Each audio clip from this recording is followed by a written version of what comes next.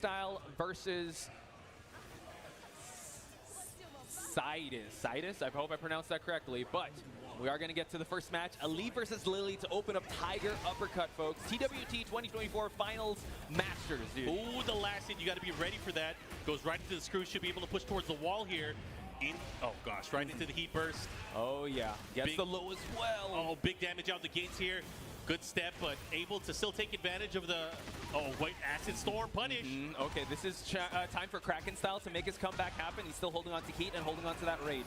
Yeah, he's going to keep him by the wall here. Just like that, has a big opportunity here, but the counter hit.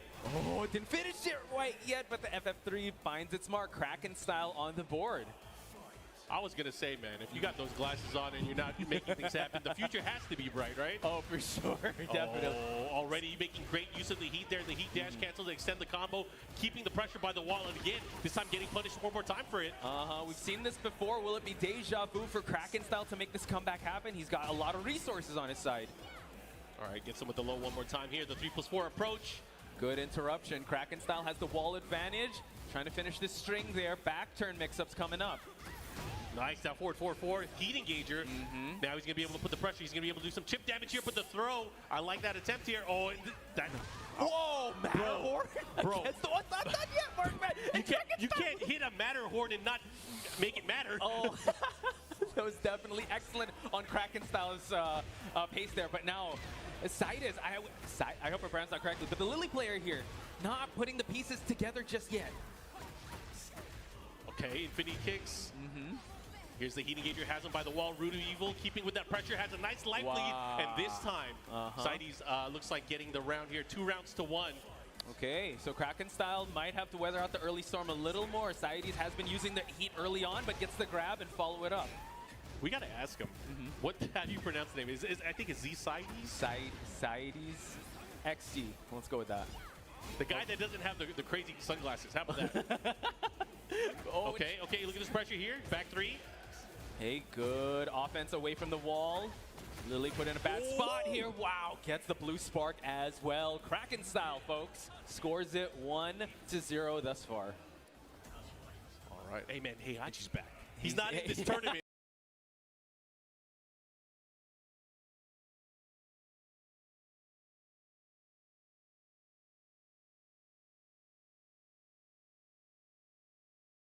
He got kind of angry. Anyways, we're going to go back into this. Kraken Style up 1-0 right now. Yeah, definitely angry after being thrown into Volcano like the second or third time. Was it?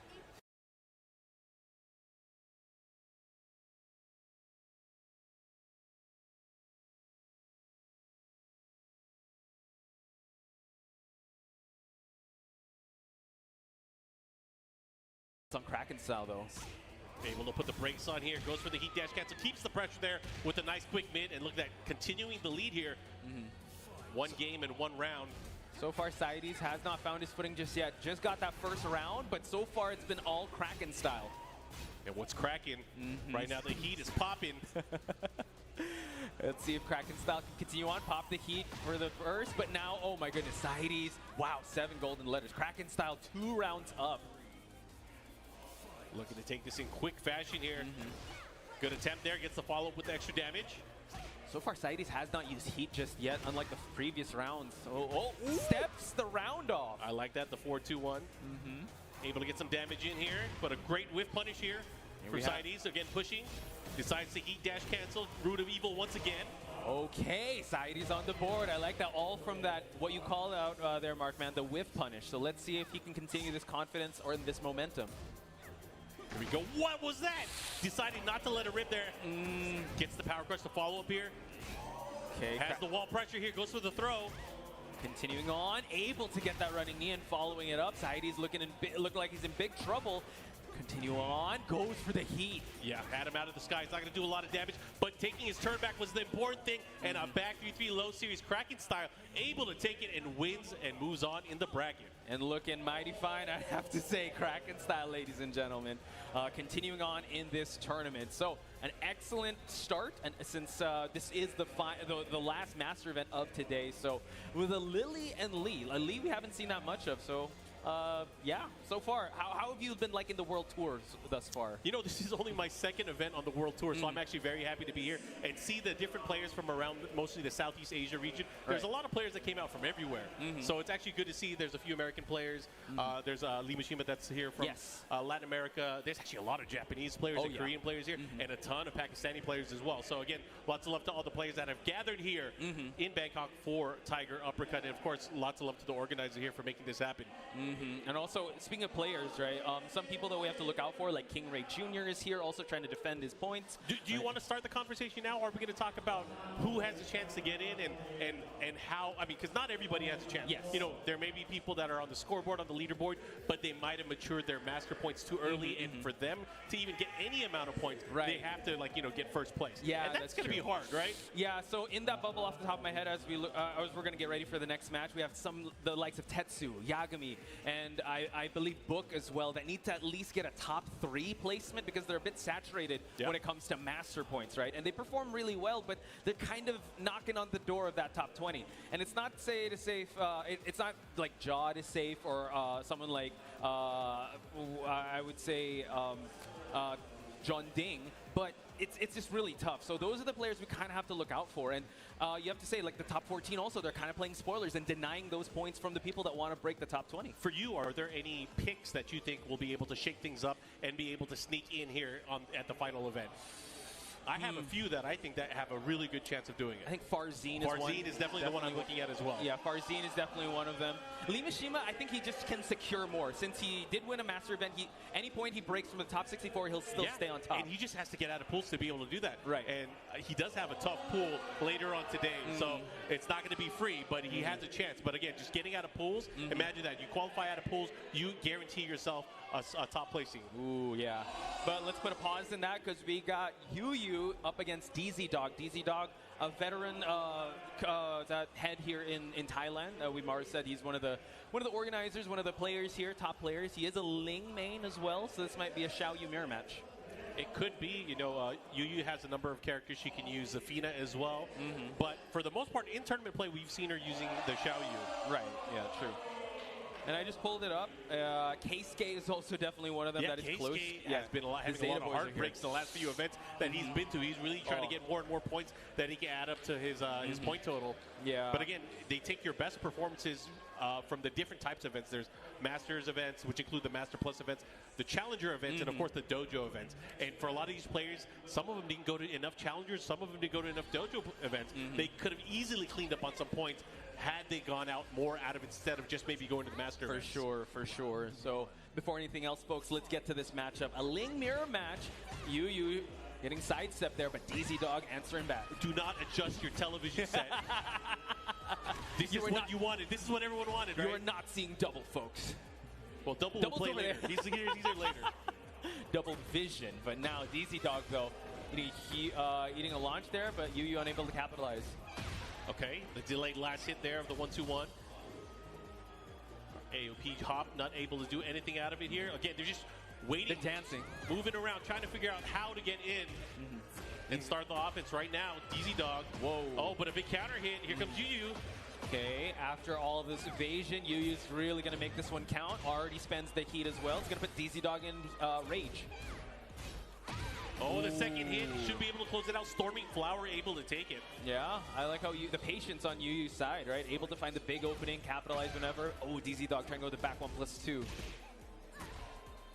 Oh, big counter hit once again. Able to fish that out. Back-to-back rounds now. Definitely a handful here for DZ Dog to deal with here. Now they switch sides. The evasion on Xiao Yu. Oh, hop and throw. Able to evade it there with the back one.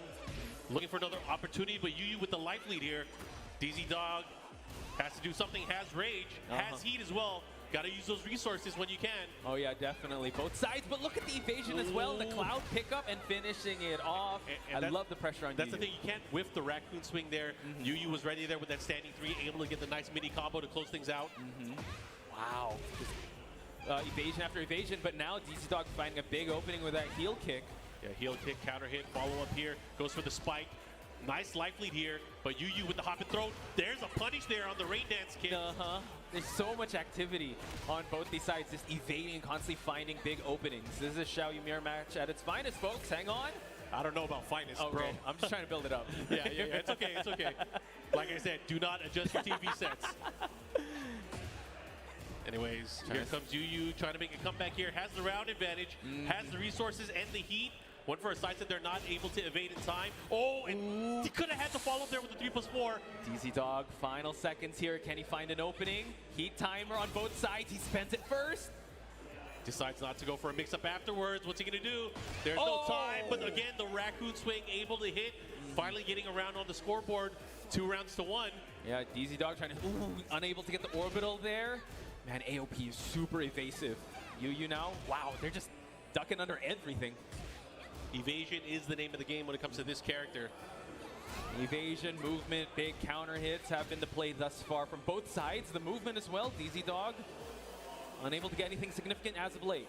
Here we go, X marks the spot, able to land it. Here's a follow-up with the combo here. He should be able to follow up. There's the heat burst. Can she find the wall? No, chooses to go low that time for the mix-up. DZ Dog in trouble. Oh, that whiff punish. Yu is ready. Takes the first game. Yu with a very impressive game number 1. See Lily cheering in the background. Look at Lily that. cheering for Xiao Yu. There you go. Asuka's not going to be proud of that. It's all love here. Going back now to the seaside resort. Okay. Banger soundtrack for sure, folks. Once again, DZ Dog from Thailand. You got Yu coming in here with the Ling Xiaoyu mirror match. Evasion after evasion, but DZ Dog now feeling a little more confident, possibly in his poking game. Ooh, the second hit, able to land there. Goes for the mid option. Spike there, guaranteed follow-up. Ooh, relaunch as well. My goodness, Yu finds the wall, not unable to get the big kick there. Yeah, that was on a trade too. Good presence of mind. Oh, get out of there. Shotgun throw. Able to get that mid check. Yu still on the board here, controlling the pace of this match. DZ Dog. Yo, what's up, Trying to evade away, but I haven't slept, this is really so I thought I'd just, go live on time and, go live on every platform and just leave the stream there, and maybe I'll go and take a nap and then come back. DZ Dog last legs. Oh, that's gonna get punished. What are you gonna do, DZ Dog? अभी गए हैं शामिर लोग. What is he gonna do, folks? It's already sunset here. Kind of tired. Continuing on the pressure. That's why I would Yu just really probably wouldn't prefer really like spacing speaking to find big too much opportunities. at this point. Okay, again another situation. The last where Yu with master advantage. event, yes. Look at the positioning by the wall too. DZ Dog has to be careful. Yes. Junaid, what's up? Finding a low jab अबे for तू क्या pressure, YouTube पे bladed कर रहा fan. DZ Dog now able to get an interruption, so this is something big. Here we go. Should be able to activate here. Pushing right to the wall as well. ये stream को क्या हो रहा है 30 इनकी? seconds left on the clock here. DZ Dog able to get a big low and very confident third round on DZ खतरनाक. Dog's side. So has the urgency finally kicked in for him to go Shit into off. overdrive. Okay. First hit, X marks the spot, blocked here. Okay. Trying to create some offense. Yu's been doing really good with that wall standing too. Very, very clutch in the earlier game. Good interruptions on DZ Dog's side now, able to kind of thwart the offense of Yu, but the push hands finally able to get a big damage, but unable to finish. Chalo, I'll be around, She just slipped out of it. but I'll probably just leave the stream on. Right now, DZ Dog with the life lead here. Did not get the knockdown, but it gets the heat engager. क्या करूँ at the And same he's still time? able to Let's. get the follow-up there. That was out of the aerial state. Not going to do Yu versus Arslan next. Positioning is Kab? everything here. Oh, what a block. Whoa, no punish. This is huge. DZ Dog now ties it up. Final round here. That was ये quite तो फिर unfortunate भाई on DZ सारा side. दिन नहीं सोने वाला plan है ये. Got him with the low. क्योंकि इसके बाद फिर तनवीर का मैच आ In the जाएगा. life deficit. फिर उसके बाद Starting to turn things around here. A win on this round would be huge here. Pushing to a final game. Oh, had a big chance there. Okay, Good. he's gonna make the Yeah, most out of this jeez. wall situation. DZ Dog Very now with the nice. life lead. Both have heat. Haven't spent it just yet. ओए sorry Chances पढ़ने right लगी. into the AOP. Back The to follow-up here. Has a chance here with the चलो the big यार save ये three क्या follow-up here. This is going to be big because one mix-up after this could be curtains. It could be for Yu, but able to course. get it. So now DZ Dog ties it up with a world-class player like Yu. I love this okay, one, boys. defending the land here. DZ Dog on the board. It's one apiece now. What are we going to see here? ऐसे so I think we're going back to the stage select screen. It's going to be the same characters going into this. I mean, it got neck and neck, right? With she does have the Zafina option just in case, but like you said, and pointed bonus out C9 offline, yeah, the Xiao Yu when push comes to shove. off stream. Oh shit. Nice, अच्छा. it's good delay there. Just to catch her pressing, but it is Yu to strike first. And the follow-up there. Get the splits kick afterwards here. मुझे पता है जब Pushing back Gerald again आया था towards Pakistan the तो end of the I wall here. played with That is a Gerald and breakable he also wall. was He goes a downstairs. Lingman. We'll I see the other side won of this against Gerald. Ortiz farm, as we call it. But now, He didn't look continuing like with in the a damage bad here, practice Yu or really making needed sure too her good. heat will not go to waste. I got lucky. I was even playing What do on they, the what do they pad. harvest there? Alpacas? Alpacas? I think it's a front. They say it's for coffee, right? But the very bottom floor, there's all these gold coins like there. What's going on Like here? a road to El Dorado type, right? I don't believe it. I don't trust Azucena. With her coffee. She's a bad person. She is, technically. If you She's play one the of story mode, she yeah. is. Which is weird. Like, she's so bubbly. But man, she can dance. she can. Anyways, going back into the sidestep for Yu starting to run away with this now. DZ Dog, what you got? Yeah, got to put it all on the line. Wow, able to actually interrupt the orbital for him to collect a huge amount of damage here. Okay, great combo extension here. Loses the wall positioning though, but it does have the life lead here. Going for the mids. Yeah. In mid we trust. Able to get him a significant life lead, but now Yu coming back on the board here with damage. Yep. Just short of the wall here, but what's the mix? Wow, shooting star. For the right interrupt. out of there. Oh my god, okay, goes for the smash. And now, oh, the movement! Everything getting out of here. What the hell? Okay, DZ Dog has some heat to work with. Can he finish it off? Uh-oh, has rage as well. Got to be very careful. Can't whiff something huge. It's going to be intense, Markman. Yu also holding on to the rage, but able to get it. Get Blocks the in block. time. And DZ Dog staying alive here. Okay. What a bait there for the rage art. I was waiting for it as well, but DZ Dog practice more patience there. Good Daniel damage early on. TGU. Gets the back 1+2. Continuing on I over have the no wall. idea. Okay, has the wall position. Look at this. नहीं मैं मार्डो से नहीं मिला Or he अभी can do तक. it. Yu's in trouble. Okay, plus frames. What do we got next? Nice mid check, but now DZ Dog with a perfect. We are going to a final round here. This The is battle of Lings. Ding, ding. The bell has rung, and now let's see if Yu can score this final round. DZ Dog still on the offense here, trying to find his opening. Oh man, they are swinging. Back turn, trying to set up traps here. Okay, but it's Yu able to get the knockdown. Nothing significant as of late, though. Here we go, 3+4 approach. Okay. Gets the follow here, gets the pickup. This could be huge, has the wall. Wait, Spins the heat as well. Yu's gonna be in trouble. Mirror There's gonna be a not. mix-up here. Is he gonna go mid? Is he gonna go low? But a Okay, great pressure burst भी बहुत. activation. God Underneath. plan. Oh my god, like you said, evasion is the name of the game, and DZ Dog advances, ladies and gentlemen. These Again, it's only- dogs? it is just the start of the day, and we're already treating DZ it an intense Dog? Like, matchup here what in Tiger the- Uppercut. Nah, too early for What that. is this name, Too bro? early for that.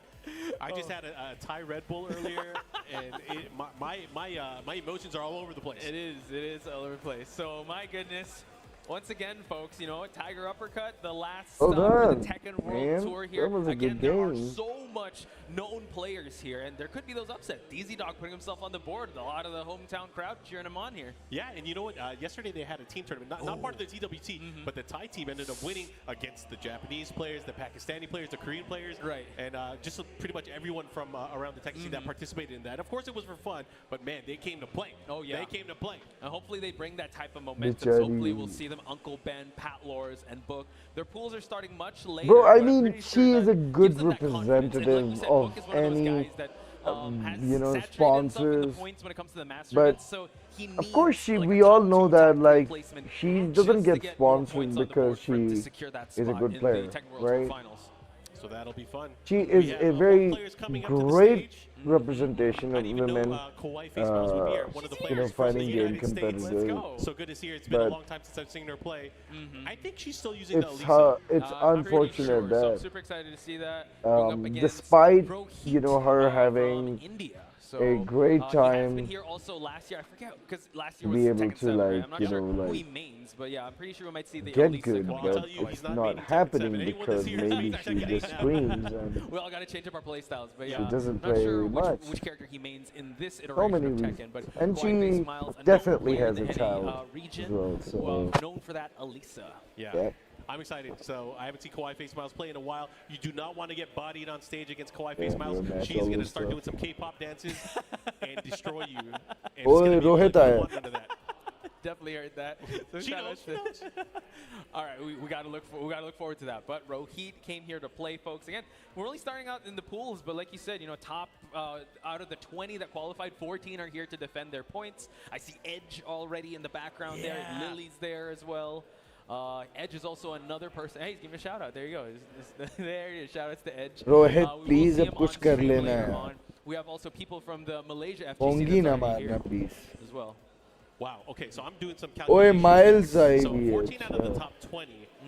And then The Indian player, it looks like yes. 33 out of the top 40 are here. Oh my God. ओए 3 out of the top ये 40. ही है That's crazy. Dude, this is जो bad. she And से similar good to लग last रहा है। year, I feel like this year, there's a little more urgency Shoot. in the air. Last ये year, the मैं क्या कह रहा storyline हूँ? was Atif and Lohan. They're not here, ladies Yeah. and gentlemen. So there will be crowning Damn a new it. Tiger Uppercut champion for TWT. So something to look forward to. But again, lots of love to everybody that is tuning in from around the world, watching Tiger Uppercut with us here. We are live from Bangkok, Thailand. अच्छे लग रहे हैं। Thailand, not a stranger to when it comes to के Tekken सामने, play. yes. Thailand was the host of the TWT finals back इसीलिए in बच्चे लग 2019. रहे हैं Yes. क्योंकि And of course, ये for past Tiger Uppercut Master events as well. Really started as a अच्छा challenger लड़का event है। on the scene as well. So anyways, we are looking forward to this and see how it's going to turn out. Especially if you've been following it since its growth, right? And Oh, now yeah. it's like this is the height of its power, Hello, and bro. just continuing that momentum, it can only keep getting bigger and better. So, Elisa versus Devil अबे Jin Thailand in की the नहीं है meteor ये। stage. Miles Meteor America species की है Devil Jin. भाई I haven't क्या seen हो a lot गया? of Devil Jins. You were playing with the Devil Jin a while ago. Yeah. You're making him more endangered. हाँ miles ने Rukai was going easy on me. I'm an old guy. Big hell sweep here. Rohit able to get that first hit Let's there. get again. And the follow-up here. Decides to use some of that heat gauge. Plans Rohit ने Oh, rank and the वाले tree, the रखे हैं follow-up there ठीक with है। the three-ring circus. Yep, good pickup there. यार Decides Rohit to wait बजा out. इसको Alright, यार uses the heat please। dash. Now Kawaii getting the chainsaws out. No heat just yet. ये तेरे Goes Allah to the they low. Great बनाए option there. Great निजाम का block. मजाक Wall standing two. बना Gets the punish, but the wall messes Oh. up. The potential damage there, and Rohit is not afraid to use that hell ये sweep. And as मारी you see, जाए for another hell sweep, Kawaii. Little left. Oh, Counter hit. This is huge. चल Opportunity rage art. No. Side wall stun. अब नहीं। Adjustment. Heat get- dash cancel. Okay. Oh, into the ये mix. क्या programme है She's इसका taking ओए her life back though. And Rohit. ये tournament What? जीती है miles Oh my goodness, America Markman. में Final seconds. Oh, and the down back three. Kawaii Face Miles on the ये scoreboard. जीता है What are these matches? We just started the day. This is so intense. Oh, walked a huge launcher there. Rohit means business. Okay, big combo there. He Went for the used wall to be a standing three. cheetah Crouch dash wall standing three. the GT Special cancel. Uh-huh. 1-2 against the wall. FF2. Kawaii has some gray health to work with, but the 1-1-2 keeps finding its mark. Nice again, big hell sweep. And that's the एक thing with air the का Devil Jin, sound you अच्छा gotta अभी भी believe uh that रहा है hell sorry sweep. You gotta sorry make sure it sorry hits. You live and die by the 50-50s, folks. Rohit knows that, and he's playing that game. Kawaii, though, able to get the chainsaws out once. Let's see Should if be she's fine going to be now. able to do it just now. Nice float there with the down forward four. Able to capitalize. वो and get बंदे the ना combo. लड़ रहे हैं Positioning भाई has him by the wall. Ooh, the evasiveness, but able to get the chainsaws out. Good block Good on block. Kawaii. That was a great block. And look at this nice side step, nice spacing here. Time से Going block for हो these hell गए sweeps again, deciding to use the resources. You know, otherwise you're not going to get a lot of raw damage out of that hell True. sweep combo. Good chainsaw. Most of it is great. Oh, yeah, for sure. Chainsaw interruption. Gets the hell sweep of her own. One more hit can do it. One more hit can do it. Okay, just one more, but the block. Oh, hell sweep and Kawaii able to get that third round. The Rohit first भाई ने round. आज Maybe he सुबह started doing it too much. Maybe he started doing too much. You can't hit them all, right? Uh-huh. नाश्ते में But कुछ the floor is lobbing D. Who is going to गरम activate खाइला first? Who is going to get the ground spark? Let's see. Ooh, the interruption there. The sidestep to the DF2 Kawaii. Rohit इससे ना able to हारी get that please floor. तुझे पता पूरे India ने तुझे बर्बाद कर देना मेने मार के कि तू इससे हार गया. Nothing yet though. Rohit in big trouble. Yeah, Kawaii face Miles looking to run away with this here. Gets another big counter hit. The wall is slightly there. It's not there. Oh, she's not there. She gets the round. Kawaii on the board. She kind of popping off. The K-pop jams coming in. Oh, man. What's she singing? I can't tell. I can't tell. I can't tell. We can't put it on the screen anyways. But we'll see the dance. We'll see the dance. But that's only one game. You can't get ahead of yourself. True. Like Kawaii you said, face Miles up 1-0 right now. USA versus India. America.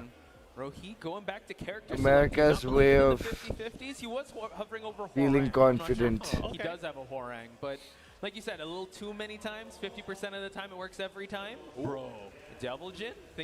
Go from Devil Jin to regular Jin? Wait that's the regular Jin? Yeah, that's something even more demonic than the devil. Even more demonic than the devil. She's like, is dragging off. Kawaii doing her dance. She's like, dude, it's fine. Pick whoever you want. We got this. We got the jams. Kazuya na killing. Na killing. Na. Trying to figure out which character he's going ना. Elisa बहुत मारेगी बेटा Kazuya को. If he wants to move on. ये बोंगी ना मारना. और अगर सिर्फ तुम्हारे पास मिशिमास हैं और तुम मिशिमास खेलने के लिए टेकन 8 के अंदर इंडिया से ट्रैवल कर लिए तुमने तो तुम्हारे से बड़ा बेवकूफ कोई नहीं है. ये गेम नहीं है मिशिमास का. और ऊपर से एलिसा क्या है? Oh, for sure. But I wonder what he was thinking in that time. Kawaii seems like she's chilling. She's ready. Anyways, good luck, Rohit. Please. He's right into this. The follow-up, but misses the combo once again, and not able to capitalize. Went for the wall setting too. But this is huge here.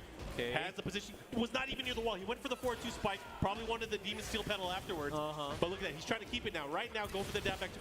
Wow, another down 3 counter. Third time's the charm. Yeah, she's been so. Oh my God. The chainsaws they're lit up. They are. Oh my God. Rehan College. The key charm set up. She's looking annoying. She smells blood in the water.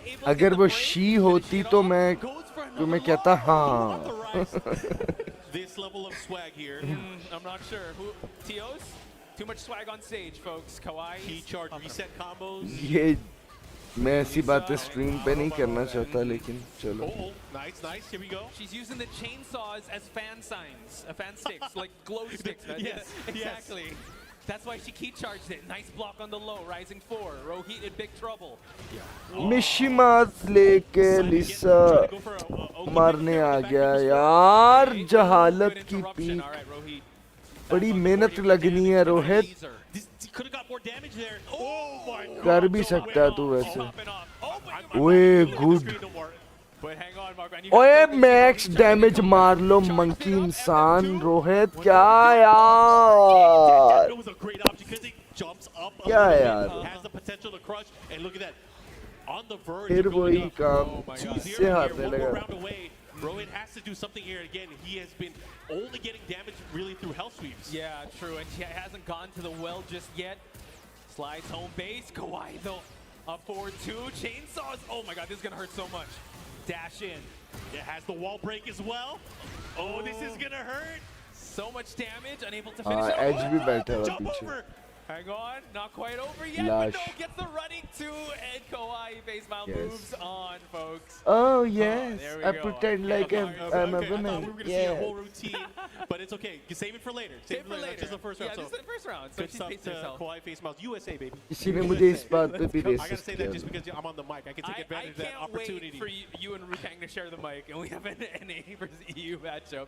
But what a crazy turn of events there. The jumps, the lows, the drama of it all, folks. That was crazy. The counter hit down threes were just hitting. That was money for her. That was money. That was crazy. And if that's just the start of the day, we're in for a treat, folks. So hope you guys tune in till the end of the day. We're still like at the start. This is just the first hour. It's insane how it's going out. And I feel like our next match is about to happen, and we have one of the top placers. One of the top points leaders so far this year. One of the few maybe the only player to win two master events. Yes. So we are going to watch a very, very studied player, a very, very strong player in Korea's Mulgol. And he's going to be going up against Arens from Malaysia. Yeah, this is going to be a fun one. So shout outs to the MyFGC community. I saw him taking photos outside there. Can't wait to see how he's going to perform against Molgold, because he technically has a huge target on his back. If you're able to get a victory over Molgold, a 2-time Master Event winner in TWT 2024, you put that on your resume. Yeah, and you got to, this happens all the time. Going into the TWT finals, whoever's atop the leaderboard, very likely they usually don't win. There's only been one player that's really won the whole thing, and that was Arsenal at the end of Tekken 7, right? That's true. Actually, that's a good trend that you pointed out there. Usually the ones No that lead offense, the it pack, doesn't and then look all of a good, sudden somebody Mishima. just Because comes everyone's up- Yeah, I mean, how it's to fight weird, and bro. Like, they have so many क्यों? resources and footage to watch, things to study, and बेशक से ही practice भाई उसको side भी नहीं ना मिली P1 पे खेल खेल के P2 मिल गया उसको वहाँ पे जाके दूसरे मुल्क में जाके उसको P2 मिल गया समझ रहे हो मेरी बात able to actually just control Confident the ही नहीं feel spacing, कर रहा था able to control the pace of this match so well. So I'm super excited to see how Arens will fare here. Yeah, Molgold using the Claudio also had a little bit of Feng Wei that we've seen in some of the grand finals. He had to switch a few times, but you could tell he just uses pretty much the whole cast. A lot of these players that you see here, even though you see him stick to one character, two characters, they definitely know the cast. They definitely know the meta. They know who's strong. They all have Dragunov practice, trust me. 100%. Shout outs to the KDF crew. I see one of them right behind there, Ulsan. He's been having a hot streak as of late. Yeah, he's been winning everything. Everything. Yeah, even outside of TWT, just won the Golden Letters event. Yes, he has. In an emphatic fashion, might I add. Just leaving no stone unturned. So he's one of the heavy hitters here. Speaking of heavy hitters, we're going to go with the Feng to start out here. Feng and Eddie, okay. There's quite a bit of Eddie players here as well. We got Junding, we have SER from Japan. Yeah, SER. Shout outs also Freaky from Thailand. Freaky's also here as well. So there's way more Eddies here, man. In this neck of the woods. Yeah. Bro, I haven't slept. Let's go. And now with the Feng Wei to start I just started this Very freaking interesting. stream. Probably a pools pick as well. Maybe save the Claudio for later on. We've noticed Feng is actually one of the hardest hitters here in the game, but Eddie is a mix-up machine. Okay, down back three to open him up and look at the wall positioning here. Nice duck there just to avoid the heat. But Arens here trying to go for the stance mix-ups, but Molgold's out of there. Ooh, able to break right through him. Shatter the glass, able to get the grab as well. Molgold, big trouble. Arens gets the first round. Oh, Gold Nice is combo playing to his start things first off game. there. Okay. The trap was set, able to pull things off here. Good block there, and a down 4-3. Scoops him right out of the stance here. Floats him right into the air. Jab just to carry towards the wall, gets the Iron Fortress. Arens now a lot of great health to work with. Unable to get that elbow. Now Molgold, without using heat, without using the resources, able to drain the health of Arens. Oh, he did not flinch. Able to counterattack. Goes for a nice quick mid. Able to get the float here. Now pushing back towards the other side. Should be able to close it out here. Double shoulder. Yep, who ordered the double shoulder combo? Molgold is serving it up. Round number 3 about to commence. Oh, nice down forward one check. Oof. Here we go, 4-3+4. Keeps him there, and that's something you always got to be aware of, that 4-4-3, that tricky low, especially because he has the nice advantage when it hits. Exactly, and he's in that He's gonna negative cook it. stance. So now Molgold Rather holding on to the easy. heat here. We're going to see the I was going to say, did not interrupt there, but look, both of their heat starting to dissipate here. Had a chance for some extra damage, didn't go for it, and look at that, while standing one, able to get the punish there. Yeah, Molgold just slowly dissecting the health bar of Arens so far. We haven't seen that much Eddie stance mix up, but the forward 34 here just to get him into heat. Damn, you know about the 34 too? 34, dude. You know Leo's down forward 23. That's them checking them J's, bro. DF 23, bro. Checking it. That's what it is. Steve would appreciate that. Oh, thank you. Shout out to Steve. Hopefully you see some Leo matches, but now Molgold though. Oh, that is Dunzo. You cannot whip, and a lot of it was Molgold showcasing his use of standing 3 to be able to whip punish, the heat smash, everything. He got so many nice clean hits to really capitalize and take his turns and just take the damage. Yeah. And maybe that first round was a lot closer than it let off, but man, he pulled away. He pulled out quick. Yeah, definitely. So let's see if we're going to see some changes here from Arens' side. Still sticking to that Eddie. Haven't seen too many stance mix-ups just yet. We were able to get a grab from the handstand stance thus far. able to actually pop heat, so hasn't utilized it as much. Speaking of heat, Mulgold want to get that heat fast. Oh yeah, goes for the down forward one punish. Could have got a launch there though, something that people got to be aware of. Block that shoulder, you send him to the skies. Okay, good defense thus far from Mulgold, able to weather out that storm. No charge up for you, says Arens. I like it here. Arens has a nice life lead here. Mulgold cannot heal anymore. However, he is just letting it rip. All offense right now. Yep, the Rage as well, able to reset it. Yeah, he caught him ducking as well. He has the Rage, he's gonna do extra damage here. Oh, one more hit. Oh my god, just like that.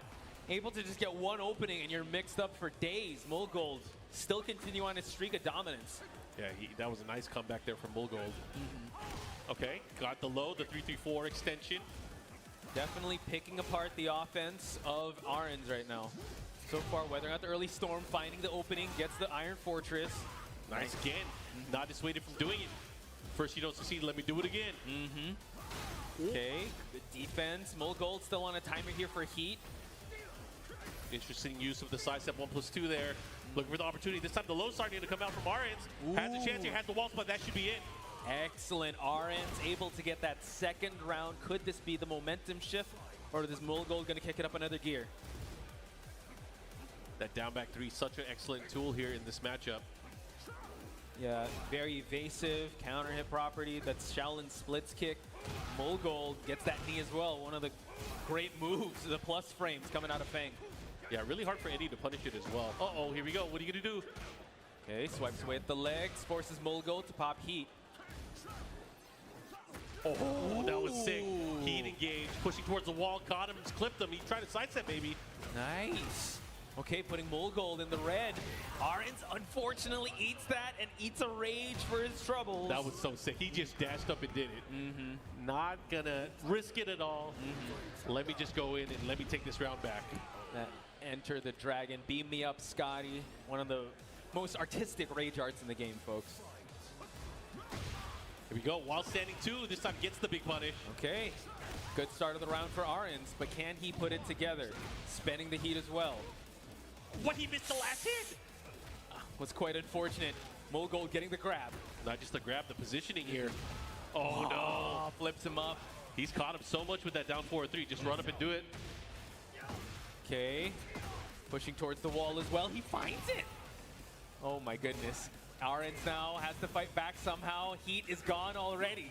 Kempo step. Oh my god. Gets the low and finishes it off in emphatic fashion. Mulgold, folks, moves on. Yeah, Arens putting up a good fight though. He did. He was fighting towards the end there, but Mulgold just proving to be so strong. Had the right read offensively, especially on wake up. Hit him with that down 4-3. Hit him with the lows. And that's all she wrote, man. He had perfect spacing on a lot of his attacks and a lot of his approach going into it. So good stuff to Mulgold. I will say this, right? We were talking about how much footage was being studied on him. Maybe now on poolside, he's like, let me bring out the Fang since you don't see him that much. He probably heard us. He's like, man, you think you got me? You think I'm just a Claudio? I got the Fang. I got the Fang waves, ladies and gentlemen. So that's Mulgold in a nutshell. Top third place, I believe, in the leaderboard. But yeah, he's definitely up there in terms of points, and he's definitely one of the targeted people here, a murderer's row of players here in Tiger Uppercut 2024. Oh, yeah.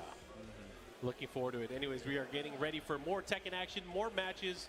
This is fun. It's going to be a fun weekend. We have a lot of Tekken players here. Over 230, I believe, that are going to be locked in and ready to go. Oh, that's a good match. Yeah, we're going to see. We're going to be blessed with another Eddie here on stage and a Huarang. We got SER, sir. Blessed with Eddie? Edge, folks. How come Edge Eddie's a blessing now? Let me pull up where he's at actually in the leaderboard, because he's not at the top 20, but I think he needs a really high placement from So he has a chance. So he's one of the players that has a chance to get in? I think he's one of those players that he needs to win, and he needs some people to stay where they are. So he needs the perfect storm. Exactly. That's not easy. Definitely not. Yeah, Edge is Okay, here we go. Edge. Okay. So that's a little unfortunate. One of my favorite players. No.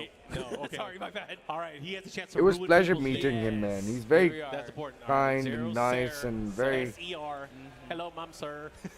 Yes. Shout out Open to your the muscles. Out here There's also. a few Warang. Filipinos out here. Yeah, I just saw Tomohiro was here, Dojin on his way, Melos, Gold Standard. I'm gonna give shout outs to all the Filipinos I see.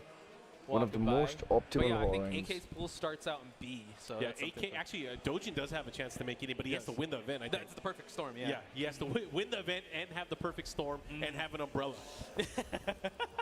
And that umbrella has to like destroy everybody's butthole. Exactly. What? That is Markman? I don't know where you get that kind of umbrella, but he needs it, folks. Yeah, Dojin Really? has a chance though. Yeah, It there has to is be a that good chance. umbrella. Anyways, But we're gonna go into holes? the action here. It should be Hwarang. It should be. Wait a minute, that's not Oh, Hwarang. That is not the Shaheen. He's Filipino. It's Sir. Mom, Sir. Mom, Sir. Well, no. No. He's picking Eddie. No, Okay. yeah. This is what Yeah, I thought he it does was. play Shaheen I though. thought Edge was going to be like a Filipino, but here we go. So Hwarang versus Eddie. Matchup we don't see so often. Oh, it's a terrible These guys like to matchup kick, for though. Horangs. They do. They do. Just to mix you up, watch how constant Edge is gonna guessing clean it. Not really this guessing it, but it's more of like a surface. test or like a check. If you know how to Like deal a with boss. these stances, these mix-up, these plus frames. So here we have it, folks. Midnight Siege. Explosive toilets.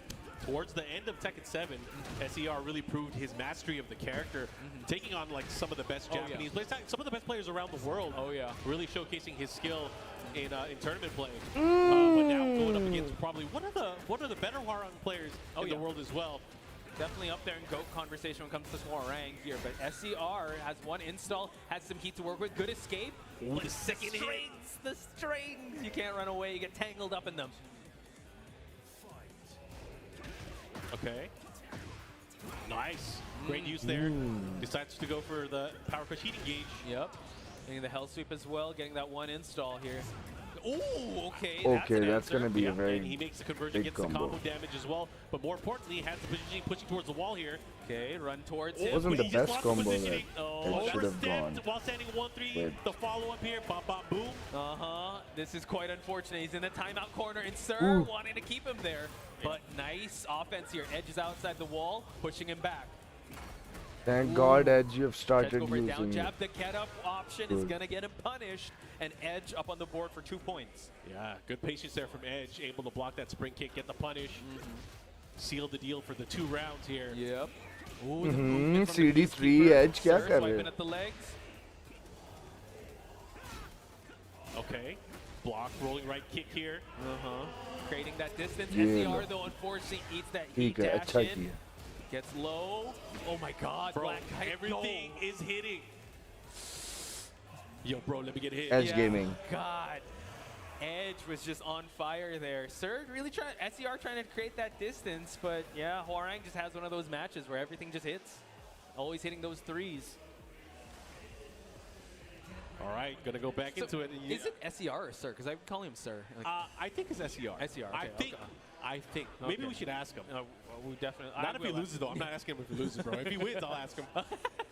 Anyways, we're gonna go into this. Sanctum. One of Steve's favorite soundtracks as well. Bro, he likes everything. Oh yeah, that's true. I don't. He likes yeah. everything. He really liked what's that one stage? Which the one? Whoop Whoop stage in 7. Oh, the G Corp helipad daytime. Yes. Yeah, the whoop. Or was it night? It both had the whoop whoops. I Okay. think the nighttime had the more. Let's never bring that up. again. Okay, let's. Anyways, going right into this down back 3. Back turn as well. That's clean 4 rounds for Edge. Not looking too good for SER here. Nice. Uses the down back 2. The follow up here goes for the heat engager. Okay. But I Into the feel mix. like Ghost uh Set गया. 1. Constant Feel like blocking, taking good rest whiff here, punish, maybe. conservative whiff punish. SER now keeping him against the wall here. Evasion on evasion. Is this a Xiaoyu mirror match? I don't think so, but now Ooh, when he gets the counter hit, the follow up, and the hurt. the damage. The wall? Not quite. Oh gosh, he's introducing him to that wall. Plus frames. Edge, all blood in the water he smells. He's on the cusp of getting 6 straight rounds. Bro, you gotta win a round. Come on, man, let's go. SER. Here we go. Oh, they trade. The Peacemaker trade. Peacemaker You don't want to go Black heads Kite. up with that. Yeah. The Peacemaker, that Oh, thing yeah. hurts. Wants Okay, to build okay, the evades horn. him. Here we go. Unable to get the heat. Activation here, SER. Oh, he's constantly blocking. Good Ui. interruption though. He got it there, Say. the heat gauge. The follow up here goes for the Look mix at up. Decided to put the brakes on. Patience. Nice low jab there to interrupt. Very nice, Gets him with the ball yeah. standing Edge. 4-4 as well. Mostly mids thus far. Edge has not eaten a low. Is it time for Sir to gamble here? ओए dead Tried to duck it, he got optimisation check करना तुम He has जरा range edge too. की Yup. And the wall. Oh, he's just gonna go for it. And You gonna call it? You gonna call it? optimized I think this is gonna kill. All right. I think. I'm not gonna say it. Okay. Okay. You actually said it. picked. I said you it. chose. I did. And you chose wisely. You chose wisely. Yes. All right. Look at the face. That is. He ate something sour. Yeah, that's definitely not the face of someone that chose wisely there. But SER, he's still alive in the losers bracket, but Edge, ladies and gentlemen, holy smokes, overwhelming offense, couldn't allow him to do anything. Once Eddie was in stance, he kept going mid, I don't know, or he kept like blocking the right options. So Edge is definitely locked in today. Yeah, that was a steep edge, steep hill. Lash. Definitely. We should have an emoji of Lash, you know. But folks, we're just starting out today, and the matches. Oh, I have just been realized living up to, Siki has the already final stolen standards that it is. idea This is the from last me. master event of the TWT 2024. But right now, we got to kind of take a very short break in just a bit. But where can you go, folks, if you want to know more about the Tekken World Tour? We'll tell you. It's at TekkenWorldTour.com. Follow our socials to keep up with the newest Tekken content and to see more excitements and updates for anything and everything related to Tekken. It's at Tekken and at BNE Esports on X. And on YouTube, it's at BNE Esports for YouTube. But guess what? We have a banger of a match. I can't wait to show. We're going to take a break first. We are going to take a break first. I'm sorry about that, guys. We might miss the match.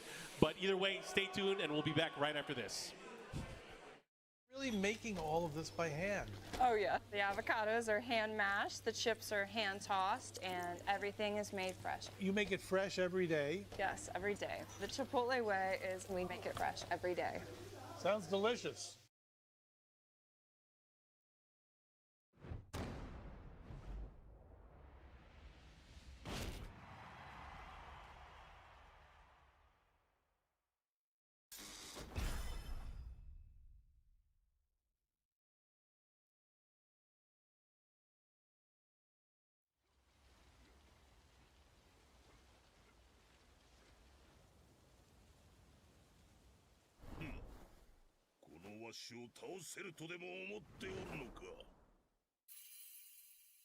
Get ready for the next battle. Tekken 8. New challenger. Okay. I will let you guys watch this trailer. Heihachi Mishima. I think he's so bad in many ways.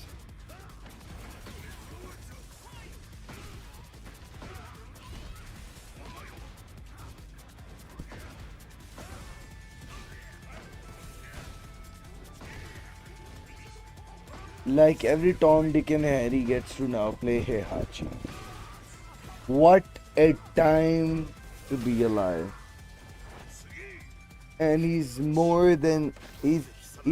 easier than ever. That's the worst part.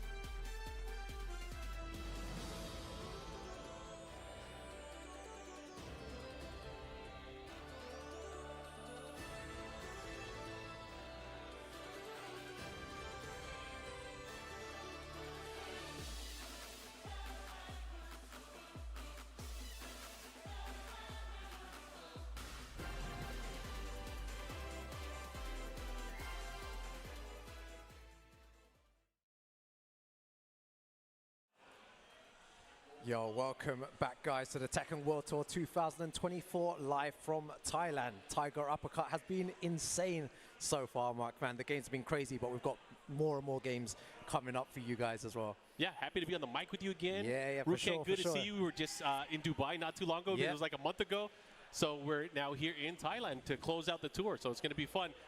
We have a really good player coming up. Yeah, Probably one of the most known players around the world, Mr. Artson Ash, coming up on the stage. He'll be playing in a match to qualify out of his pools. Yeah, for sure, yeah. He'll be going up against Pat Laws there as well. So it's going to be a crazy one because they won the 3 versus 3 tournament yesterday.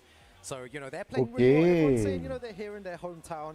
You know, The they've Lily got the player, support Pat on their Laws. side as well. But he's going up against Arslan Ash. And you look in the front row. Arslan easy रहे. Ulsan studying. Yeah. He's studying. तेरा ही I gotta match watch है ये. this one.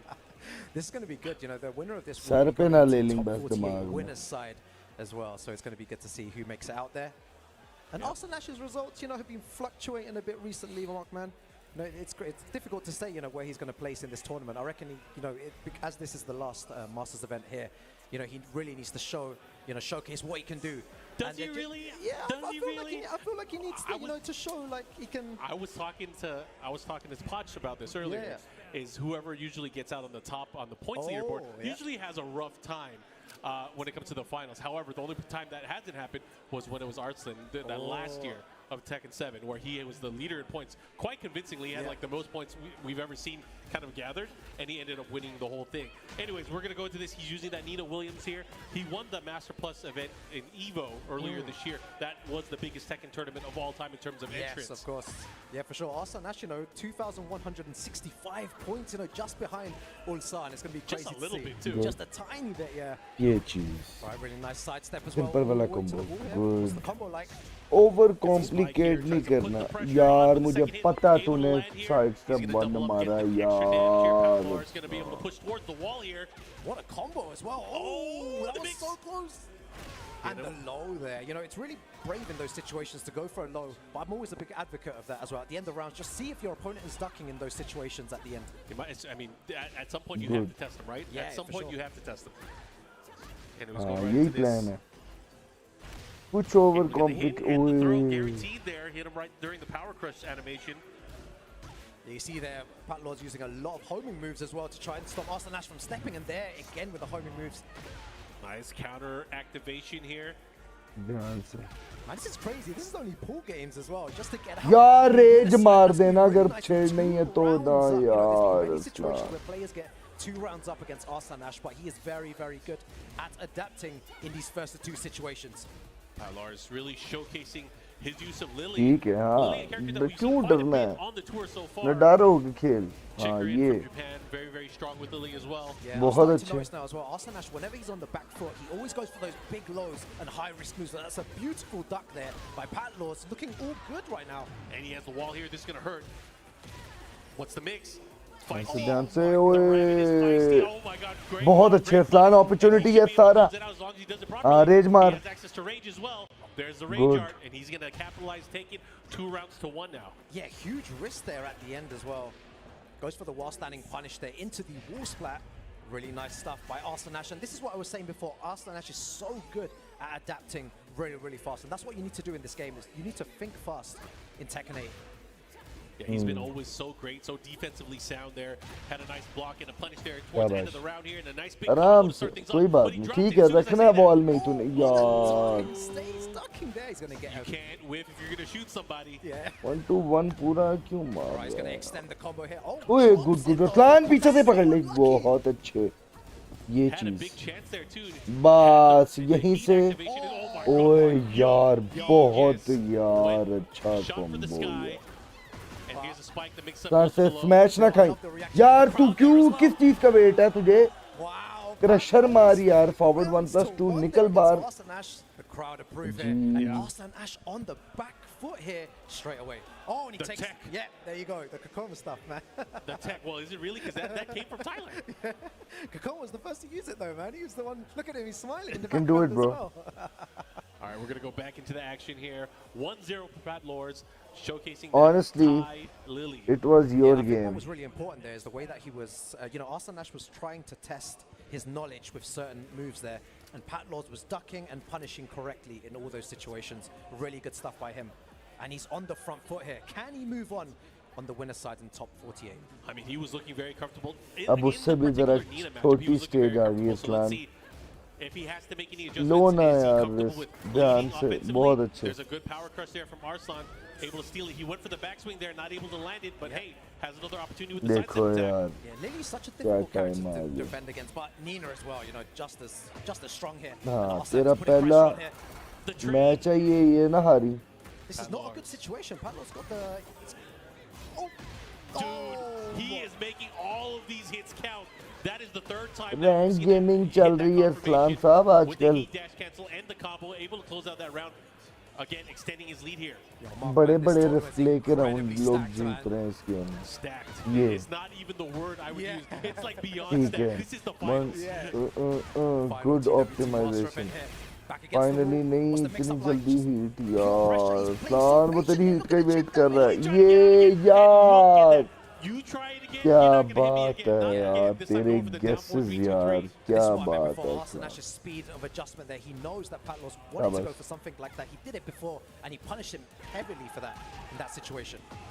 बहुत अच्छे Having to deal with the gauntlet of the down forward ones and the jabs, mixing it up with that forward 1+2 as well.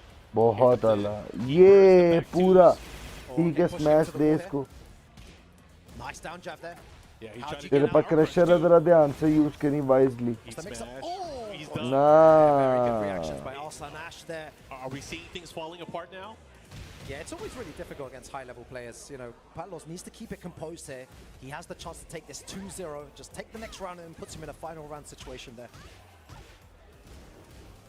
You know, he was able to get the lead early on here, but now things are starting to turn and look towards Arslan Ash. Arslan Ash looking really strong here in game number 2. Oh, and he catches him with a grab. That's a really, really important one there. What's the Oki like as well? Gets the heat engager, Markman. Look at this. Oh, no, I don't think that's going to hit. Yeah, he's going to get the follow-up here. He should be able to close it out. And we are going to a final round, a very important round here. Pat Lords, अफलान one round away आ from जाओ जरा sending Arslan Ash to the जल्दी losers वाला bracket. Plan ना However, करिए Arslan जरा takes this round. He will लेके find आ himself- जाए एंड तक But, you know, इसको बस Patlos राउंड needs को to end this बहुत fight. Gets a अच्छे nice down forward यहाँ there. से तो अब जनाजा ही है भाईजान Again, the अब dangerous इसकी mix-up बारी from ना here. आए अरसलान बारी आई तो वो ले जाएगा Goes for the mid option, the हाँ follow-up here. This is बस going to hurt big time. Look at the damage as very well. He's nice still Arsalan alive, but he's not in a good spot. ये चीज मेरी जा Oh my अल्लाह माफी Yo, कहाँ से if you're La going to hit the Matterhorn, make sure it matters. No way a comeback here, way Markman. No way. Back against the wall, though. Good positioning. One final mix-up here. Oh my God. Oh my God, into the He's This going to do it. match, He's man. going to do it. Oh my God, the crowd goes wild. He पता takes था it मुझे here, and Arslan Ash पता looking था मुझे confused at what just happened He there. had a pixel left, and he decided to go for the Matterhorn cannon. क्या It ended यार up landing, उसका put him into a nice situation where he landed the big combo into the कोई reset, बात नहीं mix up, and that was it. That's all she wrote. अब loser की Do you know, I मेहनत can't है be अब losing my तुम्हारी voice already, Markman. It's too early for that, bro. This is my the- voice this already. is the I just- first I game. just You heard just it got there. I here. just heard it. You're supposed to fill in for me. Wow, look at that. It's so incredible to see, you know, him So take out these Arslan guys Ash. are They're very good the stuff, same to guys him. you inspired Yeah, The Arslan crowd is so now all over be the place. It's prepared, crazy. bro. They just filled up again. Wow, what Shout a out game. Trust to me. Thailand. They obviously came to play. Pat Lars moving on out of the winner's side of the pool Yes. to play in our top 48 later on today. Arslan now going to the loser bracket where he's going to have another chance, of course. We'll not count him out ever, but if we're going to see him in top 8, it's going to be on the loser side. Yeah, for sure. That's Crazy. it's going to be a difficult run to make anyway with the type of players that More we good have here as matches. well. Bro, It's did you see what's coming up next? Another crazy game. Ulsan versus Watanabe. Watanabe. Yes, it is. Coming up, We and got again, this is Korea and another, Japan. Yep, top 48 winner's side qualification match here. Oh, they're trying to figure out who's getting what side. The match before the match. So he wants two-player side.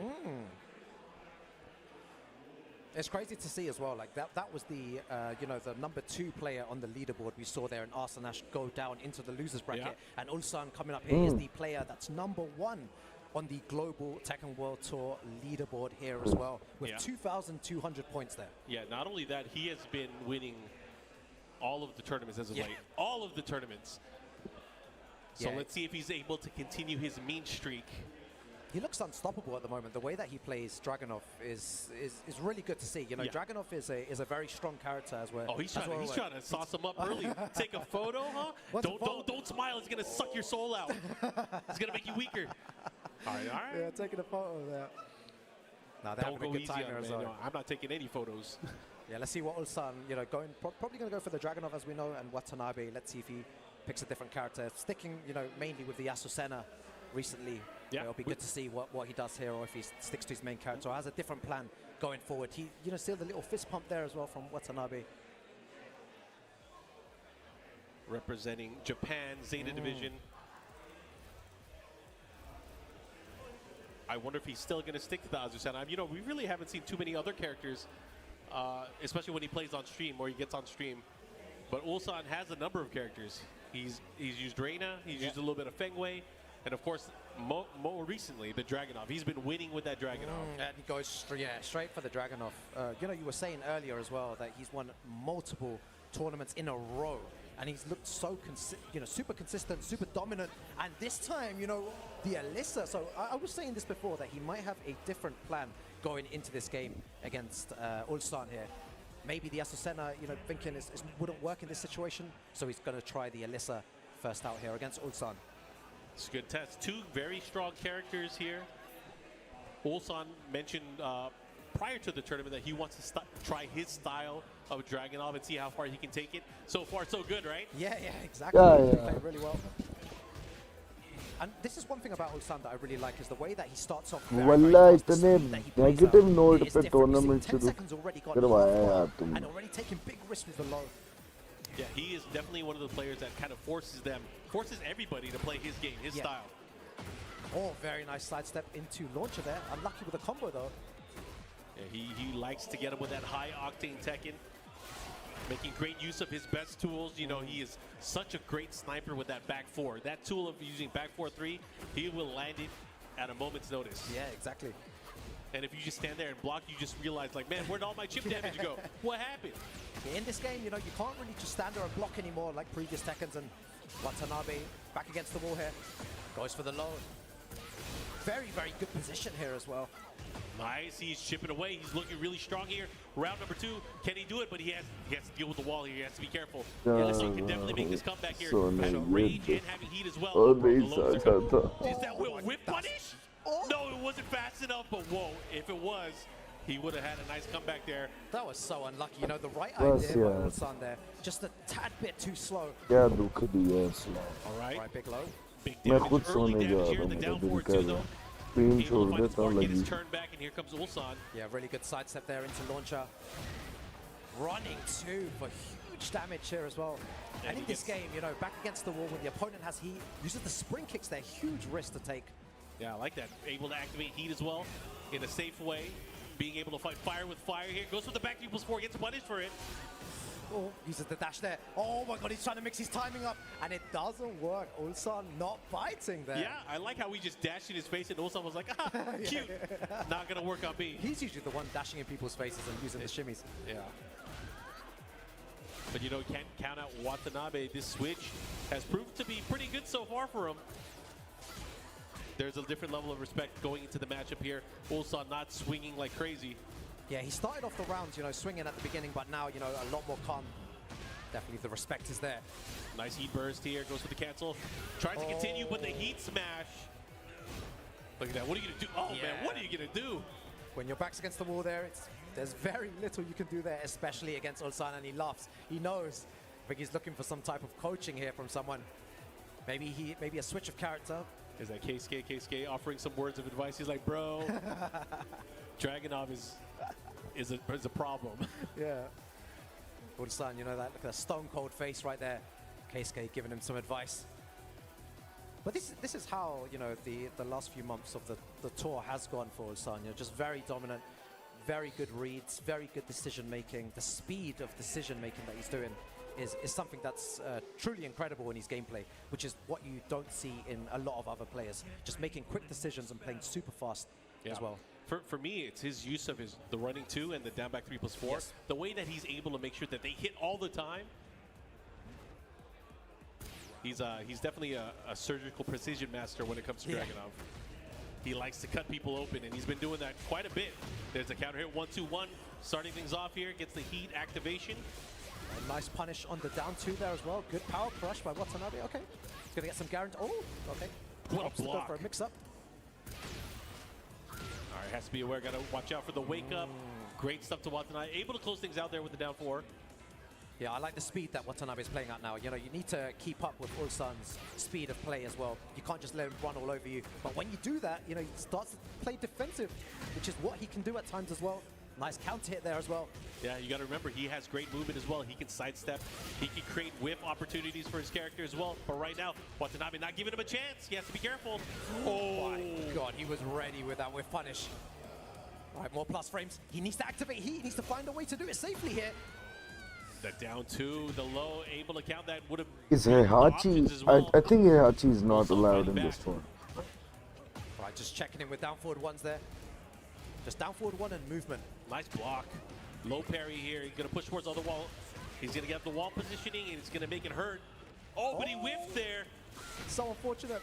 A lot more power crush from Watanabe here. Seems to be working. Takes a big risk with the low. Yeah. Is it a risk if you know it's going to hit? Yeah. Because, you know, he has so many scary tools.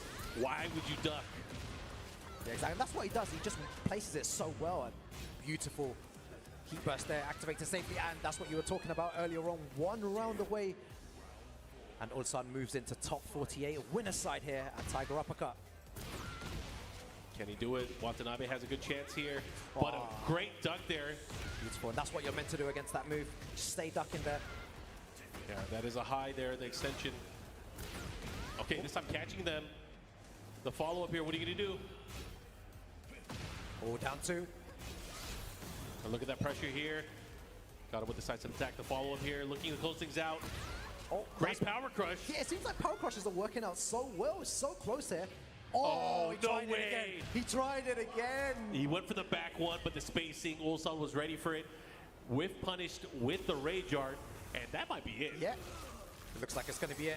Yes, it is. Ulsan moves on to top 48 winner's side here at Tiger Uppercut. That boy Watanabe good. loses. Yeah, he's That so boy good. is good. It's so difficult, you know, to play around Ulsan, to even, you know, take a round of this guy. The way that he's playing, he's on form.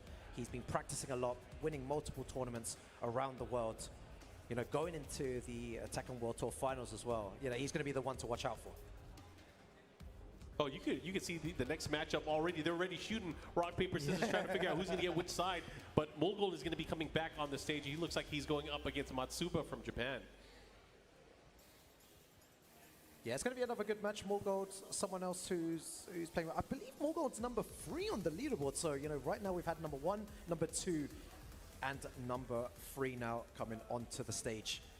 Wait. All the monsters are Yeah, here. yeah, all of Is them. this They are all Matsuba the Reina guy from Japan? Matsuba, someone that we really don't see on the Master Event stage, right? Yeah, you know, Okay. a Feng player here as well. You know, multiple, you know, top 8s in Feng, Japan okay. as well, amongst, you know, some of those just scary players over there as well. So very, very consistent player over there. So it's going to be good to see what he can do against Mulgold.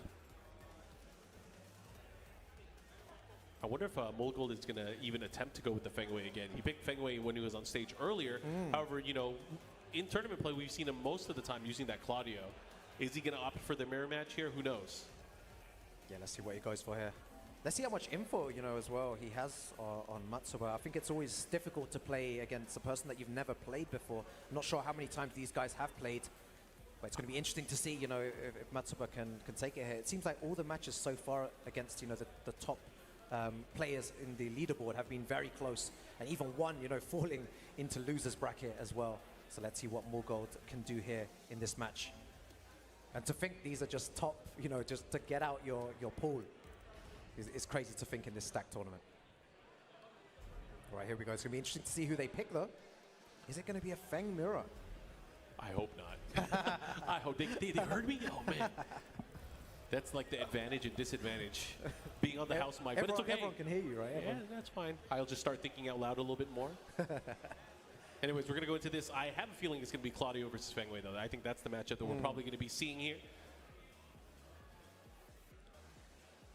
Which, of course, we are going to be in for a treat.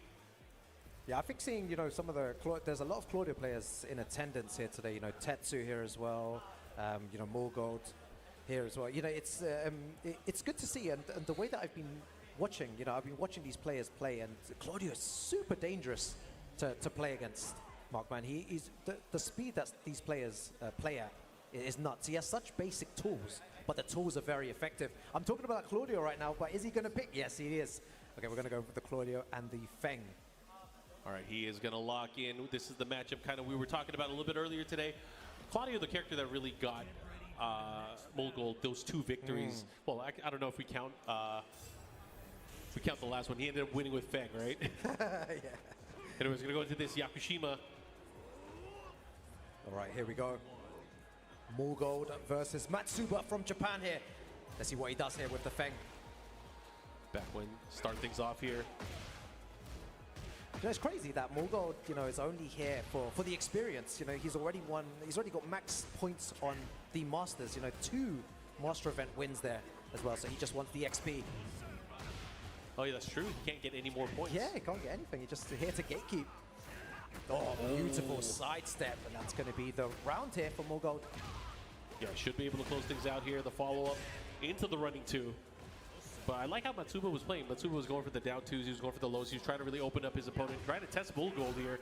He is playing quite a fast-paced, in-your-face style. Yeah, and it seems like the best players in the world are the ones that are playing, at this speed. And again, just hot. 10 seconds already gone. A lot of damage there. Really nice stuff from Matsuba there. Catches him ducking. Yeah, I like that. He was able to kind of snake dash in his face, hit him with that down forward 3, popped him into the sky. And look at this pressure here. Oh, and just slightly sidestepping to create that opportunity for himself. Yeah, so good so far. Matsuba, playing with small, jabs, 1-4. Back 1 as well. Oh, no duck on that. Kind of a surprise attack there. Wow, very, very nice there from Matsuba. I like the way that he's controlling the game with the jabs, just very, very quick moves here. Doesn't want to let Mulgold get anything started here. And, he did that before already. Mulgold was ready that time. Yeah, if you show it once, you can't get away with it twice. Oh, that was sick. He just opened him up. That was sick. Great use of the attack there. The follow-up here. See what he does. Just like that, Mulgold trying to get his turn back there. Went for the running 2. Decides to activate. Yeah, Matsuba just playing slightly defensive here as well. Uses the shoulder. The recovery of that. His side steps to the left have been making and forcing Mulgold to whiff so many times there. Really, I think making things a lot harder for him there. He is, yeah. But Matsuba looking super strong right now. This is going to be half bar, more than half bar already in the first 10 seconds here. Let's see if he keeps the pressure up. Great block there, but out of range. See what he does. Yeah, the movement there, Markman, that you mentioned before, the little sidestep is really messing up. Mulgold's there, and a beautiful hop kick out of nowhere. That was a great read there. He gets the follow-up. He's going to activate for sure. Let's see what he does with it, though. Yeah, this could be an elite. Oh, it goes for the knee there. Even if he blocked that, it would have been plus frames into bad situation. But Matsuba, super impressive here against Mulgold. Yeah, man, he made it look easy, especially towards the end there. He kind of limited the options that Mulgold was able to go for. Yes. Mulgold opting to go into stage select, and they end up with the same stage here in Yakushima. Yeah, we know how good Claudio is with the walls as well, so, this is definitely going to put him at a slight disadvantage, but, the caliber of player, he's already, won multiple events already. He can play in any stage. Doesn't matter if there are walls or no walls here. And I love how he started things off with the back 4 there. Early on here, and again with that down forward 3. Really good start there by Matsuba. What's the mix? Forcing the opportunities. Yeah, just gets a small little whiff on that. Starting to use the back 1 now a lot more. Now sidestepping the other way. Yeah, he's really making him think about what he's doing here. Oh, goes the second hit track in there. Ooh, in the back 4 once again. Matsuba taking that first round. He is looking really good. He's starting to pull away. Yeah, Matsuba playing very, very strong, controlling the game, down forward ones, quick moves. But Mulgold is trying to catch him stepping. He's noticed that Matsuba wants to move a lot more. The back ones are coming out all the time, 3 times in 1 round, but Matsuba still going forward here. I mean, he is really kind of sealed away all of the opposition that Mulgold has. Having to deal with the life deficit too is going to be important. Right now, he gets a big counter hit and a combo, so he's going to have the life lead. It's going to force Matsuba to go on the offensive. Oh, but a whip punish. This is good. Oh, I thought he was going to get underneath. Yeah, That would have been the crazy. shoulder. Oh, And so just good. like that, set point. Matsuba 1 round away from moving on. Is this a winners get out of pool match? Yeah, it is. Winners to get out of pools and gets a small little float there, doesn't get a combo. Are we going to see the number 3 in the leaderboard go down to the losers bracket alongside Arson Ash? Oh, beautiful duck. Big launcher. All right, he's going to get the follow-up here. Goes for the activation. Into the running 2. Goes for the damage option. Has to be careful though. Oh, and he gets up clipping him. Here we go. Finally on the scoreboard, Mulgold. Signs of life here. Yeah, I like that one round though when he did back one. You know, he did it 3 times in a row. He was like stop stepping. He doesn't like, you know, how Matsuba's moving here, and again using the back one. Matsuba definitely has to start thinking about that, trying to find a plan to get around. Oh, great duck. Decided to go just for the first hit of the low kick there. The follow-up here, he still has a little bit of meter. Ends up expiring. Here comes Matsuba. Dangerous situation if Matsuba can activate heat here. He's still alive too. Oh, and the block there. He got greedy with the 3-3-4. Here we go. Final round. Very, very important round between these two. Yeah, Morgoth adapting really well. He's starting to duck the strings here. Needs to be careful, Matsuba. Good punish there. What a block. Beautiful heat engager. Oh, he could have done way more than that. No, that would have put him into dead, but this could be close. This could be it, Markman. It might be it. It should be it. And there it is. Matsuba taking down Mogul. Mogul in the losers bracket now. Matsuba moving on into winner side top 48. Wow. Really good play there. Just a great showcase, you know, from the Japanese player there. Number 2 and number 3 on the TWT global leaderboard, both in the losers bracket. This is crazy. It's going to be really interesting to see, you know, how that plans out because, you know, both these players were super dominant, you know, throughout the Tekken World Tour. That's why they're so high up on the leaderboard. Yeah. But now both of them in that losers bracket, it's going to be very difficult. So, you know, all these players, you know, that are trying to get the points and trying to qualify for the Tekken World Tour finals, they'll be happy that these guys are in the losers bracket. But if they get sent to the losers bracket, they're in big trouble. Good luck. Yeah, big trouble. So, you know, stay in that winners bracket side and, you know, to get those points. It's going to be interesting to see how the rest of the day plans out, Markman. Yeah, of course, we have a lot of action here. Over 230 players here at this final master event, so I hope you guys are ready for all of this action. We have more players coming up on stage right now as we get sorted here with these opening pools. Of course, throughout an entire day, I believe we're going to be going through the pools, and then tomorrow we'll have more action before our top 8 that's going to be happening. So again, if you guys are locked in and enjoying for the weekend, you guys have a lot of Tekken to watch. It's going to be fun. Yeah, it's going to be a good one. The Tekken action doesn't stop here as well. And it's great to see, you know, all the players here as well, everyone having fun. And we've got more players coming up to the stream here. We've got Freaky versus Aaron's. Hopefully I said that correctly. So Freaky from Thailand, Aaron's from Malaysia. Yeah. I wonder what match we're going to see between these two. Is it the match I think we're going to see? Yeah, Freaky using the Eddie, Eddie recently. Yeah, I saw him playing a few games beforehand. Very, very strong Eddie player as well from Thailand. Yeah, Eddie's such a different character from Tekken 7, but the Eddie players are still making him work. So it's nice to see that. It's fun to see that. Yeah, it's difficult when Eddie puts you in those 50-50 situations, you know, from relax and stuff. He has really good options now as well. And it's difficult to defend against in this game when it limits your options. Yeah, I mean, you have to put your whole life on the line. Like, you get hit by a forward 4-3, what are you going to do? What are you going to do? It's deep.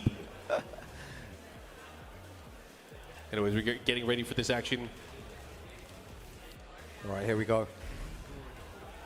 Going with the... Well, these are two characters you were playing earlier, Markman. You know, the Paul and the Eddie here. Yeah. The two, you know, good characters. Paul hits very, very hard as well. I feel like he's kind of underrepresented on the TWT because like there are no Paul mains in the top 20 at all. But we're not going to see him today. Oh, I thought he was picking Paul, man. Oh, is it maybe Safina and Eddie? Okay. Yeah, you know, mixed opinions on Safina. I spoke to a few people about the character, and you know, Safina did receive a lot of buffs. You know, a lot of better tools, a lot of plus frames on certain moves as well. But still, it's a character that you don't see many people use. You know, Shadow, you know, using the Safina, but very, very few people. It's going to be good to see Safina in action here. It's going to be a very strange match though with Eddie as well. two characters that terrorize the world with their movement early on. Yeah. In prior games, but this is Tekken 8 now. Let's see how it's going to go. Why sidestep Already, to start yeah. things off from Eddie? And again, just mix up. I'm a big fan of, again, starting the games off very, very fast because it's very important to test your opponent's knowledge. Do they know how to defend against the character here? Looks like all the Eddie stuff was working before. I would imagine Freaky is familiar because Freaky does know Eddie as well. Oh. But nice, able to take that first one. Arens drawing first blood here, gets that opening round here. That's a little bit unfortunate because Freaky had a good option there, had the wall combo, but because of the wall combo and the positioning, the Oki was just not there, so Arens was able to kind of get his turn back. Yeah. Oh, but Ooh, just, yeah. yo, that down 4-3 hit, but you got to make sure you capitalize off of it. Nice flow as well there. All the way to the wall. So yeah, she's going to get huge damage from here into a bad positioning. Now you're going to have to guess. The defense though, right? Doesn't really want to press anything. Down jab to get out. Look at the amount of gray life too. Yeah, needs to be on very Arens. careful here. He has heat. I mean, is he going to use it? He might not need to. Oh. But if he gets hit, he might regret it. Oh, he didn't even punish that. No. The power crush. Anyways, we got a round here. 2 rounds now for Arens. In those situations when your life is low, you need to find a way to activate your heat safely because it gives you so many good tools. Once activating that heat, you should be looking for that in that situation. Super unlucky there though. Here we go. Big damage. Down 4-1-2. Did not go for the last hit. Yeah. Oh, I like it. Okay, the challenge there with the jab. Yeah. Able to get his turn back. He might be able to close it out. Oh, wait, never mind. Yeah, there's a lot of down jabs coming out from Arens now as well. Good punish. Oh, great option here. Oh, goes for the 50-50 in that situation. Guesses incorrectly. We go 2 rounds to 1. The challenge here goes for the duck. Yeah. Nice. While man. standing 1-3, Yep. able to get the launch. The follow-up here has the wall positioning as well. That. Good stuff. Arens needs to be careful though. He's using a lot of down jab. Freaky might start to adapt here. How much damage is this going to take? Is this going to be it? It's going to do a lot of damage, but it's not enough to kill. Oh, The hop kick. The there. Zafina hop kick. What's the combo like here? And these are, the worst positions to be in the game right She now. just got all of her life back. And she's got heat as well. Oh my, that was sick. That was so Yeah, good. the up forward 2 able to hit. Evasive punch attack and the follow-up there. So Freaky going down. All right, he's showcasing his... Majin Vegeta. Yeah. His hands were sweaty, man. Yeah, getting some advice there as well from Book. I wonder what he's telling him. He's like, hey, man, go back to your character. Pick your stuff. Oh, I think the time's up now. Bro, he recited a poem. It's crazy to to see the different types of coaching styles as well in Tekken. Some people prefer just 1 or 2 words. You need to change these 2 things. Other people prefer, like in this situation, the whole essay on what to do. You're not punishing this correctly. You need to duck this move. You need to do this. But yeah, everyone kind of adapts differently. But hopefully, he brings a new type of strategy to this going into the Colosseum of Sticking Fate. to the Zafina As as well. well. I mean, it could have gone either way, right? Could have gone either way. Very, very close games. We've seen this stage a lot as well. Now, the We're getting a lot of Infinite- Yakushima and this Yeah. stage as well. Coliseum. All right, anyways, we're going to go right into the action. Arens really showcasing his clutch at the end of game number 1. Yeah, it looks like Arens is going for a more, as I say that, more defensive approach at the beginning. And both players just all over the place right now. Yeah, that was crazy that it whiffed there from the handstand punch. The follow-up here. yeah, He caught him out of the sky. Again, just Second hit mixed, yeah. again. Oh, I like. Oh, Oh, could he have done something there and go? Oh, really, really good. Again, using the same move to close out the rounds there whenever he panics. We've seen that move being used a lot here. okay. Yes, Trying to catch him. I like the down forward 1 challenge. Able to get the follow-up here. It was out of the sky, so not going to do too much damage. But because of that, he has the position, goes for the mix-up here. Yeah, I agree with that. Activate heat there. Very, very good launcher there. It's going to be huge damage. Is he going to activate heat this time? Oh, into the okay, key he's charge. going for a setup. He's going for a setup. Key charge and then get top kicked. I love it. I love it. All that work. Yeah. I reckon Freaky, you know, he knew the type of setup that was coming up there. And again, That was Mothman. sick. Great conversion there. Able to get the Majinka stance as well. One stock, locked and loaded, ready to go. Great buddy. again. Yo, that was sick. The same way. He's ending the rounds exactly the same every single time, Mothman. Activation to start things off here. What's the mix-up? Goes for the throw. Oh. That is an unbreakable throw there, so good on Freaky to able to evade that. Here's the mix. Goes for it. Yeah. I would have liked to see him do that a lot earlier, though. You know, you need to be testing their reactions. Are they blocking lows? Are they reacting to those big stuff? And he didn't in that occasion. Good block, but no punish there. Oh, knowledge checking all over the place. Freaky being more offensive now as well. Testing the knowledge. That's what I like to see. Here you go, big chance here. Oh, Oh, nice. yeah, nice little combo there. Little float, yeah. Oh, they're both brawling right now. Both of them just pressing buttons. Oh, they're swinging. Aggressive. Look at the pressure here. Freaky trying to get that round, try to push it to a final round here in game number 2. Oh no, that could have been huge. Could have got a huge whiff punish there, and he pays the price there, takes the round. Freaky still alive here. Again, the aggressive gameplay seems to be working from Freaky. You know, throwing jabs, mixing them up more. Wow, Oh my whipped. God, all over the place again. Super Oh. dangerous move to use, though. Orange is feeling good. He's making all these hits count. No duck on the second hit. Yeah, knowledge checking him. Yeah, when someone's not ducking that, it becomes safe, and that's what he's doing there. No punish, no duck. He might be able to close it out here. Freaky forcing an exchange here. And the standing 4 able to take it. Orange moving on.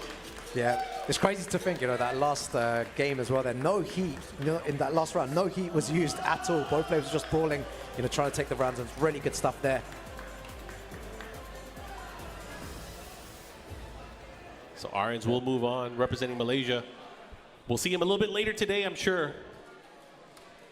But we have more matches, man. So far, back-to-back, having so many high-level great matches and a lot of characters that we don't normally see on the TWT. So that's great to see that. But will they all be able to make it to our top 8? That's the question. I reckon that's, you know, The losers bracket is looking crazy, man. If you guys are just tuning in, you missed it earlier. We have a lot of really good players in the lower bracket already. yeah, a lot of strong, a lot of good games, you know, prior to this one as well. And yeah, like you said, some of the best players in the world in that losers bracket now as well, fighting for their lives so early on as well. The path is very, very long from, you know, top 48 loser side where they're at the moment. So it's going to be crazy to see how they actually manage to make it. So, you know, all the players now are looking at those points and trying to qualify for the Tekken World Tour finals.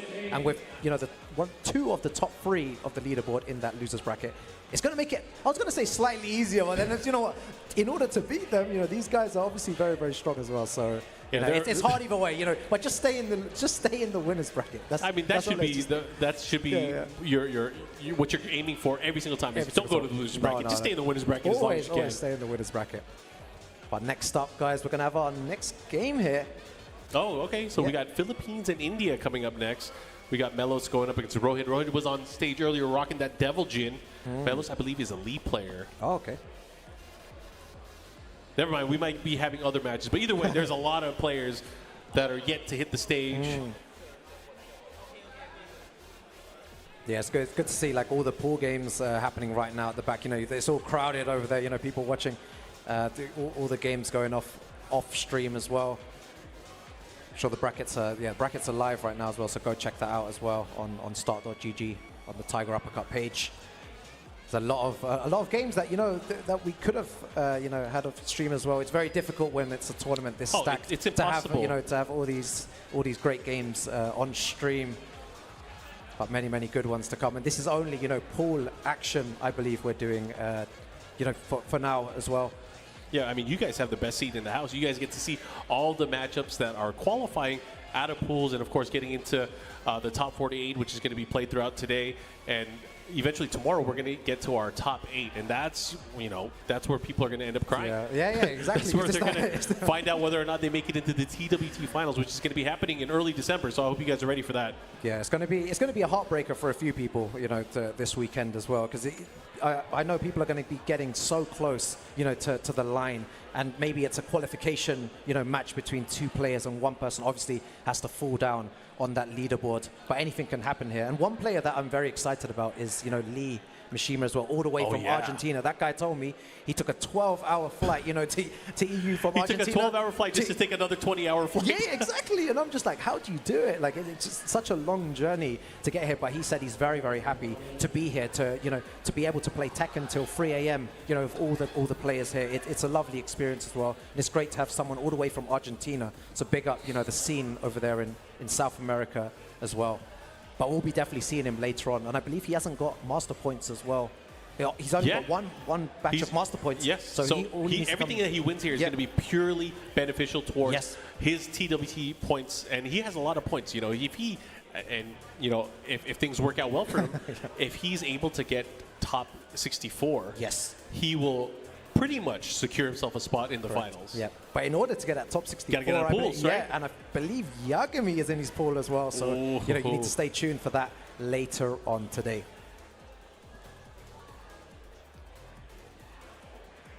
So we do have Melos going up against Rohit.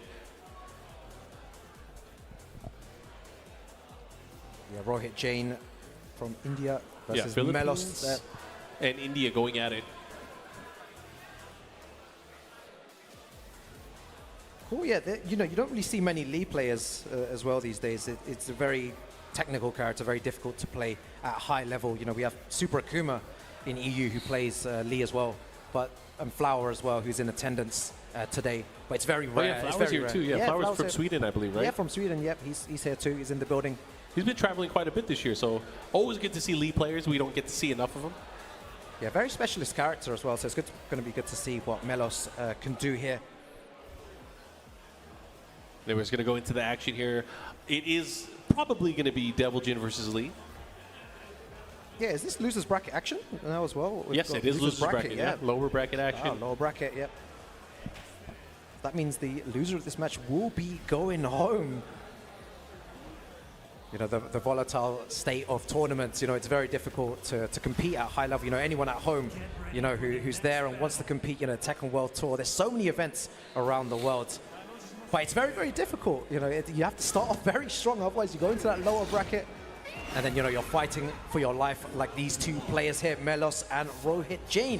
One of these players will be moving on in that losers bracket. One will be going home. Nice. Gets up with the big down back 2. The follow-up here. And again, happy to do the hell sweep. The follow-up here, that's going to hit. Nice combo as well from him. I'm really liking the way that he's playing, putting pressure on very early. Wrist chuck slam here. Good break there from Melos. Now going back the other way. See, in that first round, there was a lot that Rohit Jain did there as well. You know, testing to see if Melos is blocking low, not blocking too many lows, and the grab, testing his throw breaking too. Nice. Oh, he went. Oh my goodness. Oh my god. The down back 2, very, very brave of him to end the round here. No fear. Lots of lows landing there as well. Good information for Rohit. Able to put the brakes there on the down 4. Look at this approach here. Nice 1-1-2 confirmed there. I like how we challenged afterwards, but here, the activation and the follow-up here. Here comes Melos. Oh, it's in running 3-4 into the 4-4-3, able to close it out, tie it up on rounds. Yeah, so many good decisions from Melos there, man. Nice, back 4 follow-up guaranteed. Oh yeah, he knows that Rohit Jain likes to jab in those situations, and yeah, really good read there from him. It cost him a lot of life here. I like the options here. He has a huge life lead here. Yeah, Rohit's going to have to go in with some options here. Can he do it? He had lost his turn in the back 3, able to close it out in 2 rounds to 1 now. Melos very brave with his lows as well. I'm really impressed by both players. Counter hit down forward 1-2 to start things off. Yeah. Something we don't really see too much, man. The down forward 1-2 is a different hit properties compared to past iterations of Devil Jin. Nice launcher there as well. It's going to be good damage as well into a mix-up here by Melos. Goes for the low. Able to put the brakes on here, and here comes Rohit. Oh, that's going to be, if he does the right combo here. Yep. Beautiful, beautiful combo. Is that a Bruce combo? It's not going to be enough to kill, though, there. Good throw break again. Yeah, he broke that wrist chunk time twice now. Good reflexes here from Mellows, and looking to close it out in the down 4, able to close it out. Yeah. I feel bad for Rohit there. All that execution. That was pretty difficult to do. All that execution to lose in the end there. It'd be like that sometimes. Yeah, Melos showcasing what he can do with Lee. Very, very good. Adapting very well. Noticing that Rohit is jabbing in many situations, using a lot of high crushing moves. And then, you know, giving the smiles. Is that a bit too early though, Markman? I don't know, man. Don't look at the camera. I've learnt my lesson many times before. Anyways, let's see. Looks like it is going to stick to Devil Jin here. Rohit going to stick to the Devil Jin, the character that got him here so far. But now Melos just needs 3 more rounds here to move forward. And this is loser's bracket, so whoever's out here is out of the tournament. Down forward 1, starting things off here. Nice sidestep down forward 2. He's going to be able to push towards the wall here. Side wall stun though. Oh, doesn't punish that correctly there as well. Down back 2 seems to be working out. Forward 2. What's the mix up like here? Oh. He doesn't even let him mix him up there. Yeah. I like that here. He caught him. Oh, this is going to hurt. Oh my gosh, everything's starting to land. Has to be careful there. Forward 2. Yeah, I love the way that Rohit got up there as well. Very safely. Just side rolled and then got up. Single jabs is going to get him. Oh, the trade and the follow-up. The second hit, no duck, but it doesn't matter. Down 3, able to land here first round to Melos, and he's just continuing with that momentum. Yeah, Melos so brave, and he gets electric at the beginning of the round. Nice, good break on the floor. He should be able to get a follow-up here. Able to heat burst, follow-up here. Yeah, he's going to do a lot of damage. Good combo, I was about to say, but doesn't do anything with the wall there. Yo, Get some more damage here. All the mids are hitting. Right, pressure plus frames, goes for a regular grab this time. Melos ready for it. And now gets a huge chunk of life back, and he goes downstairs. Yeah, this is going to hurt too. He's going to get the follow-up. And he's going to put him into a nasty mix-up after this. What's he going to do? Goes for the low. Oh, heat dash from... No throw break there. You know, it seems like Rohit was the one doing all the, all the throws at the beginning, and now Melos testing him with one throw there, and no throw break. More information. The counter hit, big damage incoming. Yeah, nice big counter hit down 3. Able to get the cancel follow-up here with the combo. Into the mix, goes for the forward 3, and he's going to reset the situation here. Yeah, that's going to be a lot more damage there incoming as well. It's not looking good for Rohit. Again, very brave with those lows, tries to go for another one. And that is going to be a Melos advances here in that loser's bracket side. Rohit, unfortunately, going home here. Very, very good play. Representing, of course, happy that he was able to win. Move on in the loser's bracket. He gave us a thumbs up earlier. Yeah. So it's all excellent now moving forward. So one of the players from the Philippines here, representing here in Thailand. Fortunately for Rohit, he is now out of the tournament. But again, lots of love to all of the Indian Tekken players, all the scene that's out there as well. Yeah, very, very impressive Devil Jin as well, using a lot of strong moves, very, very high execution combos as well to see, and that just shows you the caliber of players that are in attendance here at Tiger Uppercut. He played really well, but unfortunately goes home there. But Melos, moving forward there, it's great to see. Yeah, wasn't enough. But again, we have more action that's going to be coming up. Lots of players from around the world that have traveled all the way out to Thailand for a shot. A lot of people here not having a legitimate shot of, obviously winning the event and qualifying for the event, the TWT finals later this year. However, a lot of these guys are here just to have fun and play, and that's the beauty of it. Yeah, that's what's good to see as well. A lot of them just competing and seeing, how far they can place in this tournament. It's a good place to test your skills. Even a lot of players that have qualified already are here in attendance, wanting to practice against everyone as well. Just to test their skills, to see how far they can get here at Tiger Uppercut. It's been crazy so far, Markman. The action is just, it just keeps going. It's just starting. We're still in pools, but we're seeing a lot of upsets. We've seen a lot of upsets already on stream so far today. But again, we have yet to see a lot of the very, very talented players from around the world still play later on today. So you guys have a full schedule of great matches that are going to be coming up here. Looks like we're going to go ahead and get our next matchup. Yeah. Do you know what? I thought I saw his name earlier, and I was like, wait, is he really here? And he is. Fireblade all the way from France, representing EU here. versus Demon Yok. How many EU representatives do we have? I know we have Tetsu, We have we Tetsu, have we have Flower, Flower, yeah. we have Fireblade. Is there anyone Yeah, else? I don't believe, not to my knowledge, there could be one more player, I think, but I'm not 100% sure. But Fireblade, you know, an exceptional player from France that can do a lot of damage here as well. Yeah, I'm checking right now to see who else is in the pools, who else is in attendance. But man, there are just so many players here. Do you know what? Flo just walked past right now and he was like, "Yeah, France," and you're like, he's supporting his boy. Allez, France. Yeah. for the French, you know, big shout outs to the French scene out there. You know, a lot of strong players from the EU, and you've got your French representative here at Tiger Uppercut in Fireblade. And he plays a very mean Jin. I'm telling you guys. If you want to learn something he's about Jin, wearing a really mean Jin outfit right now too. He is rocking the flames, I'll tell Yeah. you.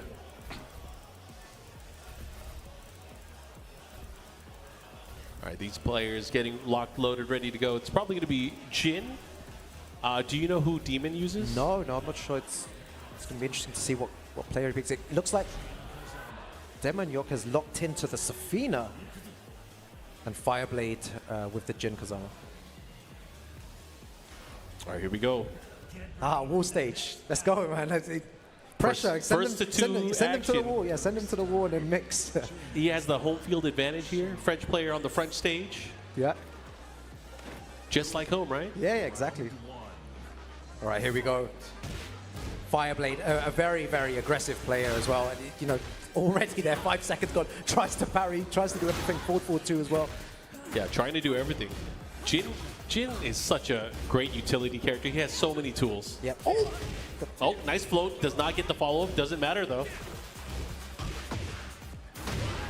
Nice float to get to the wall splat as well. Oh, yeah. What's the Demon combo Yo like? having to deal with the mix-up here. Great block there. Great punish. Tries to get that heat smash. More plus frames. Gets him with the throw. The follow-up here. What's the mix? Down Goes, 2. oh, man. That down 2 is such a great tool. Demon Corpse Thrust. Able to land here. One more hit can do it. Back 2. Able to get him on Oki. Fireblade with that first round. Yeah, that's so smart of Fireblade to do that. You know, go for the power crush. You notice that Demon Yok likes to press a lot of buttons. Both players are actually really retaliating with many buttons here. Good throw break though, and beautiful sidestep into electric there. All right, big damage. Back against the wall. It's all Fireblade right now. Oh, that was so sick. Pressure again. No one activating heat or anything. Look at that Beautiful duck. That was clutch there. And look at that. Just like that. Fireblade making it look easy. The momentum is definitely shifting in his favor right now. Yeah, the way that Fireblade's adapted there, he's noticed that Demon likes to, you know, he likes to do a lot of damage and great combo there as well. And he notices no throw breaks as well. He's tested him already. He's found out that, hey, I have the option of the throw. It has worked so far. It's going to work again. Oh, the parries. He was looking for that. He's going to get a nice combo. He's going to activate heat. No. Going for the big low. He's going to punish that, yep. Yeah, big punish this time. The follow-up here looking to close things out. But Demon Yok is fighting back, and he's going to get here the big hit and the big finish. 2 rounds to 1 here. Yeah, that was sick. Going for multiple lows in that situation and going for the mid afterwards. Fireblade again. Complicated wire throw. This time going for the 1 break. He is going for all the different throws. Yeah, exploiting the weaknesses he notices there. The beautiful parry as well. And the grabs, Markman, you said it. They are It's working. Unbreakable so Yeah. far. Again, this is like my favorite style of Tekken, is just rotating through the, you know, the different options your character has and exploiting the weakness that you see. Yeah. And Fireblade is doing that very, very well. You know, France in the house here. Yeah, he's hitting him up with the trivia quiz, and he's guessed wrong every single time. It's not multiple choice, man. You got to know the answer. All right, let's see how he adapts. Of course, TWT rules stipulate that you have to go to random stage. So Yes. we're going to go ahead and reset the situation. But again, if you guys are tuning in and watching the action, so far we have seen quite the display of Jin Kazama action from Fireblade. He has definitely utilized a lot of the moveset. Yeah, and that's what you need to do. You know, when you're playing, you know, any character in this game, you need to really be utilizing, you know, all of your moves. You have so many moves. It's Especially yeah. because you're going up against your opponent and you're playing in such a limited set. Race to 2, right? First to 2, yeah. You got to be able to test them. Like, it's a conversation about what do you know? What do I think I can get away with? And sometimes it's hard to be able to have that conversation Yeah. right away because, you know, some of these guys, they're not even speaking on the same level or the same pace. Yeah. It's crazy to see though. Like, you know, some players they won't try certain strings because they're like, oh, my opponent is, you know, oh, like he's very, very high level. He's gonna duck my string. He knows about it already. Yeah. And then when they do it and they don't duck it, they're surprised because there's so many factors to take into consideration. You know, there's pressure.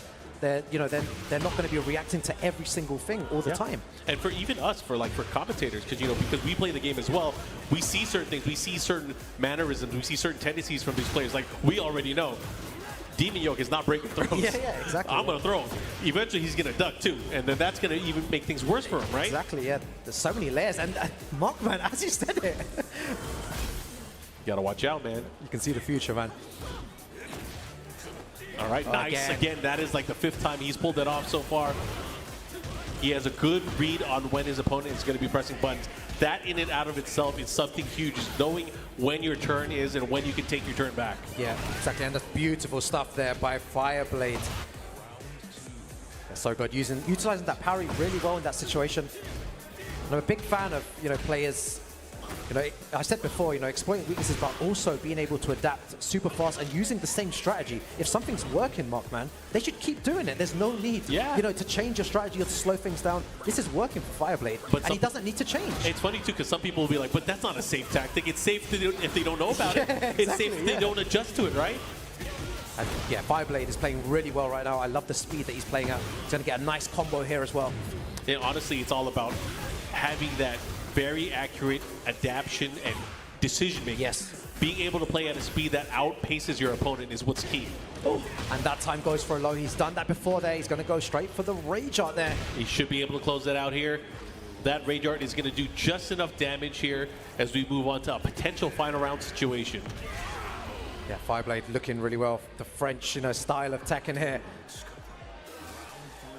Right, let's see if he can close this up, or if Demon can make a comeback here. He needs to adapt, and again, that's probably how many times? Like six times, 7th time that, you know, he just knows the option. Like that has eliminated the option. Yeah. Demon Yoke has not learned his lesson yet. However, there's still some time here. He just has to get away from the wall. Oh, look at the chip damage as well. He broke the throw. That's a great start here. He did not break this one, and that's going to be it.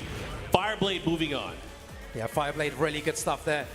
He looks content. He knows there's a lot of work still to be done. You know, this is going to be a very, very long tournament for him. But it's going to be fun to see, you know, what damage he can cause later on today. And you guys have been watching a lot of the action here live from Tiger Uppercut, live from Bangkok, Thailand. The final master event on the Tekken World Tour. It's been fun so far. And, you know, there's a lot to talk about because we are very close to the finals. But in order to get there was a lot of stuff that we had to see. So if you guys want more information on how we got here and from the tour, make sure you guys check out TekkenWorldTour.com.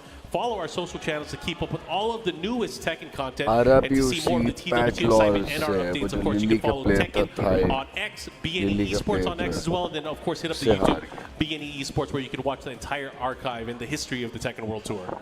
Bro, I'm attempting to sleep. I stayed the whole night up, bro, and now I'm up. Have gone into losers bracket. Aslan loser में आ गया. But the action doesn't stop, guys. We're going to go for a quick break, but we'll be back Pat shortly. Lawrence से हार गया है वो जो lily player था Thailand का. Everyone wants to block. How can you say no? बस आ रहा यार. Fresh every day. एमी रैंक नहीं ना खेलते ये लोग. इन्हें पता नहीं अब गेम रश डाउन वाली गेम है. ये ब्रेक डाउन गेम करने बैठ जाते हैं. This could turn the tide of the war. बड़ी गंदे तरीके से खेलने वाली गेम है भाई ये. यार मैंने कहा चलो यार सबके लिए मैं लाइव स्ट्रीम लगा दूं. ढूंढते ना फिर लिंक. प्रकार भाई लिंक दे दें. मैं अब जाके वाकई में थोड़ा सा मैं रेस्ट करूं. मुझे 2-3 घंटे का नैप भी 4 घंटे का नैप भी बहुत होगा.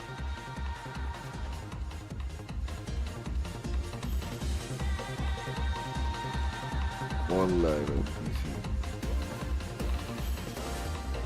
बड़ा रेकलेस वे ऑफ प्लेइंग हो गया ये गेम में भाई. कोई डिसिप्लिन नहीं काम आता इस गेम में अब आपका. It's all about freaking 50-50s now. Reaction वाला सीन खत्म हो गया अब. Now it's all about guessing.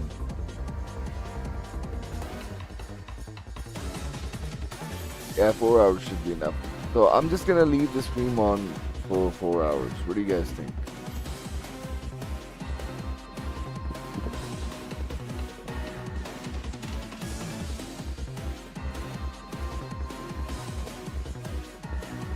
Only plus frame.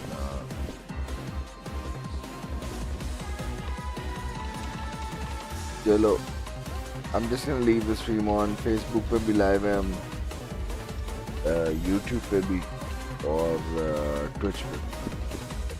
So I'm just gonna roll over and get some rest.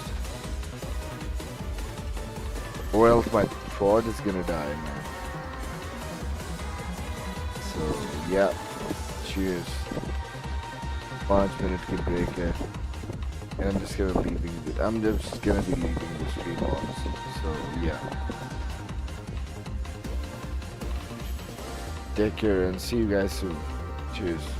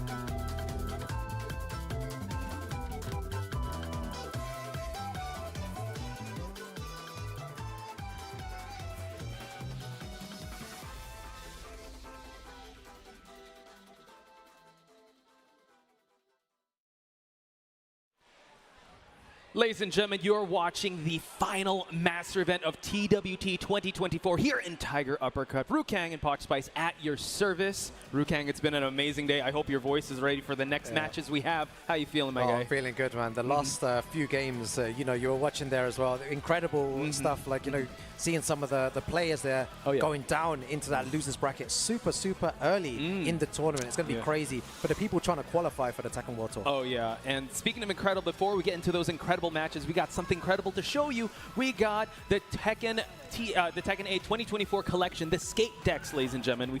It features Jin, Kazuya, and Jun. You can get all three because there's limited quality, only 500 sets worldwide. It comes with a number of certificates and authenticity. So it comes with anchors and screws as well, so it's easy to just set up. This neon signs are limited quantity, only 500 units worldwide, and each signs are numbered from 1 to 500. Note that the neon signs does not come with a certificate of authentication, but it does come powered with a Type A cable, so get your neon signs and skate decks now. Yeah, do you know what I was saying before? That, you know, so many people, you know, around the world are always asking, you know, for Tekken merchandise. Everyone's like, you know what, we want some more Tekken merch, you know.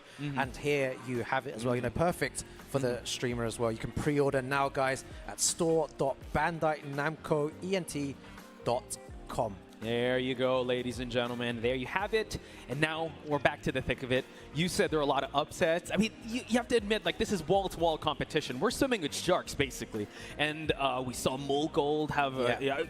I mean, we did talk about Matsuba having an incredible thing, but Mulgold falling to the losers early. Arslan and Patlors as well. Incredible matchup. And we got an amazing matchup. Going up next, we have Navi's own AK versus Cactus from Indonesia. Yeah, AK, you know, one of my favorite players. He's incredibly strong with Shaheen, probably the best Shaheen player in the world right now. He, you know, the way that he plays, even from before, back in Tekken 7 days as well, you know, very just in your face, you know, hop kick or slide. It's such a like a simple but effective mix-up, and he makes it work so well. Definitely utilizes that. Makes you overwhelmed with all the with only those two options, right? And he's really put it to perfection. But Cactus on the Alyssa. We've seen amazing Alyssa matchups today. Shoutouts to Watanabe, shoutouts to Kawaii Face Miles.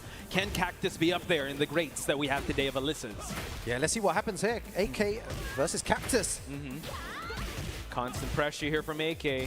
When he ducks in your face, you gotta be ready for that, but the low parry was sniped out by AK. Yeah, it's crazy. You know, it's so early in the game as well. You know, round one, he has hardly any information there, and he does the low parry in that situation. Gets, and again, that's twice. That Rukang.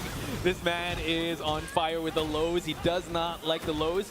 Goes lows for his own. Cactus now has rage to work with, has heat to work with. AK not allowing him to breathe. That was really good. I really like the way that he activated heat safely in that situation. You know, very nice sidestep there as well. And he's going to go for the rage out there. Good option, I believe. You know, take a bit of damage there. And 20 seconds still remaining. And like you pointed out, AK is a momentum-based player. So when he kind of puts this rage, like putting him a little bit on ice, is going to give him some damage. Putting AK in rage, he could serve him up another rage art of his own. But let's see, Cactus, how he navigates the waters here. Yeah, I like the way that Cactus is moving. He's moving so well. And again, the third low parry. 3 for 3, Rukang. 3 for 3. It is not luck. He's sniping these out. He wants to get the lows out of here to get that first round. Yeah, do you know, it's important as well in a game like Tekken 8, you can't be deterred from using those lows. Oh, yeah. You know, even though it's been low parry 3 times, you need to still show that you're willing to do that. Otherwise, it's GG's already. Oh, yeah. And he did it again. Okay. You know, but now a bigger punish, I would have to say, because that was a launch punish, and now getting to that wall as well. AK choosing to activate a little too shy, but he's still in heat. Well, I catch him moving there on 2 occasions. Oh, tries to go for a launcher. Man, the way that Cactus is playing is really impressive. He's keeping up with AK. He is. He just got to put it together, but the sidestep to the follow-up steel pedal, giving AK the second round here. Yeah, AK just one step ahead in every situation there. Okay. Beautiful whiff punish there as well. Great way to start the round from Cactus. Trying to go for those highs. AK now trying to interrupt here. Who's going to approach first? As Cactus, the heat dies down. Yeah, oh, do you know what? When Cactus had heat there as well, you know, you seem to start to play more defensive, but, you know, when you have heat, and that is crazy twice there in that occasion. Oh, the movement! Okay, Alyssa. You see his very slippery character now has AK in the corner here. AK only has rage to work with. Oh, Rising 3-3. If he does the right combo here, it could be over. Oh, he messes it up. Not able to get the FF3. AK now. Both of them have rage. Who's going to pull the trigger first? Just down forward once. Oh, so close. Oh, Cactus, this is your time to shine. Yeah. One would do it. Oh, that Wow. was nuts. That was absolutely nuts. Do you know that the one thing that was very important in that game specifically was that when Cactus activated heat, he started to backdash and wait for something to happen. Yeah. Whereas when AK had heat, straight in. You saw Marches that. forward, right? Asserts his dominance, able to go through. And that's the thing with Elisa in Heat, right? The chainsaws are your bread and butter. You want to get those chip damage going on. But if you're backdashing away, I've suffered from that. We played matches. Yeah. You can't play scared if you're in Heat and you're Elisa. You got to keep going in. Hopefully that does not deter. Like you said, you know what? You got to keep going. Even though those low parries get, you get low parried or you get punished from those lows, you got to keep going for it. Yeah, it's definitely something that like people, you know, tend to work on as they gain more experience in tournaments as well. Not to be deterred, you know, if someone low parries or blocks a low. You know, they maybe got one good read. Right. Are they going to guess it right again? Yeah, that's the thing. Like testing your mental fortitude up against one of the best to ever do it. AK could sidestep into DF2. Yeah, you're definitely swimming the sharks here. So activate heat against the wall. Yeah, and again, I reckon AK is just going to go forward here. You know, he's just looking for the mix-up. And again, this is the right thing to do, and he guesses wrong on that occasion there. Yeah, AK, as they say, 50% of the time it works every time. That's what he likes. That's the math he likes. Looks like everything is working here for AK. Okay. Nice. Gets the float. Decent damage here to activate the heat. Finds the wall, not quite. Oh, okay, just single jab there. AK again, still on the back foot. Guaranteed stuff. Okay. Trying to go for the charge up hit, but that tracks, and now Cactus working with some heat for extra damage. Oh, and drops the combo, and I was so unlucky, and I love how many times is he going to low parry? I lost count, Rukang. It's definitely surpassed one hand of mine already. Oh, okay. He's in air though, but yeah, that's gonna still buy him a little bit of time. AK still has heat to work with. Hopefully Cactus can put the pieces together for him to get around off AK. Yeah, not gonna do that much damage. Oh, he just does it again. You know, that's the answer. More offense on AK's side. That's 5 straight rounds. like one of the most scariest players to play against is AK for sure. Yeah. You know, you never know what this guy's gonna do. And down forward one float there. I don't know, man. He What's just the has, combo like? Oh, he has that like that pro instinct or that hunter instinct, just to know when to where's your opening. Okay. Yeah, again, this is what you like to see. You know, he has heat. He needs to try and even if he gets punched there, it's fine. Yeah. Like, you know, just a wall standing full punish. That's all right.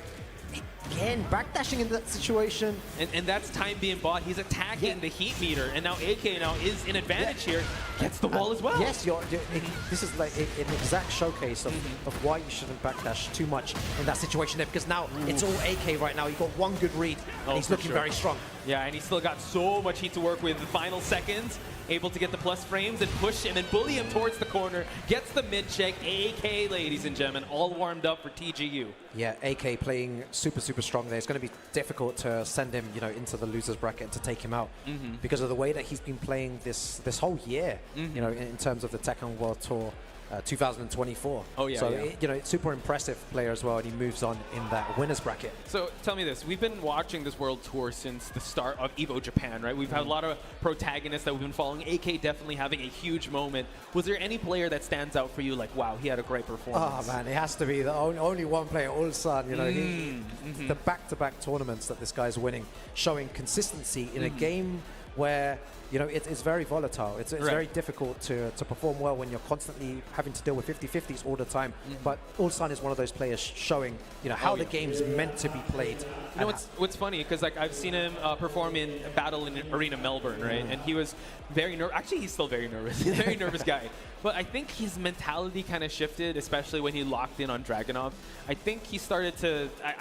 This is my read on how he's been performing.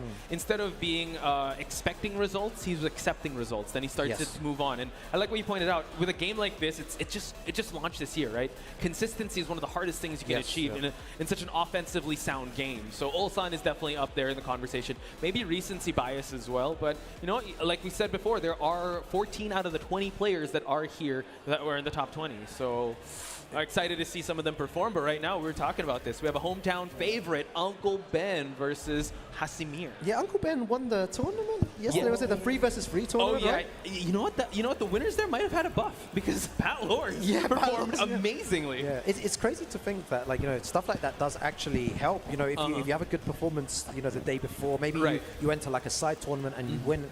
you know, it really does give you confidence going forward. And they have the, you know, home crowd advantage as well, which definitely plays a big part. So let's see if he can, you know, carry on the momentum, you know, of his other players. I like that, because sometimes some players opt to not go for that, because if they lose that, like the side tournaments or like something, the warm-ups, like, oh no, I'm going to play terribly. But Pat Lore's rising above the occasion. Let's hope his teammate Uncle Ben could do the same. Another Shaheen match, most likely. And Casimir, female character specialist, does have an Asuka, does have an Azucena. Unfortunately, his main, not yet here. Anna. Yeah, Casimir, a very dangerous player as well from Pakistan. So let's see how much damage he can cause today. It's crazy to think one of these top players will be going into the losers bracket very early in the tournament. But this has been, you know, the way that the whole tournament has kind of ran from the beginning. That's how it shakes out, man. All these top players. Yeah, this is Pool B, I believe, and we're already having high-level matches here. Azucena, a character a rare sighting of an Azucena. Not much. Shoutouts to Chip, all the way from Oceania region. Really loves this character. But yeah, not as much as we saw before. Yeah, using the running 3-2 there as well to apply pressure with Azucena. Okay, nice. Fighting his way out of the wall, but Uncle Ben introducing him right back at it.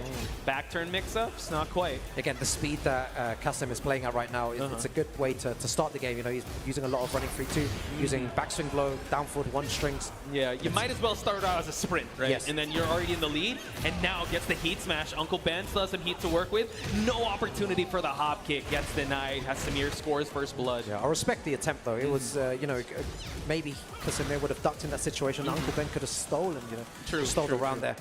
But now it seems like he's trying to go for some heat engagers. Casimir closing the distance early on. Uncle Ben trying to find a home for that DF2, though.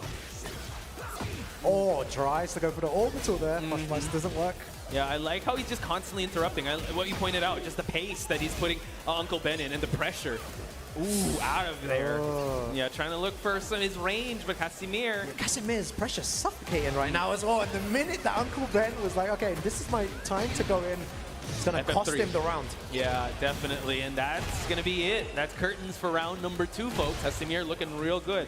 And I like it's very selective offense. He's making sure that, all right, I'm pressuring now, then I'm going to backdash. I'm going to use the evasiveness of Azucena to open you up.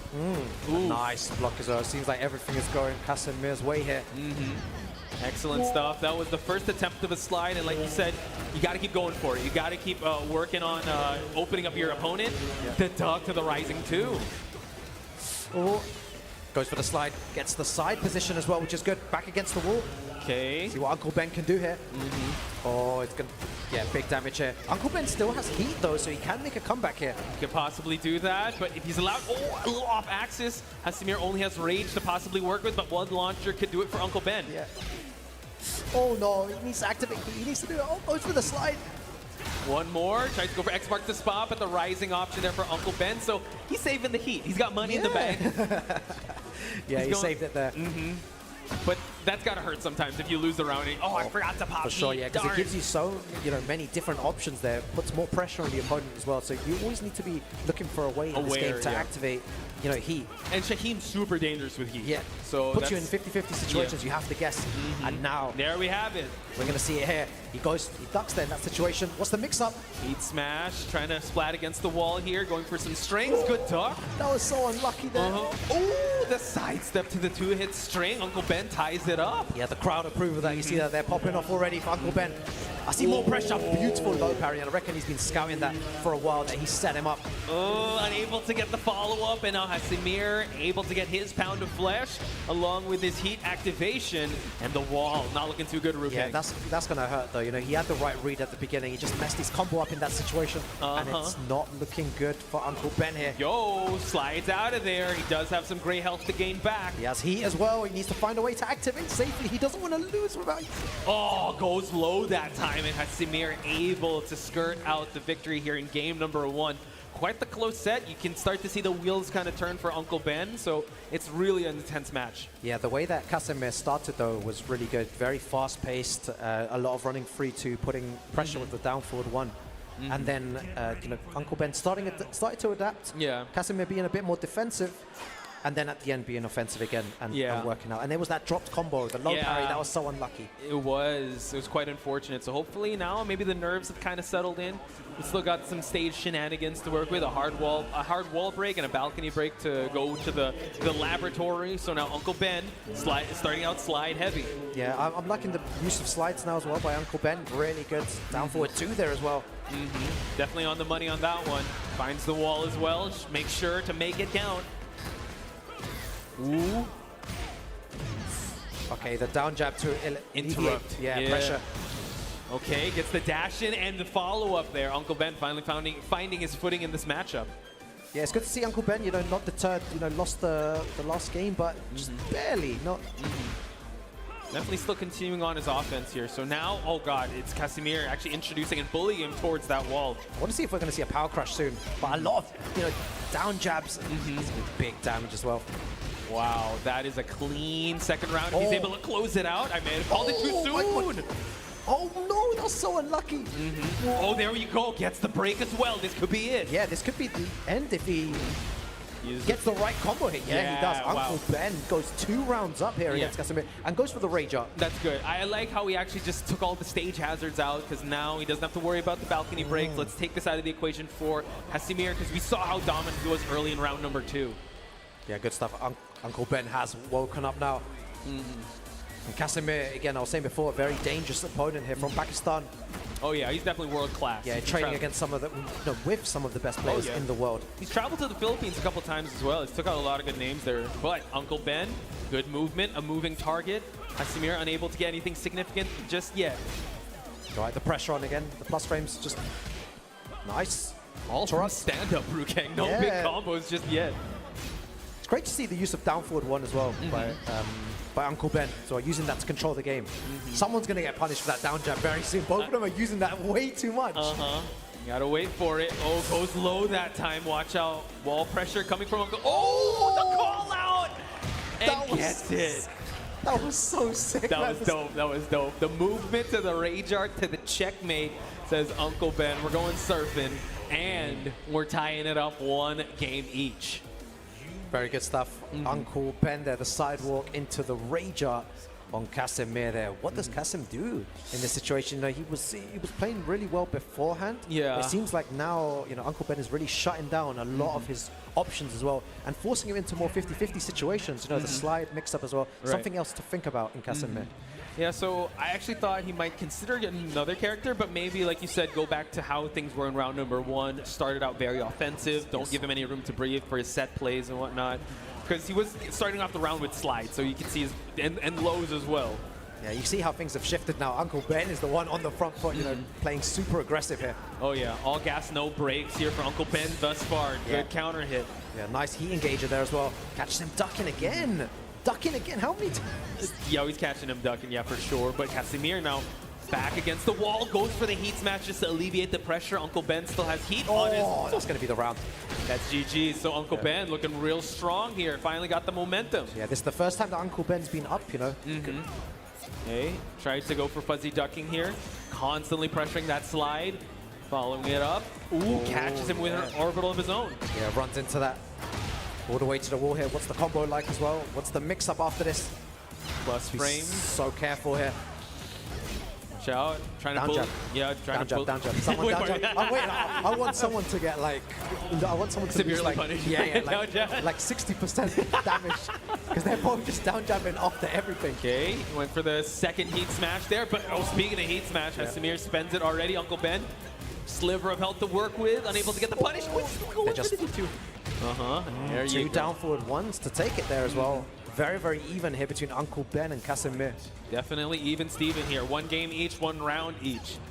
Who is going to break the momentum? Wow. Yeah, he was looking for that round 1 as well. He was trying to catch him, trying to high crush. Okay, sidestep 2 option. Trying to just play small Tekken, go for like small pokes as he tries to fight his way out of this corner. Oh, very small Tekken. And then again, big swing for the fences, right? This is so close. Both of them playing at range 0. Jab down forward 1. You pointed it out really well. Very small Tekken. Yeah, true. And like a telephone booth at this point, like a bat, like a toilet, actually. Yeah. We see really not giving each other any room to breathe. One more would do it for Uncle Ben. Gets the float. That's so unlucky. Oh my God, Ruke. Yo, Uncle Ben, one round away from moving on in this winner's bracket and sending Casimir into losers, but Casim starts off with a nice launcher there. Yeah, definitely not going to make it an easy bout for anyone here. Uncle Ben now in the life deficit. Going to punish that FF3. Gets the grab as well. Yeah, that's a very, very good grab there. Really important. We haven't seen a lot of X-ray grabs from Shaheen as well. Maybe they'll go to the well with that one. But now, heat timer is not on board anymore for Casimir. Uncle Ben still has to activate. Bro, the battle of like, they're using like one low and then just jab down forward one, both of them. Very small, like jab checks, constant movement. Go to a final round potentially here. Potentially. Gets the flip over. Still real estate advantage on Uncle Ben's side. Beautiful down jab there to alleviate pressure and the backswing blow. Final round here. You asked for it, Rukang, and you got it. Casimir able to take it to a final round. Uncle Ben now getting bullied to the corner. Fights his way out of it. Again, beautiful heat activation there as well. Okay. Stop him with those lows. Where's the down jabs when you want them? Casimir now has heat, able to use it for plus frames. A lot of gray health on Uncle Ben's side. How'd he get out of here? He's putting the pressure on back against the wall, and I think that's going to be it from Casimir. Wow, what a close set between these two top players. Uncle Ben putting up a great fight, but Casimir able to kick it into overdrive for him to be able to secure that. That was really close, to be honest. Yeah, a really fun match to watch as well. But you know, you could see a lot of high-level mind games going on there with the down forward one usage, the down jabs after many situations as well to alleviate pressure. So it was good to see, you know, very small Tekken, like you pointed out very early on. But you know, unlucky to Uncle Ben. He played really well. Casimir just takes it. Man, I was really hoping for the down jab to happen. Getting 60% punished for that. Because they did start out like that. I think it was kind of like a feeling out process. Then they kind of let their fists like fly and started to do everything swing and leave it to the fences there. And I think once Casimir was able to kind of figure out his timing, you really started to see him really push the pedal and just start to push with the running 3-2s. Again, as I said, it's still very tricky, but the way he played it was very compact. Very, very good. And the usage of like, you know, lows against Casimir was working really well for Uncle Ben. Maybe a few more lows in that situation might have won him the game, but very unfortunate there. But goes into that, you know, shark-infested losers bracket with, you know, Arthur Nash and all those players there as well. So it's going to be difficult to make it, you know, into top 8 into the losers bracket. Speaking of sharks, we got one shark here, folks. His name is Chanel. Hopefully he's not a water type because he's going up against Thailand's own Pikachu. Yeah, Pikachu here versus Chanel. You know, we haven't seen Chanel much around the tour, you know, not traveling as much as other players. But, you know, he has a very, very mean Alyssa and Safina. Yeah, for sure. I can't wait to see. We've been... Out of the character roster we've seen today, I'm surprised we saw a lot of Lees, but you know, Alyssa has been one of the favorites we've seen here today. Shaheen as well. Oh, but it seems like we might see a Zafina versus Shaheen. So a triple Shaheen back-to-back matchup, folks. Shaheen, a very popular character over here, you know. It's good to see. But, you know, Chanel, 1,425 points. That's a lot of points. Yeah, he can actually give some away if he wanted to. Exactly. He's not giving anything away, folks. It's kill or be killed. It's eat or be eaten here. Yeah, it's only the best. It's that only Master Plus, you know, when he came third. He got a nice, you know, 400 points there. A big chunk of points there for the Tekken World Tour Global Finals as well. And now here battle testing the Zafina, really going for that Lisa like you pointed out, but you know, Zafina can also cause a lot of damage. Can't wait to see Shadow actually cause a lot of damage with this character as well. But we have Pikachu on the Shaheen, Chanel on the life lead here. Yeah, it's great to see, you know, these top players adapt to this game as well, because in the past, you know, there was many grand final situations where Chanel would, you know, just backdash infinitely for so long, you know, with Safina, and just wait for small punishes. But now you can see, just 100 miles per hour, he understands. You know, this is how the game is meant to be played. You need to be aggressive in these situations. Yeah, I like how they each, you know, we talked about different types of playstyles, and Chanel being one of them, really utilizing the movement. He still has those, plus he has the aggression. That's the name of the game for Tekken 8, right? You want to be able to swing for the fences. You want to be able to steal your turns. Hopefully Pikachu can find his way into this matchup. Oh, unable to reset the neutral here. Gets blocked, though. And now gets the mid. Yeah, Chanel's playing the, you know, really, really well here. He doesn't need to stop what he's doing because it's working very, very well for him. Two very dominating rounds for Chanel. Definitely picking him apart here. Pikachu now still hasn't used much of the Shaheen set play just yet, but gets a big counter hit to introduce him towards the wall. Yeah, that's definitely a good start from him there as well. Okay. Still constantly in his face, though. Chanel not deterred. Even though he lost that first exchange, he's still at it. He's still right in his face, chipping at the ankles, constantly trying to steal back his turn. Yeah, and there you go. A hop kick out of nowhere. He's not done that at all. You know, a really surprising move there. My goodness. Scoops him up. Pikachu on his last legs. Oh my god, he's running away! Oh, that was nearly so sick. You see the way that he just stepped that? Yeah, and uses the low in that situation. It's all about timing there as well. He's looking for Chanel to finish with a low. He knew the low was coming. It was just about when it was going to come, and he guessed incorrectly there. Yeah, if I remember, well, if I'm looking at this correctly, I think if we did see this matchup, we're definitely at pool B1 or B2. We have AK in this pool, we have Malik Ash, we have Mind RPG from Thailand, Kakoma. Oh, and Pat Lore is giving Pikachu a little bit of words of wisdom here. He's like, pick Lily. That would work out, but yeah. Yeah, I wonder what he's saying to him as well. You know, he definitely needs to change his game. And Chanel looking back as well, he's saying I think also, actually, we're at pool B4. It's Chanel and Newman from Pakistan is also in that same pool. Okay, cool. So I'm really excited. I mean, we're barely halfway through the day, and it's like we're still seeing high-level matches like this. Yeah, it's difficult to even make it out your pool in a tournament this stacked in Tiger Uppercut. All right, let's see what he does here. How is he going to adapt to the game? It seemed like Chanel, you know, usually a defensive player, but now being very, very aggressive in this game. And let's see if he's going to carry on being the same. He tried to be aggressive there, Pikachu just stopping the momentum. Oh yeah, him in his tracks. Speaking of carrying towards the wall here, Chanel put in the timeout corner. Not looking too good. I like what Pat Lore said. Push the aggression, give him a little room to breathe, but then come at it once again. Yeah, his back is against the wall there. One of the most dangerous situations, and Chanel manages to get out, and he gets a lot of life back in We're at the center of the stage, Rukang. This is insane. And now they switch sides, and look at the life. It's almost about even. Yeah. But the slide is definitely going to give Pikachu that big advantage.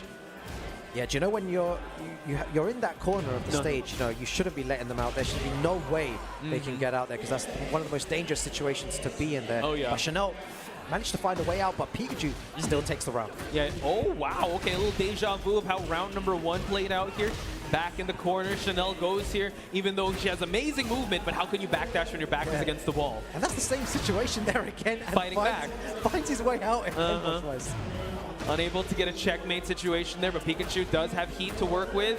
That tracks so well, that down 3. Look at the buttons being pressed, it's just going in. Okay, plus frames, goes low that time. Worry about the rage. Chanel can't go too willy-nilly, but goes low that time.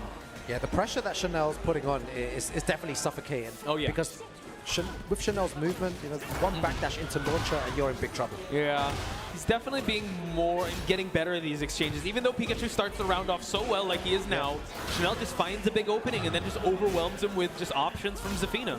That's what he's doing now again, you know, going for lows. Oh gosh, low with the starts as well. And again, do you know what? I respect that, because he's noticed that he's not ducking, even though that's a low that is reactable. Yes. He's not ducking, and he's punishing him. Her version of a snake egg probably ducked there, thought the low was coming, gets the DF2. Chanel now introducing us to the left side of the stage. We're only seeing the right.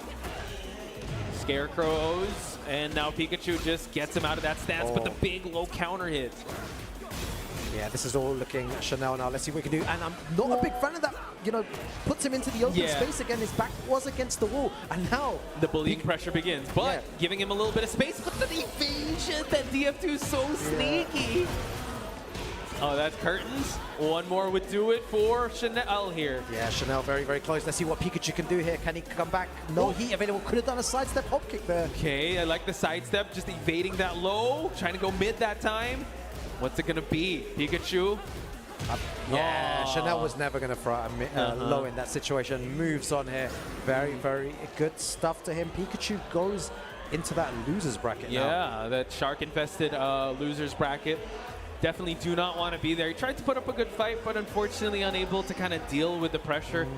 Everything was put on display with that Zafina matchup. The evasion, the movement, the stance mix-ups, and the aggression ultimately is what Chanel put on display there, folks, for him to be able to be one of the favorites to move on to day number 2. Yeah, I think one of the most interesting parts of that set was the stage positioning, Oh, you know, yeah. where the players were positioned in the game. You know, at certain occasions, Pikachu had Chanel's back against the wall, Yeah. and Chanel found a way out. Always Yeah. found a way to get away from those dangerous situations, and it's very, very important in this game to know, you know, what to do in those positions. And I think now more than ever with the whole heat system, Yes. it's so scary if you're backed against the wall, right? Because any option would be super unsafe. But same goes for like you coming in, trying to pressure against the wall. So you have to be very careful. It's really hard to play the real estate game in this meta, especially with breakable balconies. We didn't even see that here, but it's still all good. So I just saw our next match. Sorry, I just got a little bit there because I want to get your thoughts on this. Since this guy is probably one of the guys you had to look out for, because we're going to see a Devil Jin once again on stream. A lot of Devil Jins today. It's good to see, man. A lot of Devil Jins. Talk to me about it. Yeah, Kudan's, you know, one of the best Devil Jin players in the world. Here, going to showcase, you know, his Mishima style. And he's against John Cho 009. Better than 007. Who knows? Two more above a 007. But yeah, John Cho. I hope I pronounced his name correctly. But yeah, Kudans has been always traveling, right? But he hasn't got that big win just yet, right? He's placed here and there, like just a little bit shy of top 8. We've seen he's put in the work. Man, he's got clips for days with his backswing dive kicks. Hopefully he'll add another to the highlight reel here in Tiger Uppercut. Yeah, you need to be careful when playing Kudans. You know, at the end, you know, the back three is very, very dangerous, and he does like using it in a situation where maybe you think, you know, you have plus frames, you're at the advantage. He will throw this out and steal the round for you. But just it's a lot of risk to take in this game. You know, people like to pressure this, you know, in a safe way, but in that situation, you know. Let me ask you this, Rukang. The way you approach Devil Jin, would it be similar to how Kudans approaches Devil Jin? Or? I think with the way that I play is more 50-50 based, you know, with Devil Jin. I believe that, like, you know, when playing like a Mishima or a character like, you know, Kazuya and stuff, you need to, you're forced to play in a way where you have to take risk. Roll the dice. You have to roll the dice. You're gambling your life, you know, with that hell sweep every time, right? Okay. But I think Kunan's sometimes a bit more reserved. You've seen him in other in other games as well. You know, his hell sweeps land the majority of the time. Yeah, because he makes sure. He places it so well. He throws so many mids out. But in this game here, you know, it seems like you need to take slightly more risk, especially with a character like Devil Jin. Yeah, and since this is year 1 of 10, oh gosh, okay, we're just going to go electric right away. Definitely paid the bills. Kudans going up against John Cho here. An Asuka versus Devil Jin. So, charge up. Charge up, yeah. I got hit by so many times that yesterday. I have trauma with that, folks. Oh, look at that, the sidestep! Just getting the reversal out of the way here. Super aggressive start by Kudan, but the way that this game's meant to be played, again, I reckon John Chu is not going to be running into those electrics anytime soon anymore. Just going to stay back in these situations. As I say that, dude, like a moth to a flame. Oh my god. I think your Devil Jin instinct was kicking in. He needs the electric. Okay, got it. Charged up. Yeah, 1-1-2 into damage. Morning Crow as well. Yeah, oh gosh, for the reset to the wall. Oh, spends it all. Though, really fast games here from Kudans. Yeah, 1:15-second round, 1:20-second round. Playing super quick. That's crazy. Is he going to get hit by a third electric, Poshmice? We'll have to see. John Cho really needs to be able to slow down the pace of this match because Kudans is definitely running away from it. 1-1-2, finds it smart. We're definitely past the 15-second mark, so that's good for John Cho. And this is what I'm saying, you know, Kudans hasn't used one hell sweep yet, right? So, you know, he's very, very good at using it. It doesn't get blocked often, but as I say you cursed it! A commentator cursed, but it's fine. Kudans, you woke up right behind him! That was crazy, very, but now very good, seems like Kudans finding his mark here. No charge up, tried to go for the stomp instead. Yeah, he can. Oh, okay. Charge it up. Charge it up. Yeah, charged it this time. Tries to go for the up forward 1 there, just a mini sidestep to evade that. John Cho still has to work. Okay, goes for the load that option. So now on the board. Okay. Yeah, I'm really impressed by the read on the hell sweep there because he's not done it a lot, you know. How he got the information, you know, to low block in that situation was very impressive by him. True. And same, like the advisor, okay, there's the hell sweep. But yeah, he's still not deterred. He knows how to play this game, this 50-50 game. But the sidestep to the inner strength, unable to get much out of it because it was faced towards Splat. But now another hell sweep lands flush. Yeah, I was talking to Markman about this before as well, that you can't be deterred. You know, if one low gets blocked, you know, still go for it, and that's what he did. Definitely, he's not scared, folks. Gets the choke slam, and now able to secure that first game. Looking real good. John Cho really deep in thought. Yeah. Look at that. What do you think he's thinking right now? What's he saying to himself there? More lows are coming out. You know what? When we played, I should have thought this long. I'm like, I should probably block some lows now. I don't know. But probably because Asuka, right, very defensive, very turtly. Maybe sidestep can, maybe some back threes, maybe some sidestep twos. Just get some of the Asuka wheelhouse going, but you can't do that when you walk right into electric. Yeah, he started off the round very similar before, you know, with an electric Johnchu run in, and now he's going to lose a lot of damage for this. Oh my god, it's also going to be the explosive stage. We're not going to see it, but that's perfect. That's something Kudans wants to see. The time, what's the time? 14-second round. Jesus Christ. Yeah. He's in a hurry. Kudans is speed, ladies and gentlemen. Yeah, he shows speed. Yeah, the speed that he's playing on is really good right now. You know? You pointed that out. It's really, really impressive. Yep. Saves the explosive wall here. John Cho fighting his way out of this precarious situation. Swipes the leg, but Kudans. What's Kudans looking for, though? Yeah. All right, he's using small pokes now to shut down the Mishima style, and very good sidestep. I like that John Cho is actually weaponizing the movement of Asuka now. So we're back at the center. Maybe we'll get a sizable damage on Kudan's life bar, but no one has to pop heat just yet. As I said, does it, does it safely as well. Okay, choose to cancel it. Oh, not enough range. Not quite. Might have spent wow, they just spent it all. Spent all the money in the bank. Both players are just brawling right now as well. Final seconds, Rukang. Blue is gonna bite first. 10 seconds remaining.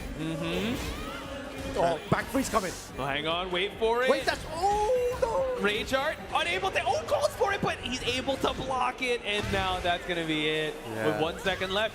I think, that's the solution that John Cho needs to do. He needs to slow down the pace of this matchup. Yeah, really good read by him at the end there as well, you know, on Kudans. He was looking for a final mix there. You know, is a pure 50-50 there. The wall standing 2 and the hell sweep into Rage Art. True, back 3, no one home, gets the hell sweep for his punish. Now the wall, not his friend. Yep, doing some nice damage. Okay. Oh, yo, okay. No chickens in this game, folks. All aggressive, no chicken. No chicken play styles. Okay. Let's bit of the plus frame. Scraper finishes the combo. He uses the heat dash to push forward, and really good option there, and he gets the stone head to the explosion, and that's going to be it. Nice combo as well. Yeah, good stuff. One more round and Kudans moves on in the winner's bracket here. Very, very dominant play by him. Very exciting play style as well. Yeah, but you got to give it to John Cho. Like the rounds he's won, he's definitely earned it. Slowed down the pace. Really using the defensive tools of Asuka. But let's not write it off just yet. John Cho trying to fight his way back in this match. Oh, again, just using the jab to stop any Mishima pressure. Really good stuff there. Okay. 1-1-2 confirmed. Not negotiable, but finally the back 3, the dragon wheel kick, able to find its mark in Kudans. That's what you were talking about before, you know, he needs to use some options like can-cans or back freeze to alleviate pressure, to maybe land a launcher into big damage, and it worked there before. Yo, he's got to go all in. He has heat and the install of Asuka, but no, the steel pedal! Presses a button there, he gets counter hit as well, and that's going to be it. Kudans moves on in this winner's bracket here at Tiger Uppercut. Yeah, an incredible match. Big shout outs to John Cho going up with one of the legends of Tekken World Tour. Like one of the Tekken World Tour champs here in Kudans. But I think the Devil Jin pressure, the lows, the electrics, he definitely was able to implement his game plan a lot more faster and a lot more decisive compared to John Cho. There were some moments of brilliance there, but John Cho unfortunately wasn't able to keep up with the pace that Kudans put on display there. Yeah, it was something really important that you said in that game as well. The use of back free can-cans, you know, we didn't see it as much as well in that set there. And maybe if you did it a lot more from the beginning, it would have worked. Yeah, it's just a little unfortunate. But Dems are the breaks. I think we're still on the winner side of things. So we're definitely going to hopefully see a little bit more of Asuka matches, a little more of a John Cho all the way from Canada. I do see, I mean, we don't have the camera feed, but I do see that Raif is here. I see Kokoma is here. This is also, by the way, just peeling back the curtain, it's a side-by-side setup. How do you feel about side-by-side? Side-by-side as well, you know, I feel like I've heard, you know, a few things, you know, that it favors some players from Pakistan, you know, they're used to playing in that kind of arcade, you know, format. So it may suit them, but you know what, both ways, both pros and cons to each one. I know also Tiger Uppercut, I was talking to the organizers, they did try head-to-head setup, and I think they keep shifting around. I know last year they also did side-by-side setup. The reason I ask is one of the players that is actually getting ready is Kakoma, and he has that the arcade cover that to be able to just hide the inputs, basically. And I was talking to Ulsan also. He's like, he needs to get better at side-by-side tournaments, more to head-to-head tournaments. For sure, yeah, because sometimes when you're playing, you can see their hand move towards like, for example, if someone's going to rage or something, you can see you can see the movement, right? So that's why Kakoma does that now, to hide what he's going to press in that situation. People in the past as well have used the empty button as well, right? Just press it and make it look like you're going to do something in that situation. But now things have evolved, and we're having covers on certain sticks as well, like Kakoma uses. And just to share my conversation with Ulsan, it's like this tournament means so much to him because it's a head-to-head, side-by-side tournament. Because those 3 tournaments that you mentioned that he won, all head-to-head. All head-to-head. So now this side-to-side. So this is a real test. So he wants to get better at side-to-side setup. So we're really peeling back the curtain of how these players think. Because I mean, people that go to their first tournament, they don't think, oh, side-to-side, that's fine. Yeah. But there's such a big mental game. You feel aura, basically, plus 10,000 aura. Able to do all the. If you're able to psych out your opponent when you're sitting next to them. Yeah, it's funny to see like how quite funny and interesting to see like how everyone likes to play in different kind of ways. Some people again, like you said, side by side. Some people are more comfortable at home, some people are more comfortable at the venue, some people handle pressure better than others. There's so many factors to take into consideration when entering these tournaments, and it can be over in a flash. First 2, 5 minutes into the losers bracket. Yeah, that's a blink of an eye, and it's all over, right? So our next game though. Look, I just blinked my eyes, and Kudans is back on stream, but he's going against Dragon's own Raif. Wow, this is going to be a good one. Saudi Arabia versus South Korea here. Raif already on that top 20 leaderboard as well. He's looking pretty good, and he's had a kind of a breakout year. I've seen him travel to Ivory Coast. He was there. He had a really good placement in Evo as well. I think he won a challenger event as well. He was one of the first challenger winners as well. Yeah, just very consistent overall. Lots of top 8s. As well there, there's master placements 7th and 5th as well, and a master plus there, at Evo, like you said, 5th place there as well. So 1,450 points for him, a very nice, position to be in. He'll need a place of, is it 7th and above to increase his points in this tournament. True. Like you said, he's kind of sitting all right, I believe, in the placements.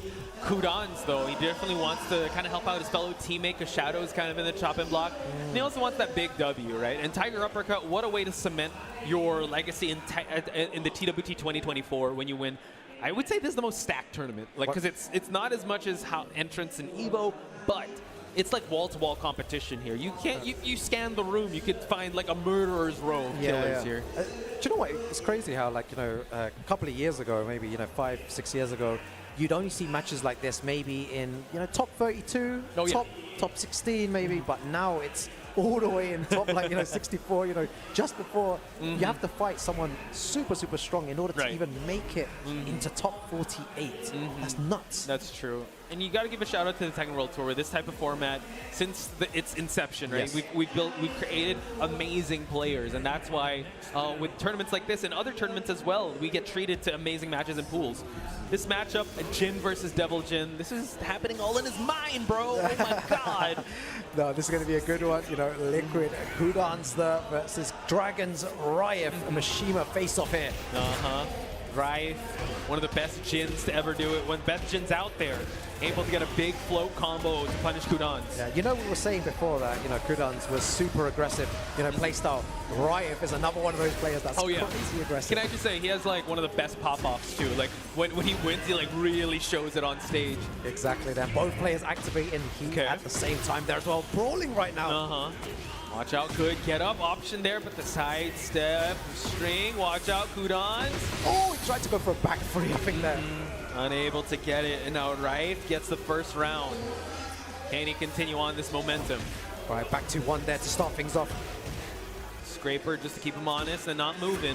Raif goes low that time. I feel like Kudans was using that little wave dash there just to gain some information on what Raif does in that situation. It seemed like Raif was staying standing there and not blocking low, so we might see a few hell sweeps coming out soon from Kudans. That's a good insight. Let's definitely count the hell sweeps that will come out. But Raif, though, FF2, down 2, but now Kudan's in big trouble here.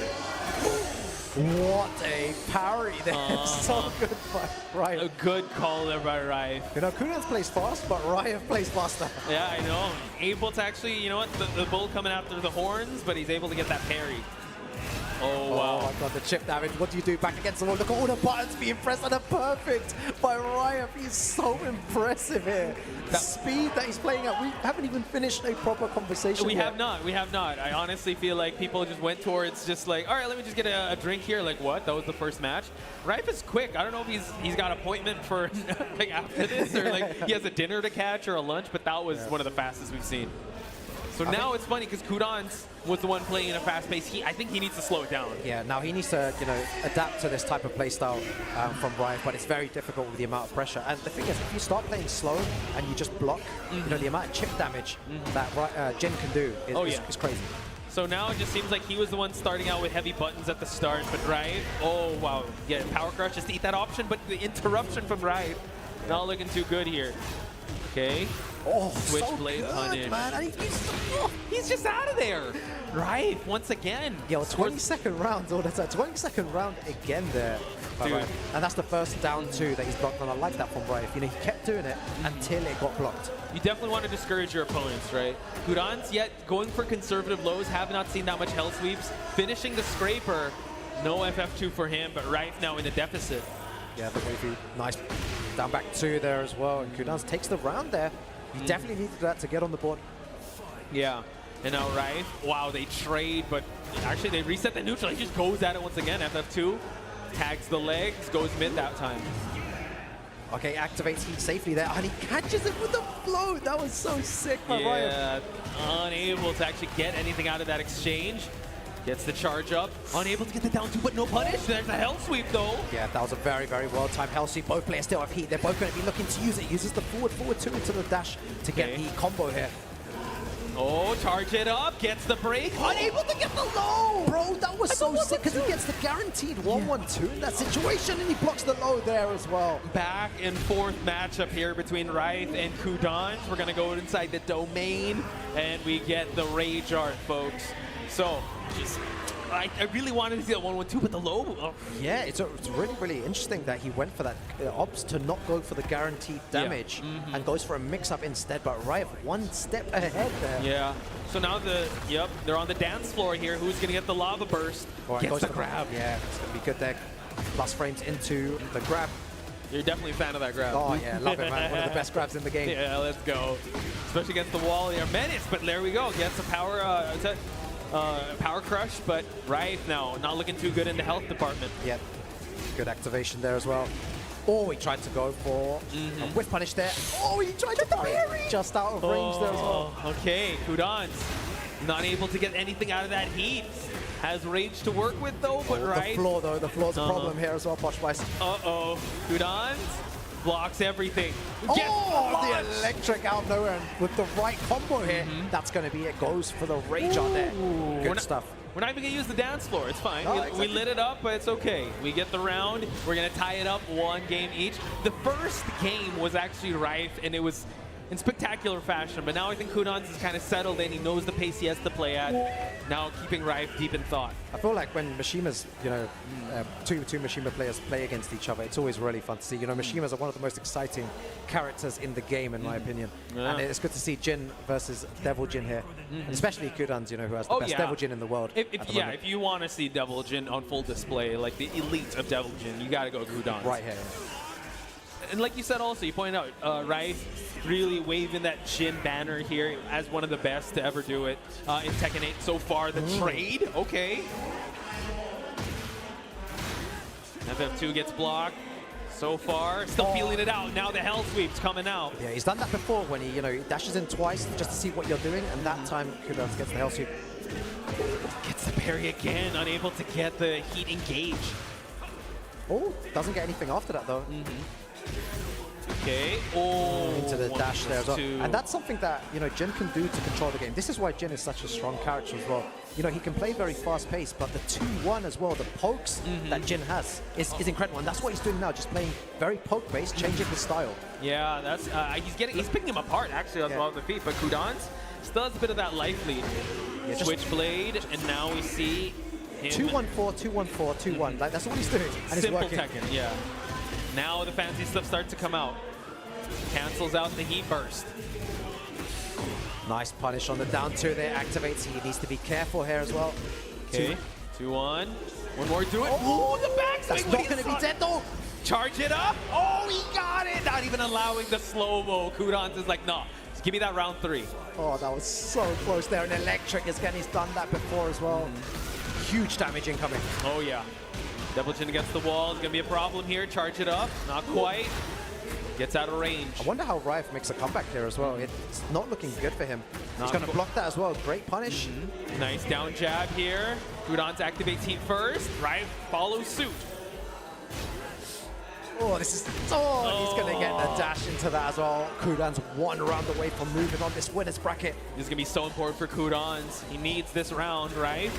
He's able to slowly build that momentum to a final round. It could be anyone's game. We could get a final round situation here, Bosch Bice, maybe, if Rife finds a way back here. Choose to go for heat. Both players seem to be doing it at the same time. It's the Jin hive mind, but now Kudans gets a big, well, not really, a big opportunity here. Yeah, unlucky with the low parry combo.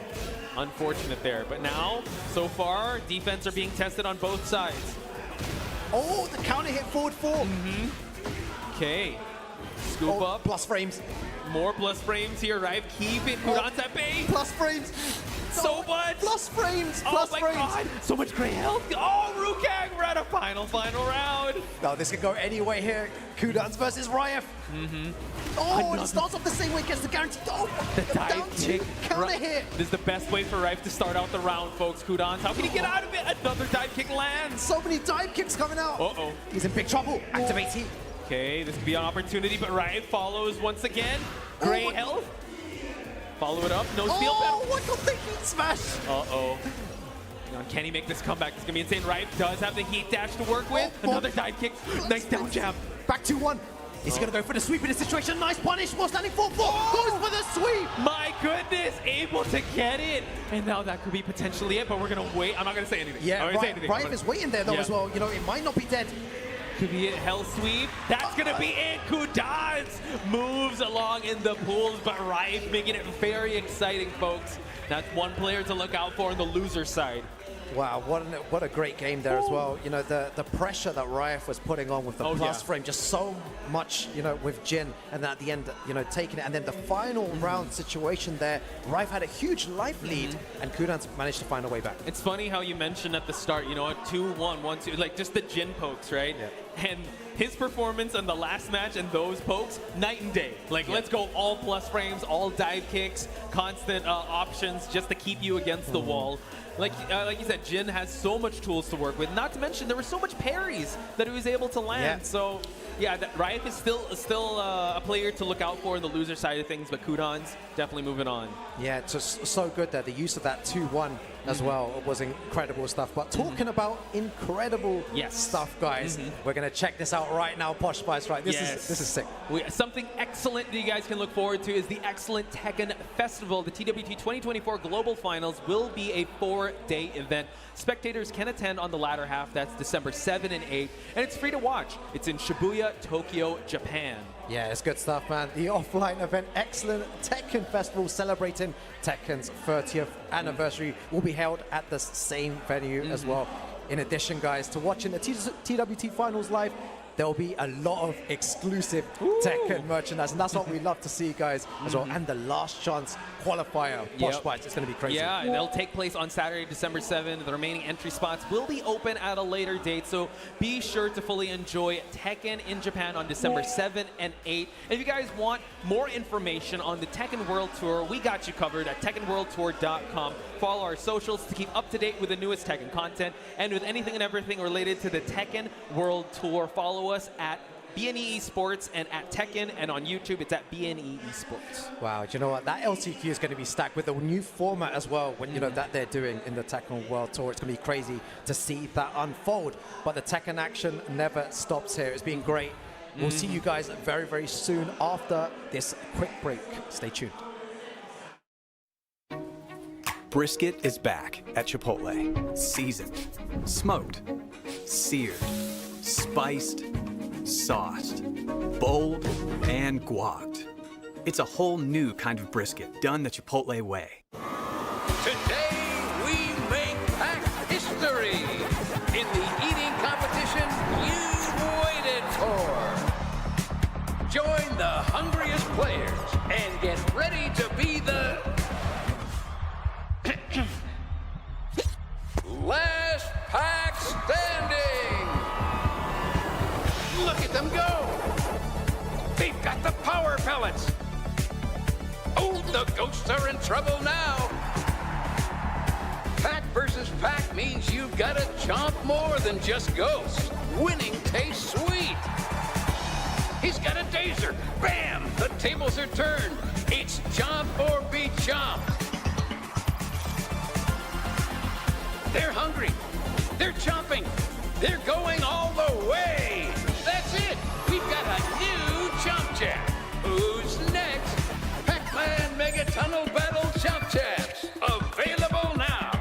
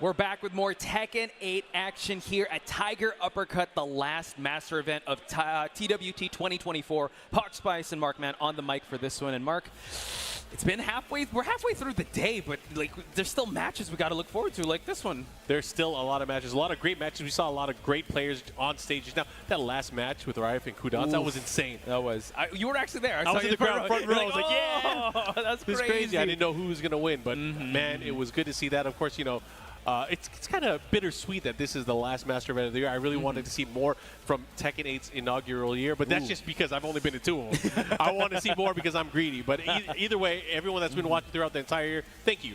This game has really propelled us to bigger numbers than we've seen in years past. We had the biggest Tekken tournament in history earlier this year, and it just makes me really excited for the finals. And I hope you guys are excited too. Yeah, I was going to say, sky is definitely the limit. If we're starting off at the kickoff year like this, what more in the future? And we are going to move on to our next match here. We have Kokoma versus Casimir. And we talked about this side-by-side setup. This is side-by-side setup for instead of the head-to-head setup for the entirety of this. And he definitely has an apparatus to kind of hide his inputs there. Yeah, I see. I was going to say it's like side-by-side, but man, this guy is like, he's traveling with Pandora's box. Yeah. You know, I actually saw him set it up. It takes like a good 10 minutes to set up that Can you imagine the kind of snacks you could hide in that thing? It collapses onto itself as well, so just a heads up. But Casimir, though, is going to stick to the Azucena. The sole Azucena, actually even Watanabe didn't really bring out Azucena. Yeah, he brought out Elisa earlier today. Anyways, Kokoma. Smell no. The he offered peace offering, right? The Hong Tais, yep. He made local news here in Thailand. Yeah, I mean, that product originated in Thailand. Anyways, we're going to go into the action. It's Feng Wei from Kokoma, representing South Korea, going up against Casimir and his Azucena from Pakistan. We've seen how he was able to fare up against Uncle Ben Shaheen. Kind of a slow starter. He wants to be able to dictate the pace of this match, but we've seen how Kokoma can overwhelm his opponents with the options of Feng. That's right. Right now, let's see who's going to take advantage early on. I think a lot of this is going to kind of be dictated by Feng Wei. Feng Wei just one of those characters that has a lot of great attacks, a lot of great ways to kind of take control of the matchup. But first, you got to get that life lead, right? Oh, for sure. Casimir, though, trying to go for the back turn options there, but not going for anything. Good whiff punish on Kokoma's side. Here we go. Heat activated, and Casimir very, very good at activating heat and kind of taking his turns back. But a great duck there from Kokoma, gets the jab punish. Okay, spends the heat, introduces the wall. No, it just goes low that time. What are those? And I like the slight delay there before he went with that down two.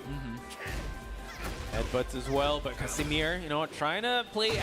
Oh, wow, 4-1+2. Gets the pickup as well. Yeah, he's going to have nice wall positioning here, second wall. And the follow-up here, he's going to keep him there with the running 3-2. That move used to be crazy. That was one of the... We've gone so far, but it's only the first year at Tekken 8. But now Kokoma, a lot of great health to gain back here. Here we go. And again, just to be able to get out of the corner, I like the repeated use of it. The shoulder, though, able to interrupt it right now. Kokoma in another great position, uses his shoulder to his advantage, and now up 2-0 here in game number 1. Definitely a get-out-of-jail-free card, that shoulder. But now, Casimir interrupting for his turns, going low that time. It's so fast and has a nice priority hitbox as well. It does. It's so wide as well. But now, no fish hook there. Running 3-2. Just a little bit of pressure. Casimir now spacing options, unable to get the... Oh, that was 4-4-3. But look at that, able to get the punish. Kind of push towards the wall here. Great positioning for Casimir. He's going to get the big pop up. He should be able to end it here, and there it is. Okay. Round on the scoreboard, 2-1. Casimir showing signs of life here in game number 1. Yeah, Kokoma nodding in acknowledgement. Let's see if he's going to try to adjust. Nice block on the low for the punish. Good wall setting, 1-3 series. Let's see if he's able to adjust a little bit more here. Has his back to the wall. He's going to have to be careful. Casimir again. Great use of that heat activation. Keeping things safe. Back turn now. Able to get a lot out of it. Gets the heat smash. Hard wall break on inbound. But can he get it, though? That is the question. Yeah, all it takes is one really hard hit by the wall. He'll be able to crack that glass open and lead out into the open balcony area. Oh, 4-4-2, able to land here. Tries to catch him ducking, not able to do it, but a jab punish on the whiff, and here comes Casimir. Wow. He has rage. Oh, but the big block low for the rising punish, and Kokoma. Really intense battle. Still a feeling out process here. Honestly, I'm only able to breathe now, Markman. Yeah, I mean, these guys were fighting up in close, fighting in the pocket really trying to take the advantage early on, but Kokuma was, you know, he was playing his game. I feel like even though Casimir was doing very well back and forth, Kokuma was like, you know what, I'm Fengwei, what are you going to do? That's definitely true. And like you said, you know, Fengwei has those options, has those tools kind of dictate how this the match is going to go.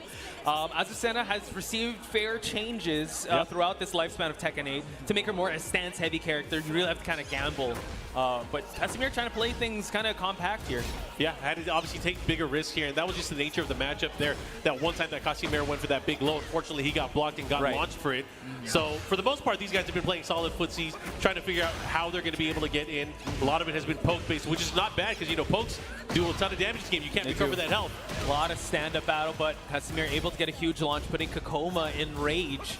Oh, the backswing. Oh, wow. The backswing signal was lit in the sky, and he had to deliver. Definitely not the backswing that we deserve, but the one we need. But if you know, you know. Yeah. Here we go. Again with activation, able to put the interrupt there. Oh, but a big wall standing 2 counter hit. The follow-up here. Okay, able to actually continue on the combo here. The knee. The knee again. So much and pressure. The chip damage from that shoulder advancing with the heat dash cancel just does so much there. Those put him into pretty much a checkmate situation there. True. Wow, back turn big low on Kokoma's side to start the round. Gets the follow-up here. What's the mix? Decides to delay any input for an attack. Okay. And just like that, he is just running away with it. Dude. The big wall standing 3. He is picking him apart, Markman. And now when he finds the big option, he's able to get it, secures the round. Yep, and he's going to close it out with a double shoulder here. 1 round away. Kokuma looking to move further here in the bracket. He's looking quite sharp here. Casimir in big trouble if he can't find a solution. But now, I'm trying to go for more back turn options here, but Kokoma's defense is still really good. Yeah, and you know, he's just using a percentage of his moveset here. You know, there's so many ways for Kokuma and Fengwei to be able to kind of get in. Okay. And Azucena's going to have to just deal with it. Both are in heat. Let's see who's going to pop the heat burst first. No, it goes to heat dash. Nice escape from Casimir. And the fish hook. Ooh, but a good use of the heat smash there here. Excellent punish on his side. Now we're going to wait till Rage. Final seconds on the clock here. Casimir needs to get this to tie it up. Oh, the second hit. Try to catch him swinging here. He doesn't have a lot of life left, but he does have Rage. If he's able to get a clean hit here, you might be able to turn things around. But right now with the lively Kokuma sitting in a great position. There's 10 seconds left here in the round. Really winding it down. Tries to open up with a low, but unable to get it. One too many, says Kokoma. Able to pick him apart and sends Casimir to the loser's bracket. It's really cool to see that he's able to do so much with the big toaster in his lap. An oven. It's like a laptop that doesn't close. It's just like it's constantly. It's a laptop with a built-in dial-up connection. Oh, there you go. Yeah, it's a fax machine for those of you who didn't remember. There you go. It's huge, but yeah. And look at it. He's lugging it around. Look at that. He can't disassemble it. He's still got more matches to play. But we'll see him later. Yeah, so it'll be fine. So there you have it, folks. Once again, if you're just joining us now, welcome to the last stop in the Tekken World Tour 2024 over here at Tiger Upper Cup in Bangkok. Hog Spice and Markman at your service. Again, there's an extra intensity in the air, right? Because we've been talking about protagonists, storylines that we're kind of following. And so far, you know what? One of the main protagonists, like Arz and Ash, is in the loser's bracket now. Oh, well, a lot of the really good players are in the loser's bracket. We were talking about it earlier. Players that are in the top 10 of points for the global leaderboard. Mulko. I mean, Riot is also in there. Yeah. I mean, it's going to be scary. So if you're trying to get points and you're trying to make that qualification run, you know, there are a number of players that can make a power play here in this final event. You're going to have your work cut out for you because whether it's in the winner's bracket or the loser's bracket, you're going to have tough competition either way. Yeah, and considering that this is the final master event, it's not just the points, like to cement your legacy as well. So some people just want to get a really good placement to start out the next TWT year on the right note. So we will possibly see that happening, but we are going to move on to our next match. We're going to have John Cho, the Asuka player that we did see, versus Shinakuma. Earlier, He's going up against Shinakuma, a local hero as well. Yes. Is he using Lars? Yeah, he's using Lars now because he can't use Akuma. I mean, still keep the name. He still got the demon flip, kinda, right? Yeah, that's true. The Anway demon flip. But John Cho, actually, he was up against, I believe it was Kudons. Yeah. He needed to kind of slow it down with the Asuka. I wonder how that's going to be because Shinakuma, you know, he's kind of aggression personified with his Lars. Like he's all gas, no he brakes. is when you talk about Lars players, he's a Lars player. Whatever that means, right? Yeah, but I get it. But let's see. You know what? He did get some time to possibly pick up a pocket character. He might pick someone else. Lars in this new patch did receive a bit of updates, but we're not going to be playing on that. Unfortunately, Heihachi will not be in this mix. Have you got your hands on Heihachi yet? Have you tried him out? I have been playing him. You know, I haven't been playing against people, but I've been just messing around in practice mode. He hits pretty hard. Oh my gosh, like a truck, like a freight train. And I feel like maybe if you get amnesia and you kind of forget things, maybe you come back stronger. I want to try that. Someone hit my head really hard. Throw a meteor like, wow, at me, man. I'm not an old throw me man. in the lava, man. I could do all these things, all this damage. What is gray health? I don't even know what that is. Get that out of here. But like you called out, Mark, man, we can see a Lars versus Asuka matchup, and also in the stage of violence. Oh man, the evil arena. Evil intent, killing intent happening here. This was not sanctioned by the Mishima Zaibatsu here. They did not want explosives. Yeah, this was after Heihachi was kind of taking a break. I did not approve of this. I signed off on what? Anyways, we're going to go into the action right now. We got John Cho going up against Shinakuma. Shinakuma with that Lars. Here we go, activation station. A rare sighting, but Lars now activates, gets the plus frames. Wow, calls for the Rage Art right away. Holds it just a little bit. Just a teensy bit. And it's going to do a lot of damage. It's not going to get the kill here, though. Let's see if he's able to clean up shop. Oh, no, the spring kick. Get out of there. And he got caught looking. Quite unfortunate, but John Cho's got to shake out the cobwebs here. Shinakuma has got to make this a fast brawl here. Here we Let's go. stay alive. Just chop it away. Great step against the orbital. The follow-up, but man, where's the cameraman? Where is he going? Oh my God. Not on his side. But, is that John Cho clean up shop here? Unable to get the follow-up. He's got the install, though. Here we go. Got the Naniwa charge. Okay, nice wake-up option. Goes low. Good punish. Okay, John Cho, all's well that ends well in round number 2. Big counter hit there, of course, to guarantee the extra damage. Tie it up on rounds. Let's see what they do. I like how we just interrupt the stances. Also, the back 3 able to find its mark here. Shinakuma, big trouble. Back against the wall. Yeah, if you guys see in the background there, you can see some of the walls have glowing panels to them. What happens when you touch them is you don't want to find out. You do not want to find out. To be continued, folks. And you do not want to be on that receiving end. So, Shinakuma, a lot of great health. Oh, Arc Blast. Here we go. Follow up here. He's going to get the wall. Is he going to get the hit? Not quite. Able to get it. Low splat here. Oh, calls for another Rage Art. Accept. Oh my God, the cameraman. Not in favor of John Cho. He was like facing the other direction. That was crazy. That's a feels bad. That's not good. That's twice. You deserve it. As an Asuka, she needs. No.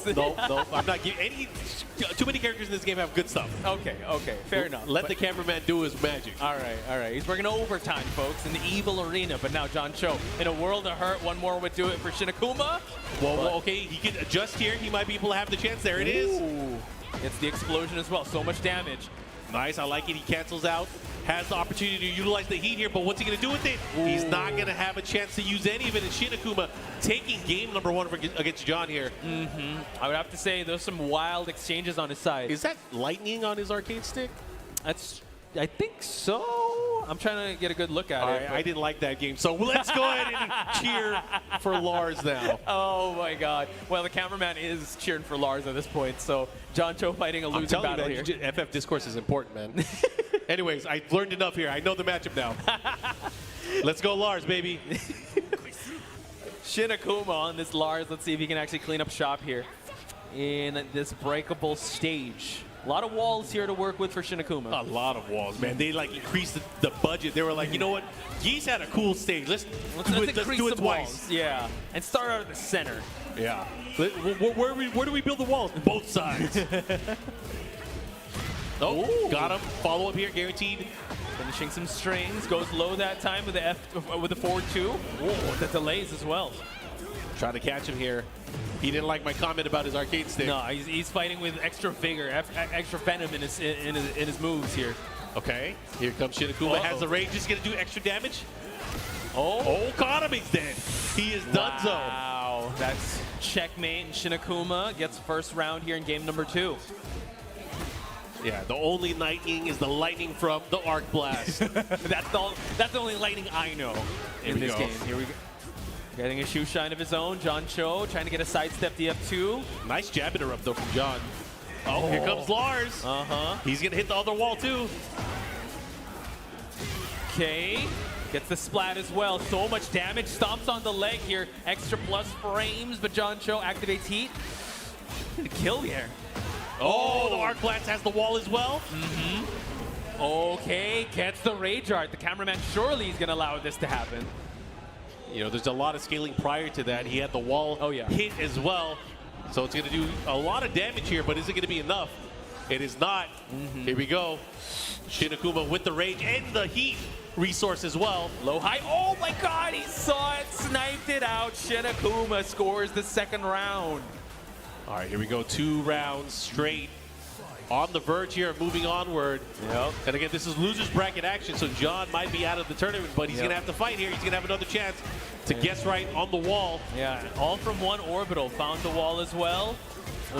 Corner situation on John Cho's side. Oh, goes low. He was looking at him like, what are you doing? What are you doing, man? You can't be throwing gang signs over here, man.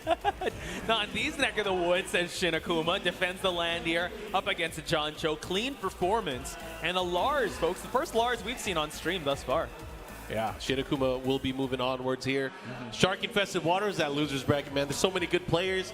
And again, this is a race, of course, to get to that top 48 where we're eventually going to whittle it down tomorrow. And that's going to be exciting because, you know, we got to get to that top 8. We got to award those points. We're going to see who is going to be making it into the TWT finals. That's going to be happening in December.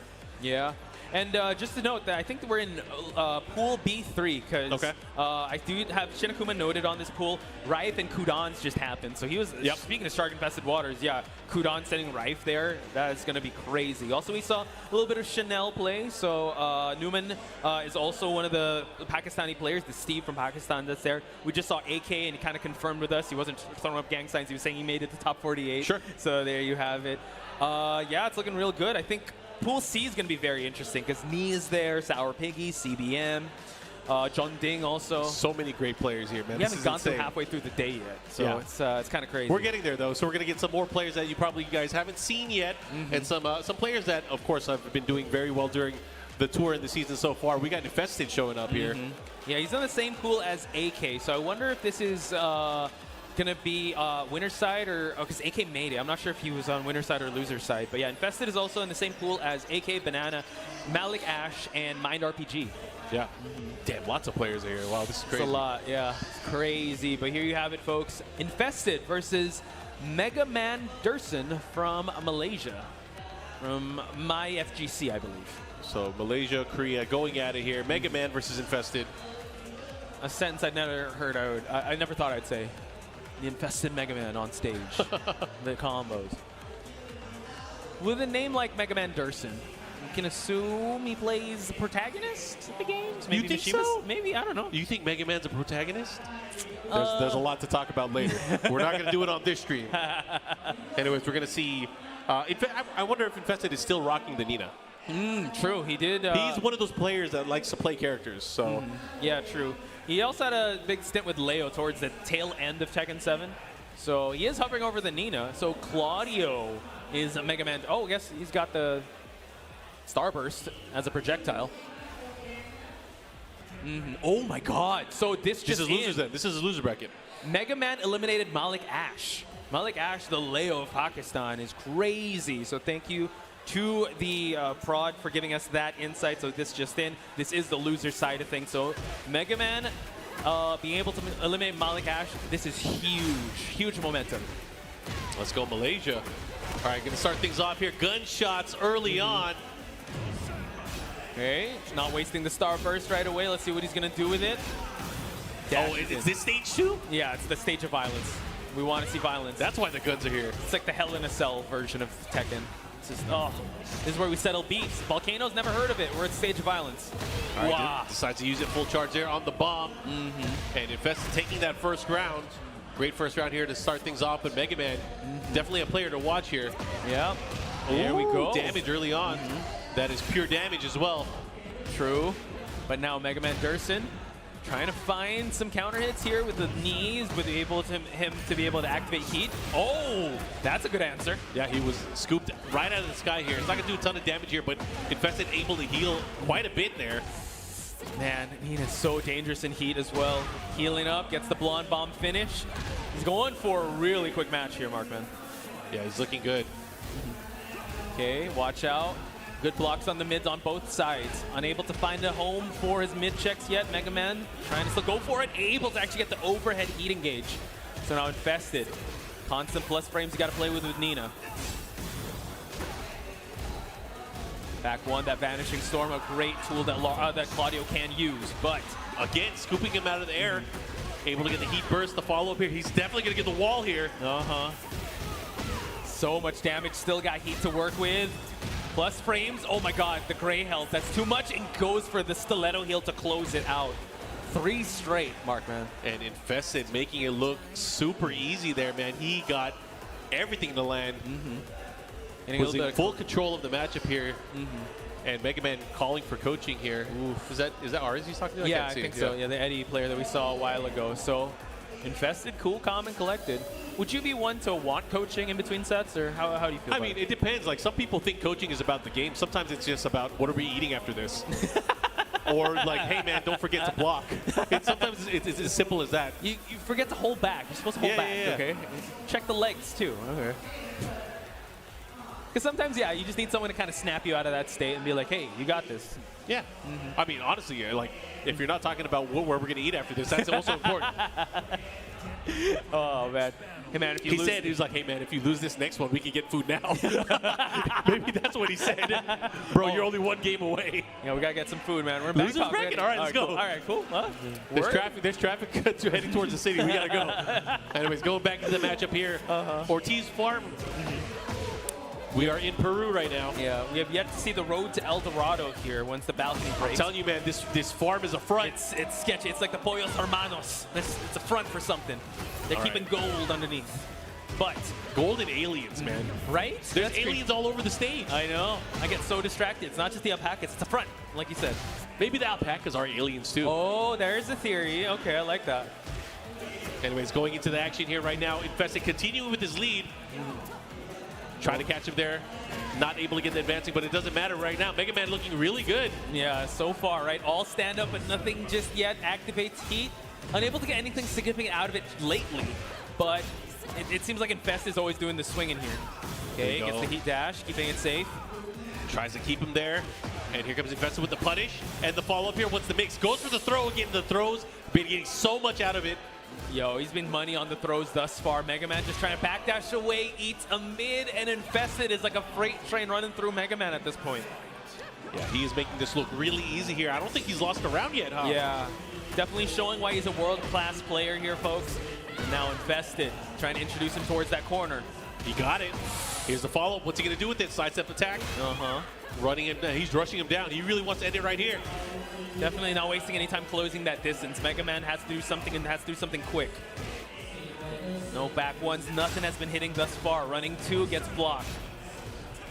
All right, I like that. The trade there, though. He's going to have to be careful. And a whip punish with the Divine Cannon. Wow. And that's going to be it. Incredible performance by Infested. Again, fighting their way out of loser's bracket here.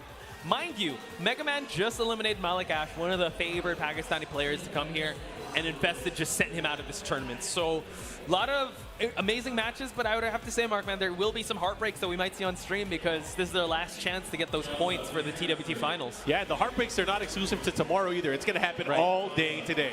I hope you guys are ready for it, man. That's one way to sell the event. There's going to be heartbreaks, ladies and gentlemen. Tune in. Yeah, heartbreaks is like the nice thing, the nice way of saying it. There's going to be people that get their shit pushed in. It's going to be crazy. I can't wait for that. Yeah, I can't wait for that either, folks. So, just an incredible performance all throughout. Infested also having an incredible run.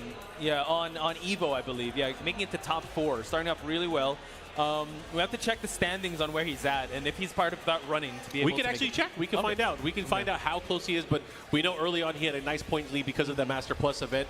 But since then, he really hasn't been making that much that many waves on the master events at the very least. So I'm actually curious to see how he's been doing on the challenger and the dojo side. So as we look into that, we'll update you guys. I think we're actually getting to a very important spot in the tournament as we're more than halfway through, is we have to see where these players that have a chance to qualify and to even make it out and even make a dent and make a shift in the leaderboard. Yeah, that's going to come into play. We're going to be talking about that throughout the entire day and, of course, tomorrow as well, as we figure out who will be qualifying for our top 8. Yeah, just to update everyone, I'm just going to run through it, right? On the 17th spot is John Ding. 18th is Shadow. 19 is Limashima. And then we have King Ray Jr. right on the cusp, on the edge. Yeah, and for a few of those guys, they have to perform extremely well in this tournament just to make sure that they ensure a spot in the finals. Oh, yeah, 100%. And you know what? Knocking at the door of the top 20 is Keisuke. That is so close. He needs to be able to get at least a top 6 performance. Yeah, I think very possible. Yeah, he's done very, very well throughout a lot of the challenger and master events throughout the year. And not just that, I think Japan as well. They've really been embracing the dojo events. There's been dojo events almost every single week happening in Japan. And, you know, a lot of those players obviously were able to benefit from that. So good stuff to that community as well. I think his teammate also Watanabe made it, but on the loser side of tomorrow's matches. So to continue on, you got Farzine, you got the John, you got hometown hero Book also, that's also on the cusp there. Yeah, and Book needs to like win the tournament, right? Yeah, he does. But he has the hometown crowd. You know, Book is always one of those players that can perform at the highest level. He's a EVO Japan champion. He is placed very highly in multiple master events throughout the career of Tekken. So it's going to be good to see if he does well, especially here. It'd be nice. Wouldn't it be great to win in your hometown crowd? That's going to be amazing. Pat Loris just had an amazing performance. If you guys have seen that, he sent Arzan Ash to the losers bracket. For sure. For sure. That was insane. I don't know if you caught me and Ulsan watching. We were just kind of stunned in silence with everyone like cheering. That was kind of insane. And that can happen throughout the day. So just to round things out, you got Tetsu and Yagami also. Mangja is also here. Nii and Dojin. Those are the ones that are kind of on the cusp. Dojin has a chance to. Nii, there, unfortunately for Nii, he has like no chance if he does, because he's been mostly to master events. Right.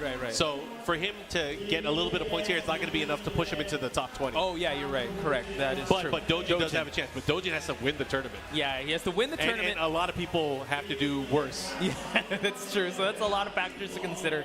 But I mean, just winning Tiger Uppercut in itself, it is a prestigious title, right? Oh, yeah. Put your name up there with Atif, with Dawood, with all the greats. We actually have a wall there outside that shows the Tiger Uppercut champions, right? So, I mean, a win for anyone here is actually pretty big news. So, we're going to get to that in just a bit because we're going to move on over to the stage because we have PHO's Tomoriru versus Malaysia's FGC's Shinato. Wow, there's a lot of Philippine players that came out here. This is great. Yeah, shout out to Tomoriru. I think you're going to like him because he's a king main. Yeah, I remember watching him at Rev, was it 2 years ago maybe? Yeah. Oh, yeah, he definitely shocked a lot. I mean, definitely came in, I believe, like Tekken 7-ish and really made waves with his king. He also has a Lee Shaolin. He has a lot of characters, but he goes for that king. There's a lot of Lee in the Philippines. Right? That's crazy. Shout outs to, what's that, Melos. But, Shinato on the Huarang. All right, so Malaysia going up against the Philippines here. We got the classic match of professional wrestling versus Taekwondo. Oh, we've seen... Where have we seen... Professional wrestling. Professional wrestling. The wrestling. Shining blue to start things off. Shove counter hit. That's guaranteed follow up there with a 4-2. What? Into the leg breaker. What man? Who does that after he dash gets? That's crazy. Tomoriru does, folks. Oh, goes for the heat smash as well. Unable to get much out of it, but back turn. There we go.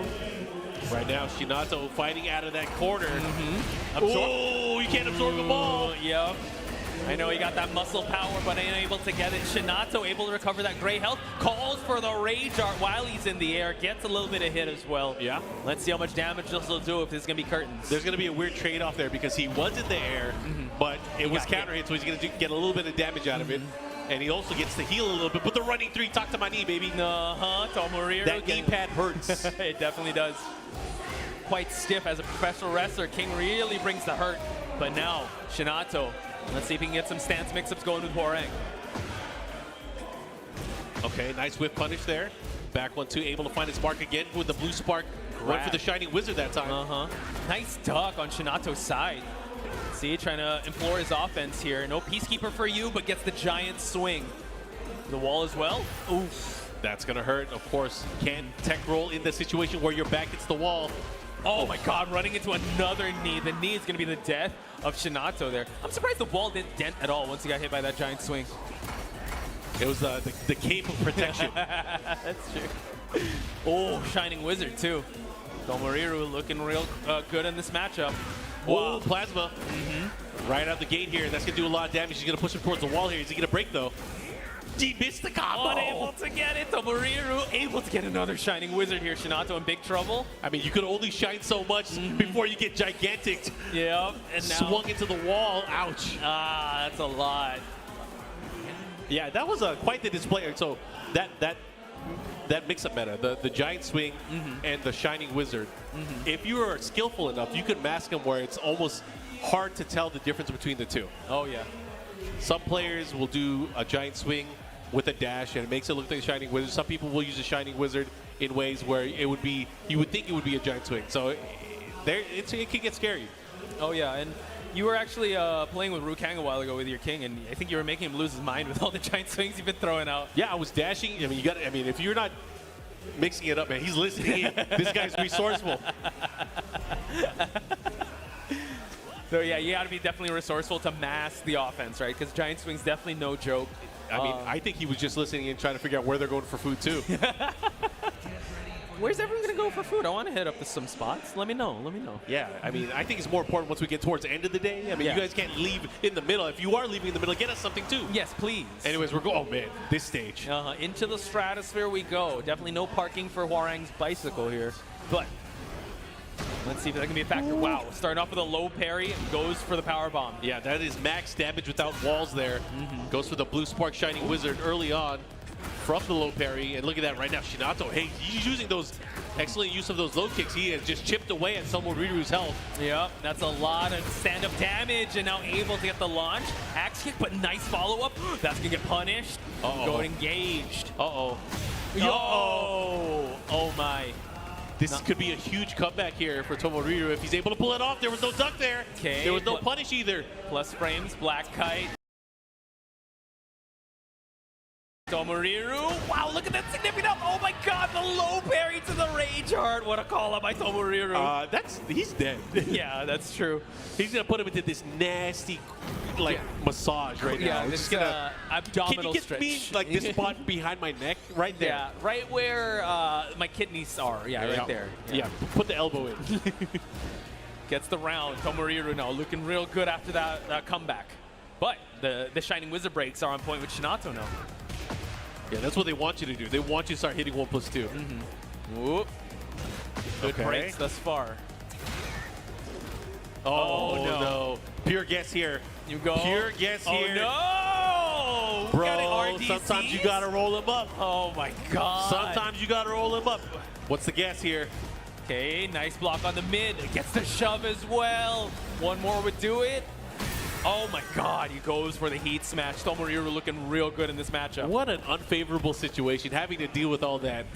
Having to deal with the mix-up, having to deal with the heat burst, the heat smash. That's just brutal. And look at that, there's a punish. Yo, the floor is lava. The floor is lava. Spend it on the dance floor, says Tomoriru, and now gets the heat burst for the wall.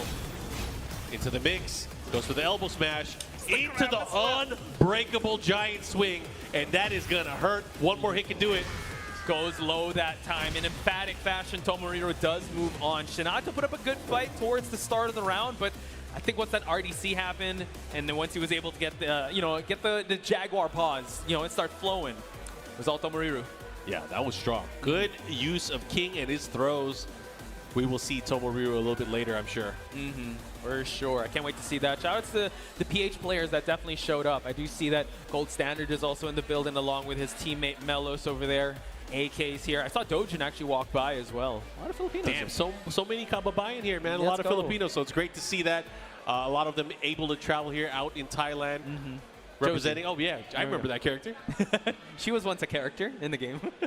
I mean, a lot of characters were, right? Yeah, it's true. I don't know. We still got a lot of seasons to come in. Who knows? Heihachi's back in the mix.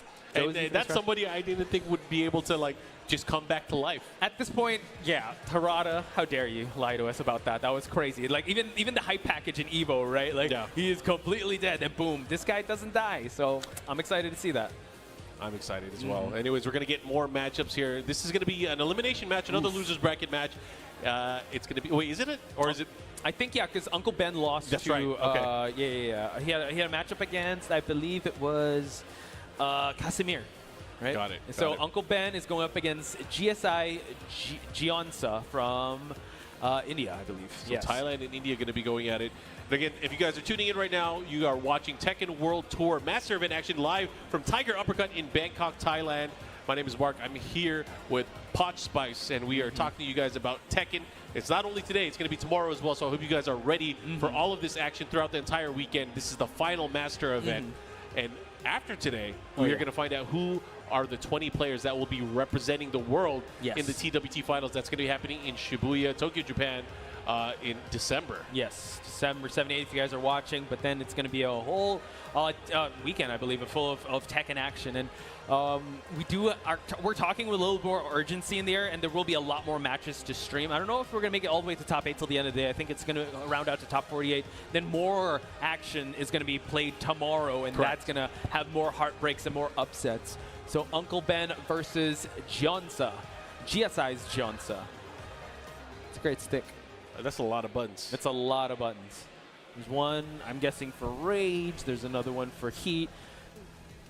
Do you still stick to the 6-button layout, or you want an extra button for like Heat or it's at Rage? You mean 4-button or 6-button? 6-button, sorry. 6 yeah, button. I use 6. I use R1 for Heat Burst, and I use R2 for Rage Art. I mean, having a Heat Burst button is so important. I don't think a lot of realize, because a lot of people do it manually. They just use the 4 buttons because you could do Heat Burst and Heat Smash from crouching position. Oh, you're right. And you can't do that normally. True, true. So it's important, super important, to be able to have Heat Burst or Heat Burst assigned to a button. Oh.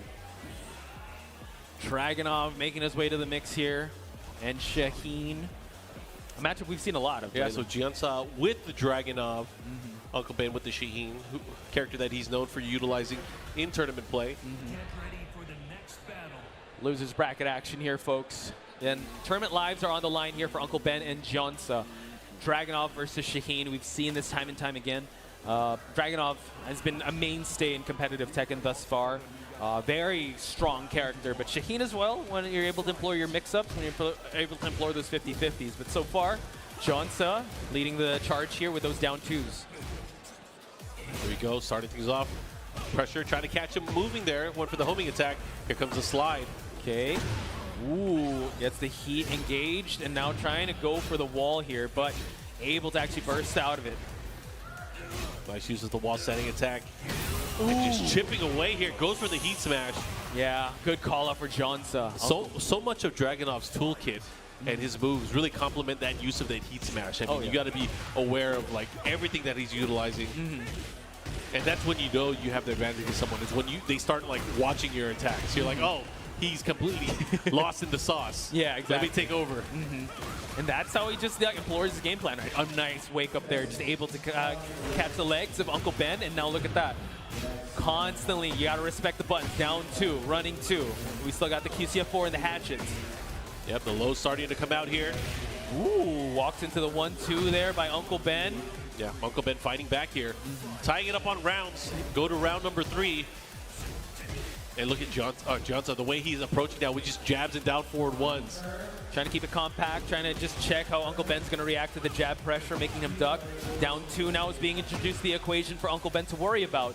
Gionsa now giving Uncle Ben that space. Who's going to get a launcher first? Yeah, Gionsa with the life lead too. I don't think he needs to take too many liberties here. He doesn't need to go too crazy. He's going to get the aerial spike here, the follow-up here. He should be able to push towards the wall. Uh-oh. Now still has Heat to work with as well, just to get the dash. Unable to finish it off, but gets the mid-check for him to get that round number 3. So yeah, I like what you called out there, Mark, man. Just constantly pressuring, he can back away when he needs to, but now leading that charge. QCF4 engaged. Uncle Ben not looking too good, unable to spend his Heat just yet. That hits ground, that's so crazy. And now Gionsa, constant pressure. Uncle Ben not looking too good. Oh, and the perfect for Gionsa to close out this first game. Incredible performance so far. Yeah, good stuff, man. But Gionsa, that Dragunov, man. Dragunov is a menace. Let's see, got to go back to formula. Got to go back to the drawing board. Get ready for the next battle. Did he just call for coaching after he won? Yeah, he is actually. And now I'm convinced they're talking about where they're going to go eat. Oh yeah, like hey man. But how far was it? Down the street? Cool. That was quite interesting. Yeah, Uncle Ben going straight into it, but he wants to get coaching, but he's doing pretty well. Okay. So far, still the same equation here. Back 4-3 here. Johnson now in heat. Oh, get the gray out of here. Wow, just chopping away with the lows. Trying to catch him with the delayed hop kick there for some reason. Unable to get it. Johnson now on a heat timer. Uncle Ben just started his heat game. Oh, wow, just spends it right away. Gets the slide. Follow it up. Gets the first round. Great stuff so far. See what he does here. 1-2, constant pressure. This is Dragunov you're playing with, man. He personifies that pressure. Ooh, he chopped him on the head. Oof. That low sequence from crouch swipe, it is so useful. Yeah, and then you get the QCF4 afterwards. It's still your turn. Gets the break, though. Good option. Gets the second heat smash there. Uncle Ben looking real confident in this match. Maybe just need to get rid of the walls. Yeah. Not only that, you know, the momentum seems to have shifted so far, but now Dragunov doing Dragunov things there. Gets a big counter hit. The follow-up here, he's going to be able to push towards the wall. No, I think Johnson got distracted where to eat. That's why he's like, darn, all right, back in this match. It be like that sometimes. Eat before you compete, folks. Uncle Ben, though, is fighting back here, trying to find a home for that orbital, but gets the heat engage. Whoa, the duck. What a call out. Yeah, and that's tough, too, because, there's no time to react to that as well. You block that, you're getting hit for some extra damage, and here we go. Johnson on the scoreboard again in terms of rounds. Good wake-up option there. Goes for the mid-check after that bar fight. Slides in, doesn't get the QCF4. Johnson now getting checked by the jabs. Okay, movement. Constant pressure on Johnson's side. He wants to make use of this heat, but will Uncle Ben allow him? Uh-oh. Oh, no. Not going to be able to evade that. And right now with the lively, Johnson looking to tie things up on rounds here. Oh, he is... He's going for some moves here. Yeah, tackling for the takedown there, but the rising 3-3 just creates a little bit of that space. Uncle Ben goes heat. Wow, and just like that, Johnson now staring down, actually eliminating Uncle Ben from this tournament. Oh, he crouched just into the wall, standing 2. Big launch combo follow-up here. Okay. Trying to push for that wall as well, unable to get the pickup there, but Johnson's still holding on to that heat. Second hit, the follow-up, caught him straight up ducking there. Down forward to pure launch, has the wall as well, but not able to do a full wall combo, but it doesn't matter. 7 golden letters, and just with like that, he has eliminated Uncle Ben from the tournament. Hey, Uncle Ben tried to throw him his best. Was a little not too quick on the trigger there. Johnson really making use of that heat. I mean, it's Dragunov and personified, right? Just constant pressure, overwhelming you with options, and for him to get this victory is definitely huge. Uncle Ben out of this tournament, but like you said, maybe we'll hit up a restaurant afterwards, maybe some early dinner. I mean, he's going to have to do something because you're out of the tournament. At least you get to watch some of the matches. There's so many more players that are still in the tournament, so many great players. So I'm just looking at the area where the players are kind of staging, kind of waiting for their matchups that are going to be happening on stream. But also in the tournament pit, there's just a lot of great players left. I know you've been taking notes and you kind of been writing down players to kind of watch out for, kind of look out for in the later pools throughout the day. There's a lot. There's a lot. There's one in particular that I really want to see, and that's the Lee Mishima and Yagami in that pool area, and that's going to be an important one. That's going to be happening a little bit later on today, but we're getting closer as well.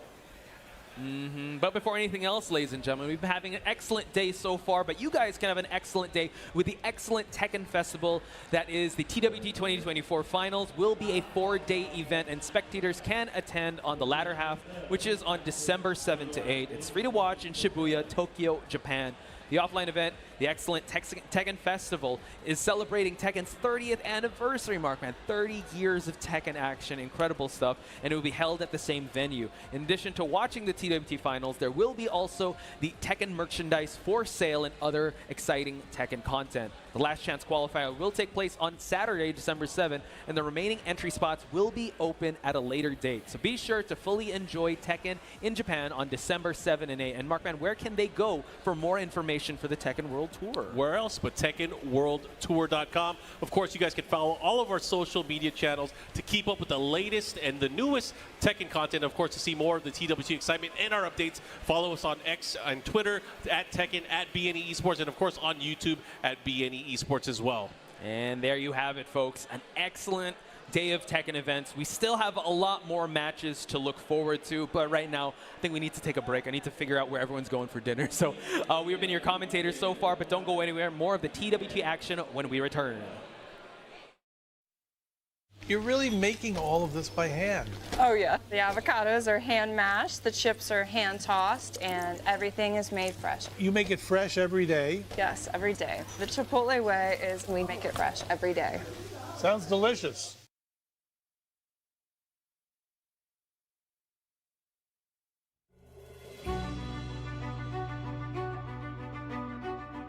You humans toss that word around like it's nothing of significance at all. As if it's something that you can hold in the palm of your hand. Can it be seen if I rip open this chest of yours? Or is the true heart elsewhere? If I crush your skull, will I find it in there? What is a heart? Be aware of your surroundings. Don't let your guard down for even an instant. In prison. Murcielago. Ichigo Kurosaki. Fire Getsuga.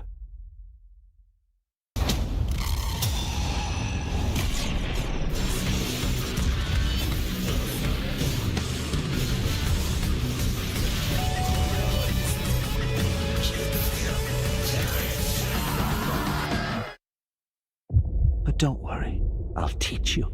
Observe well. This is what true despair looks like.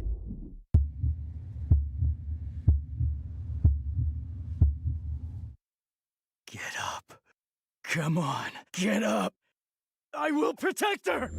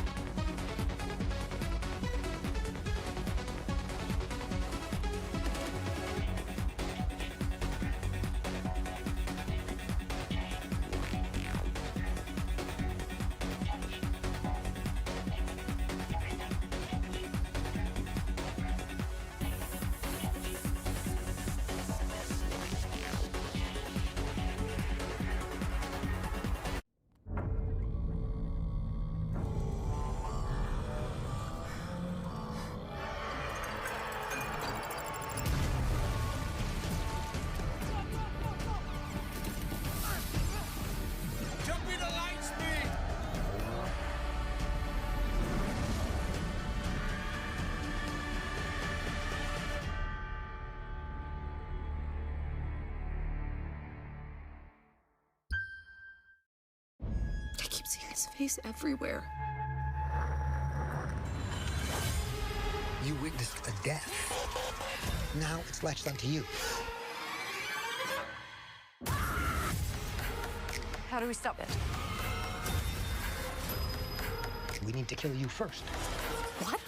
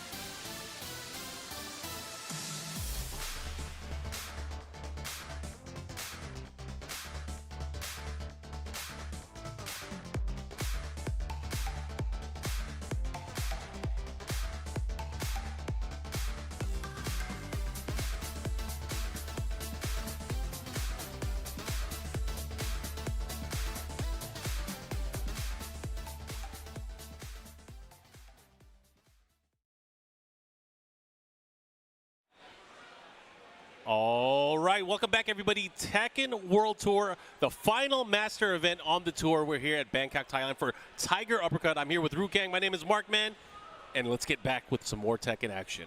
Yeah, it's been a mad one today. I was watching from the crowd over there. It's electric. It feels great, doesn't it? It feels so good as well. And you know the match is going off stream as well. You know there's huge crowds around, Knee especially over there playing as well. It's getting heated right now. You know the stakes are high here at the final TWT Master event here in Thailand. Yeah, and there's just a lot going on, and you know, a lot of players are trying to make their moves to be able to qualify for the TWT finals, which is going to be happening in early December. So again, there's a lot on the line, but there's a lot of cool stuff that's ahead as well. And speaking of cool stuff, yeah, these skate decks, you know, featuring Jin, Kazuya, and Jun. You know, limited quantity as well. Only 500 sets available worldwide. You know, we always ask for Tekken merch, and you know, we have it here now as well. Also comes with a numbered certificate of authenticity as well, and with the anchors and screws, so you can wall mount these, you know, amazing products on the screen. You know, I thought about it. Yeah. I want to wake up in the middle of the night and see that neon sign looking straight at me. Yeah. That's my goal. You know, that neon sign is crazy as well. You know, for people who are streaming as well. Definitely it looks crazy. So nice in the background there as well. Each sign is numbered from 1 to 500 as well. You know, this doesn't come with the certificate of authenticity, but it's still an amazing product there, powered by USB Type A cable as well.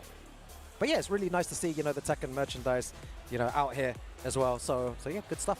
Yeah, if you guys want to pre-order, make sure you guys check it out at store.bandainamco.com. Yeah. But yeah, the action never stops here. You know, Tekken 8, it's such a sick game. You know, we were playing as well, you know, over there. It's so like, you know, you lose track of time when you're playing. You just sit there, you're playing the games, and, you know, 1 game, 2 game, 3 game, and then the whole hour was gone, and then, you know what, the show begins here. But it is a very, very fun game, especially when playing offline here in this environment. I think it's the pacing of the game, too. It's just like, you know, you have to be more locked in, more focused, and things move a lot faster than in past games. It kind of forces you to engage, and I think that's the beauty of it. It's just something refreshing and different. I know a lot of people are having discourse online going back and forth like, oh, it doesn't play like this game. But, you know, it's a new game. A lot of games don't play like the other games. Yeah, it's, you know, if you Wait a minute. Are we going to see this character matchup? Yeah, really? Tight. I don't think we see this too often, so it'll be a nice to see. Yeah, Sour Piggy on the screen right now from the USA versus Essence Dion. Yeah, it's been a while since I've seen Dion play. Dion has been a Jack loyalist for a long time now. All the way from Australia. Shout out to all the Aussie homies as well. Yes. But again, even bigger shout out to the Americans. Yeah, do you know what? The Sour Piggy, I'm super impressed by the way that he plays Bez. Yeah. He was over at London recently, right? Yeah, some of the, you know, the combo optimization as well in these situations. He's such a character specialist with the Bears right now. Yeah. And in the team tournament as well that happened here, insane play from him. Took out 2 members of Team Pakistan. One of the things that I really took notice of, and you know, even though it wasn't a TWT event, the Red Bull Golden Letters event, seeing Sour Piggy in the way that he was playing, he was bumping heads with the top players in there. Yeah, he was very close to beating a lot of them. So him at this event, I have high hopes for him. Yeah, he's been playing super well this whole weekend and the weekend before that as well. So it's going to be good to see how far he, you know, progresses here. But Dion, you know, 1 round already on the board. Oh, the forward 2 there. Yeah, humongous damage. Demonic bear paw into the follow-up here. That's going to hurt. It's a mix-up. Yep. Yeah, very good stuff. Yeah, that running move as well, and the ability to take so much chip damage with the bears. It's always really good to see. Yeah, and Jack is not going to evade that. Jack's a big boy. Jack is definitely not going to be able to avoid that. Try to get a punish in. Gonna get the guaranteed stuff after this as well. Goes for the low. Here we go. Double hit, the follow-up, and he's still able to hit the combo here. Has to activate. Yeah, gets the trade here. With the right combo, good kill here. Very, very good stuff. Dion, great. Nice, able to clutch it out here. Will he be able to win another round and take game number 1?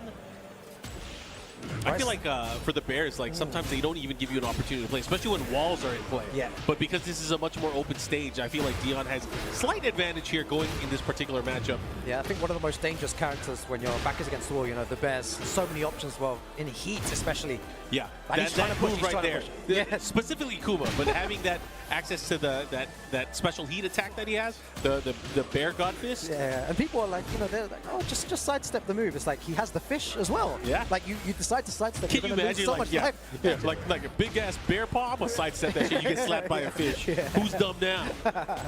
Oh, unlucky with a float there as well. Okay, trying to get swiped. The range here, looking for that opening, that opportunity. Yeah, both of them playing at that range 0 as well. Super close. Activate T. Ooh, that was a great power crush. Oh, the follow seeds. seeds. Oh, and the running attack to follow it up, and Dion Green on the scoreboard first here against Sour Piggy. Sour Piggy's gonna have to think things through here. We got Shadow 20Z up on the stage here, offering some words of advice to his fellow American player. Yeah. Looks like he's looking for some coaching as well. You know, Dion. Wonder what Shadow's saying to him. You know, he needs to really adapt. I know exactly what he's saying. I hope you get a wall stage, bro. I hope you get a wall stage and put him into that blender. Yeah, it's mad to think that, you know, if the wall stage does come now, the game just changes completely because he has that space. He takes him to the wall with one combo, and we've seen the amount of damage that Kuma can do at the wall into the mix-up. It's most likely the round when he gets that combo into the mix-up. Yeah, and you just got to think about the access to chip damage he has as well. It really eliminates the situation from being, you know, if you say you get launched, so you get hit by a nice solid launcher early on, you have one guess and you lost the round. Yeah.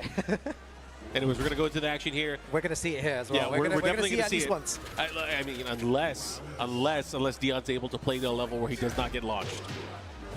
Oh, he was already looking for it. Oh, unlucky. Okay, this could be bad.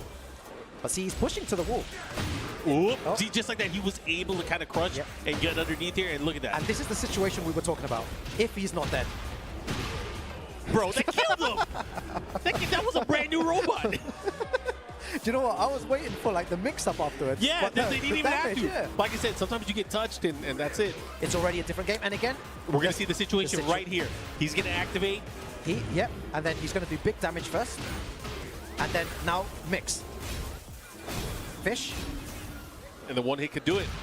One hit could do it. Nice shotgun, counter hit, throw break. Yeah, but we were saying this before. That situation is really messed up for anyone. So one launcher, you need to be very careful. And a great punish there from Dion Gray. Definitely not exclusive to Jack here. It's anybody that has to deal with Kuma in a wall stage here. You cannot let him get that wall advantage. You cannot let him put you in the blender. The thing is, there's not many ways to kind of counter it here. No, you have to just firm it and just, you know, even if you do decide to step in that situation when your back's against the wall, it's very dangerous. Yeah, and wow, he is making all this work. Oh, he could have had the follow, but it doesn't matter. Completely different game again with walls. Yeah. The game just completely changed. Dion Gray had more control in the Infinite State, and a great rule, you know, to the Tekken World Tour 2024 is that it's random select always, Markman. Yeah. And I think it's good we get to see a variety of different stages. You know, if he had the stage select here, he would go straight for the Infinite for sure. Yakushima, for sure, yes. 100%. However, because it is with luck in your hands, the odds, what are the odds of getting the big stage and not getting the big stage? I got to ask you, Duquesne, what are the odds? You don't have to do the exact Do you know math. what? I was about to do the whole maths in my head, man. But I know that, you know, with the odds, I know there's like they've done the percentages so that it does land, even though there's only 2 stages that are, you know, with the walls, you know, kind of bigger, yeah. It does come out a lot more often than the, you know, obviously the first block we were commentating, and it came out many, many times. Yeah. Well, I'll tell you what the odds are. I'll tell you the real odds. It's 50-50. You either get a big stage or you don't. Wow.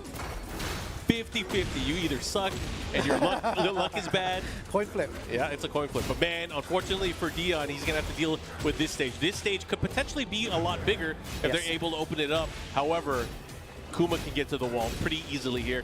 And vice versa. I mean, you know, Jack can do the same. But again, it's a lot scarier. Oh! Big opportunity, able to clean it up, and Dion on the scoreboard first here in match number 3, or game number 3.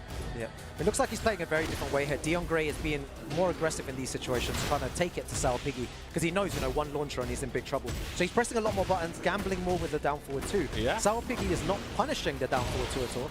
So Dion Gray more inclined to do this. Here we go, puts him into another mix-up situation, gets the follow-up here, goes with a low, back to back, and wow, look at that, Dion Gray 2 rounds straight. Yeah.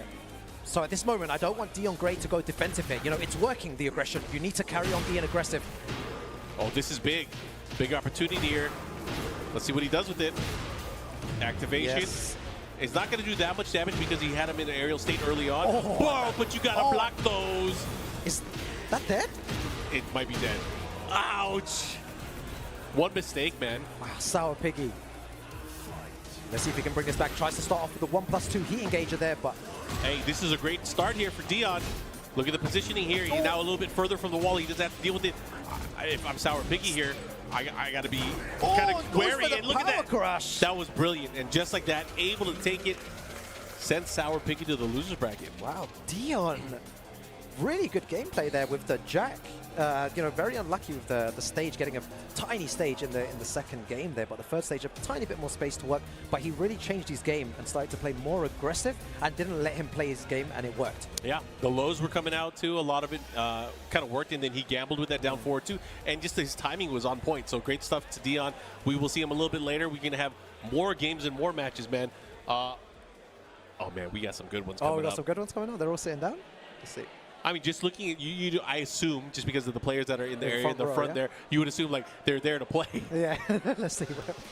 But either way, if you guys are enjoying what you're seeing so far, make sure you guys stay tuned, stay locked in. If you don't already follow the channels on both YouTube and on Twitch, make sure you guys do so. There's a lot of Tekken action this entire weekend. Of course, there's still the finals that's going to be coming up in December as well, and that's not that far away. It may seem like it. You know, we're in October right now. Yeah. Sooner rather than later, man, we're going to see a lot of these players once they know the field of people that they're going to be playing against. There's going to be that prep time. That's going to happen. People are going to have a little bit over a month to prepare for the madness. Yeah, we're going to find out who's going to qualify for that, you know, global finals here, you know, during this weekend of Tiger Uppercut. It still can shake around a bit, you know, the bottom people, you know, at the bottom of the leaderboard. I'm not going to say it. I'm not going to talk about it until we get towards our top 48 later on today. However, there are a few players, if they do very well and even get into the top 64 or even out of pools, they'll have a chance at securing a spot. And we'll talk a little bit about that later. One of the players that comes to mind is Lee Mishima, who traveled all the way from Argentina. Yeah.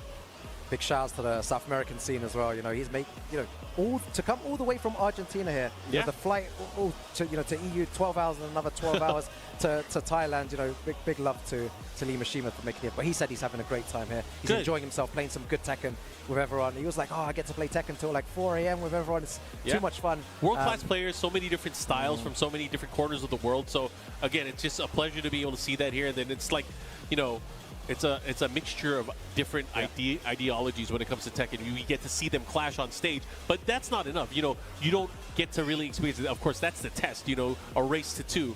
But these guys are playing a ton of matches, whether it's the team tournament from yesterday, the casual matches. There's just so many great players here with so many characters, too. Yeah. All right, but here, next up on stage, we have Tunk Jr. 904 versus Dewey Storm. Yeah, Dewey Storm, I believe, uses Nina, local player from Thailand, had spent some time in the United States as well, going up against Tunk. Tunk representing the Philippines. Cool. Yeah, it's going to be good to watch this match as well. I played against him yesterday as an Eddie player, actually, another Eddie player. There, you know, there seems to be a lot of them around today as well. Very tricky characters to kind of navigate, you know, around. There's been like 6 or 7 Eddie players. This is kind of crazy. Like, they had the annual Eddie meeting over here. Yeah, lots of Eddie. A very fun character to use, though. You know, if anyone here, you know, is new watching the stream, Eddie, you know, is a great character to pick up in this character, game. Yeah, for sure. Very good. All right, looks like these players are going to get ready to get locked in here. It should be Eddie versus Nina. That's what we expected. This is a story match as well. Oh, the special intro. Oh, that. Do you know what? The new addition to doing that is really good. Yeah. The little interactions there at the beginning. All right, starting things off here. Dewey Storm representing Thailand with that Nina. Going up against Tunk representing the Philippines. Or America, I should say. Got it. Boom.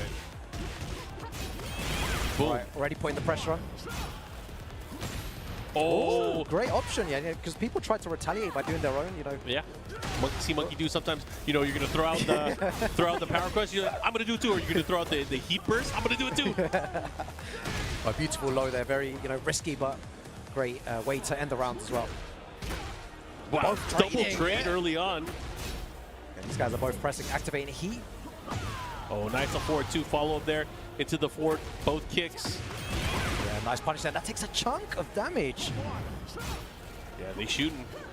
Again, using the same thing, activating heat and then using a grab to nullify options. Oh, what a whiff punish as well. That was huge. There's the follow up here. He should be able to close it out. Has the wall as well. Oh, just short of it. But Tunk able to get 2 rounds up early. But the floor is lava, you know what they say. All right, goes for the power crush there. Unfortunate. And just Juice still putting pressure on. You know, he's still not scared, not deterred by anything. And I feel like he's going to take the round here. Yeah, I mean, he's very close to working that magic here. Maybe that's information for Juice Storm there. You know, he did the power crush. Tunk Jr. didn't punish in that situation. Maybe it's good to test his knowledge a bit more here. Yeah, sometimes it's a slow climb. Oh, up forward 1. Yeah, follow up here. There's the wall. Oh, he's making a nice little comeback here as well. Into the betrayer throw. That first part unbreakable, of course. And he's going to get the full. Removes that gray health as well, and a perfect there. Bro. 2 very quick rounds. That was definitely gathering information, because right now things are starting to work out. Oh, but that's going to guarantee a follow-up. Is that the heat engager? No, opts to save it for later.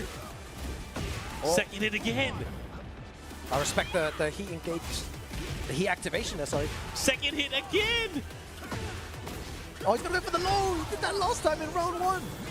Oh, he's going to get... I respect it. I love that. Great option there. Heat burst out of his heat smash.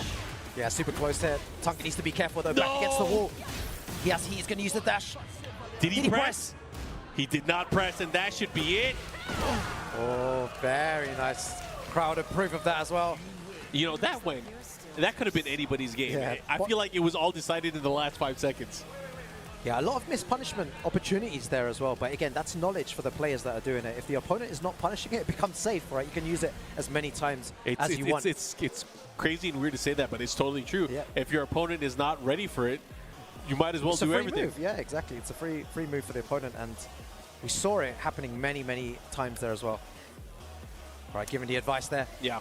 I remember the last time I played a match against somebody, we had like a set and we were playing, and some of the advice that somebody gave me was like, hey, quit playing him like he's good. And that completely clicked for me. I was like, you know what? You're right. Let me go crazy. And it ended up working. Yeah, and it's nice to see as well. That's his father on stage as well, who I met yesterday. So it's nice to see him giving him advice there, and giving his son advice on how to beat this this player here, using Nina, who's a very strong character. Let's go to the beach.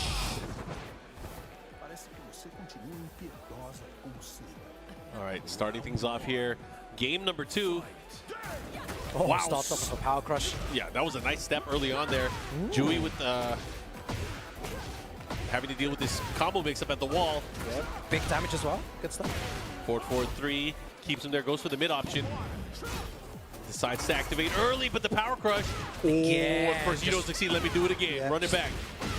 Again, dangerous position, back against the wall. What's the pressure like here? How do you get out? Beautiful. That's one way to do it. Proper use of the heat smash.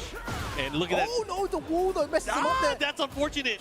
Oh, needs to be careful here. Juice Storm still has access to heat. Uh-oh, bad And he's going to activate. What's he going to do though? How is he going to utilize it? He can just throw anything out at this point, you know, and it's safe. Into heat dash. Oh, but he got thrown right through the power crush. That is unfortunate. What a great read in, what a great option there from Tunk. That was crazy. Yeah. And the follow-up. All right, nice while standing punish there. Right, activates heat. Again, just interrupting everything. Yeah, he's trying to put pressure on for sure, back against the wall. He needs to be careful with the power crush as well that grabs it, because that's what Tunk's been doing a lot. Oh, damage, though. Chewy making great use of that throw. Elbow check to the chin. Oh, catches the float on the up forward 1. Negativa stance. Good option there from Juice Storm, going for the power crush. Both players just swinging right now. Second hit. But because he was in the crouching state, not able to get the full launch. Oh, nice little float. No! Oh, that's unfortunate. So many drop combos. Okay, sides at 4 again, the back to back. Oh, it could go either way. Yeah, Both players have to be careful. It's really close. Oh, I thought that was going to be punish countered. that. This time getting a great punish there with the back 1+4. Much faster now. Yeah, Juice Storm 1 round away from moving on here. He's really feeling himself. You can see the movement at the end there as well. Oh, tries to catch him pressing buttons. He didn't press, he didn't try to get a punish there. Nice power crush. Oh, what a low parry. That's so dangerous and to what do a in that combo. situation.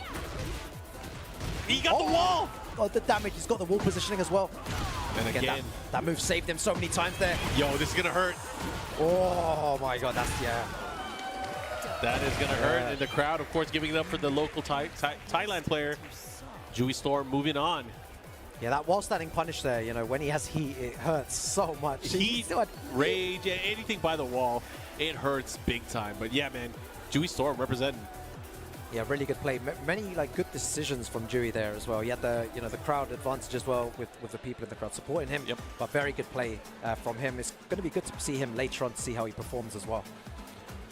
Yeah, I didn't get to ask you early on. Do you have any picks for players that will disrupt the flow of the TWT Top 20?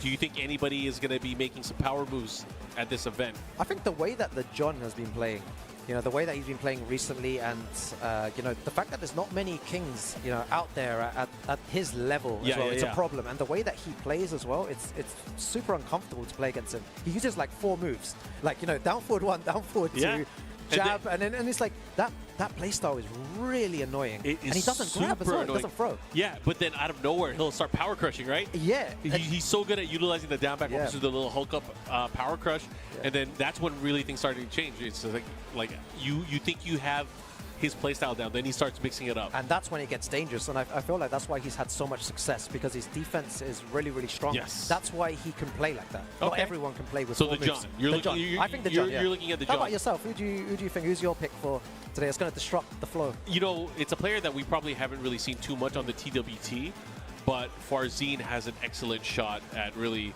qualifying this weekend if he's able to place high enough. And it's been proven that he's been able to hang with some of the best players out here, whether they're from Korea, from his home country of Pakistan, or just anywhere else. He's been able to really do work with his Victor, and he uses a little bit of Dragunov as well. So I wouldn't be surprised if he does very well later on in the tournament when we see him play. I think having those 2 characters as well is going to be difficult for anyone. Victor, for example, if you start off with him, your opponent doesn't really know what to do. You can just steamroll. But if somehow the opponent does have the knowledge and doesn't win there, the Dragunov can come out. Yeah, that's always the new character test, is to see what people know, right? But there's only so much information you can get, and are you willing to throw it away with the game? Do you want to test it out? Are you that confident? But obviously he's confident in his Victor. He's been using Victor most of the time from all the events that we've seen him at. Yeah, Farzine is definitely a good pick. Those young man reactions as well. He's always been placing really high all over the world as well, even in his home country. All right, up next, guys, we got Wolfman Bell versus RTM. Thailand versus Indonesia. All right, let's go Wolfman Bell. Again, 2 characters that we've seen a lot of today. Nina and Claudio. They're like themes over here, man. Yeah. Everybody's picking Nina, Azucena, Claudio, Nina, Eddie. Yeah. We saw a lot of Devil-Jins too. Yeah. More than normal. Yeah. That's good to see, man, the variety of different characters in this game. All right, starting things off. Let's see how this is going to play out. Wolfman Bell with the Claudio. RTM with that Nina Williams. Wow, that was just able to evade right underneath it here. Cashing in big damage at the wall. I feel like with Claudio, it's someone that loads of people are familiar with. People know they know what's coming, right? Yep. You're going to back 1, hop kick. That move there is the down back 1+2. But it's very difficult to stop. If RTM starts sidestepping too much, the back 1 is going to just come out, right? If he starts backing too much, the hop kick as well. So many good tools, basic tools, but very effective. Yeah, Claudio has amazing utility. If he's able to make things work and he's able to get the right read on an opponent, he can do wonders, right? Yes. But he has to put in the work. He's not blessed like a Dragunov or a Fengwei, where he has good choice of multi-utility moves. He has moves with intention, and he has to make sure he's able to utilize them. Yeah, hard to play at a high level, but when you put him in the hands of people like Hafiz Tanvir as well, becomes an absolute monster. Yeah. Okay, nice. Already had the duck locked and loaded, ready to go.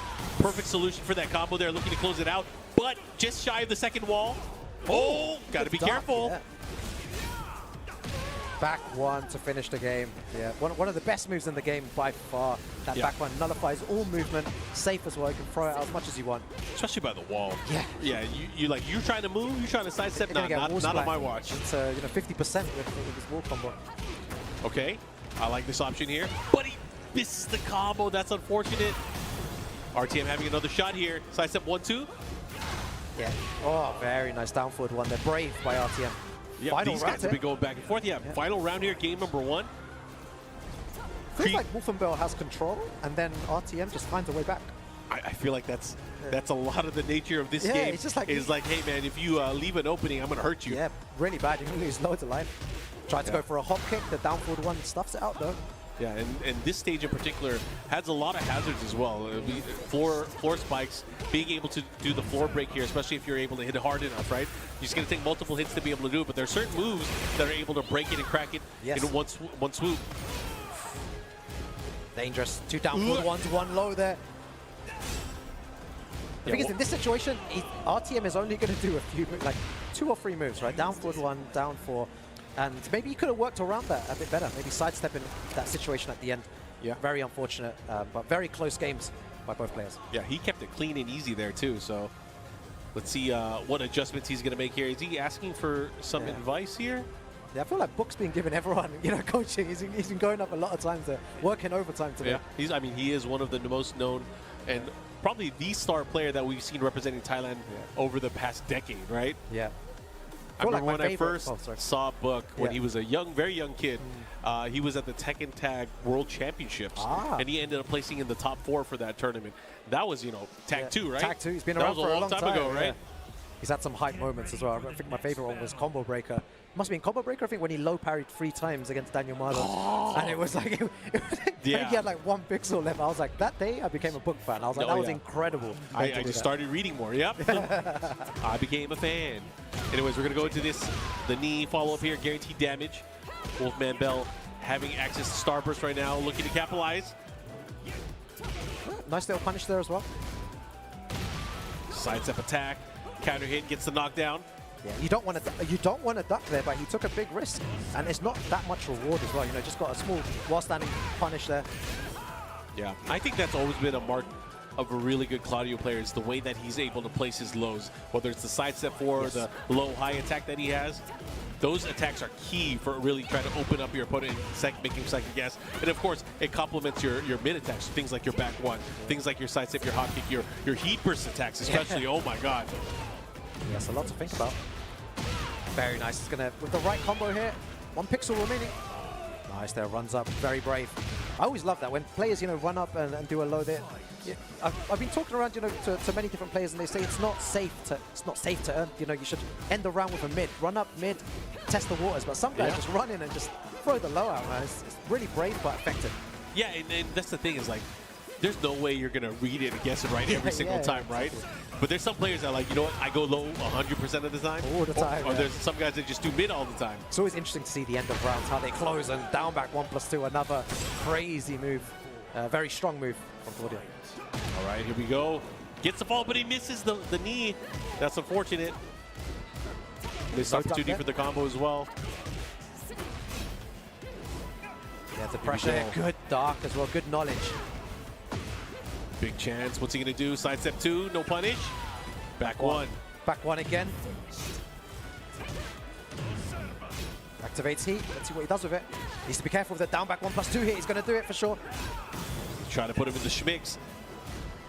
Good positioning, but here we go. Heat dash cancel. Big damage. 1 more hit can do it. Goes with the low again. So that's twice in a row now. So how is it going to play out here at the end of the round? If he manages to get him down to that situation, 2 lows to finish things off in the 2 previous rounds. Are we going to see this same situation once again? A little bit of foreshadowing. Sometimes the Tekken gods do that. Yeah. Okay. Standing pressure. Here comes Wolfman Bell turning things around. Yeah, you were talking about that earlier, the utilization of the sidestep 4 as well, using the lows. Great heat burst there. Oh, look at that. And the extra damage. He should be able to close it out here. And just like that, Wolfman Bell on the scoreboard, tying things up 1 game apiece. Yeah, Book's advice worked there. It's really difficult to get around that type of play, and the more that he, the more that he uses those lows, the more effective his mids are going to be later on. It's going to play on his mind for sure. Utilizing back one a lot more here, and it's working. And now going for the Fang. Drop the guns to bring out the big guns. Damn. Claudio Fengwei. Yeah, surprise, surprise. Coliseum of Fate.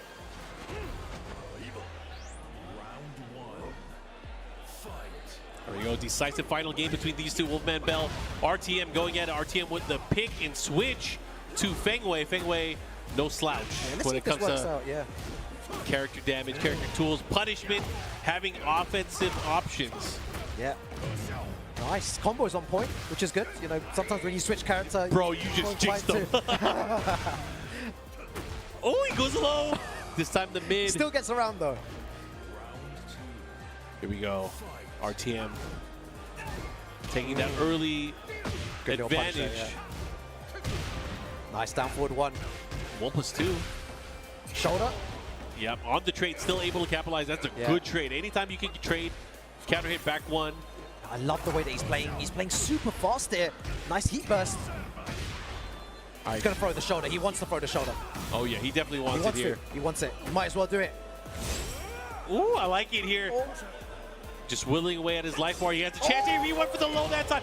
Bro, he still did it. He still did it. He had a tiny bit of heat left. He was going to dash into that as well. Very safe. You know, mid as well, going into +5. But I love the way that RTM's playing. Super aggressive. Not letting Wolfenbell get anything started here against the Feng. Oh. Big whip and the down back. 1+2 there. And this is dangerous for him. Back against the wall. Oh, and that's unfortunate there. But RTM having access to not only being able to heal a lot of that life, but he also has heat as well. Oh, it's dangerous at the wall. But you got to do it. You got to get in there. Oh my, it's 1 pixel. 11 doesn't use his heat mark, man. You pointed it out there. He needed to activate. He needed to find a way there in order to make a comeback. Okay. Nice damage here to start off the round. Oh, both of them just throwing mids out. Mids and highs, no one going low here. Oh, the second hit. Oh, and great way to snipe out that up forward 4. Big hop kick, but he drops the combo. I didn't say anything that time, Mark. Bro, you meant it. I felt you talking about it in your mind. I wasn't going to say anything, and he dropped it still. Down 2. Good size. Oh, my God. I thought he was able to get around. Oh, this is huge. This is so close. What's he going to go for here? Oh, he's going mid this time. No, he's got heat, man. Second hit. Oh, my goodness. Oh! Wow, the support for Wolfenbell here. Final round. Tiger uppercut. This is huge. One of these players will be able to move on.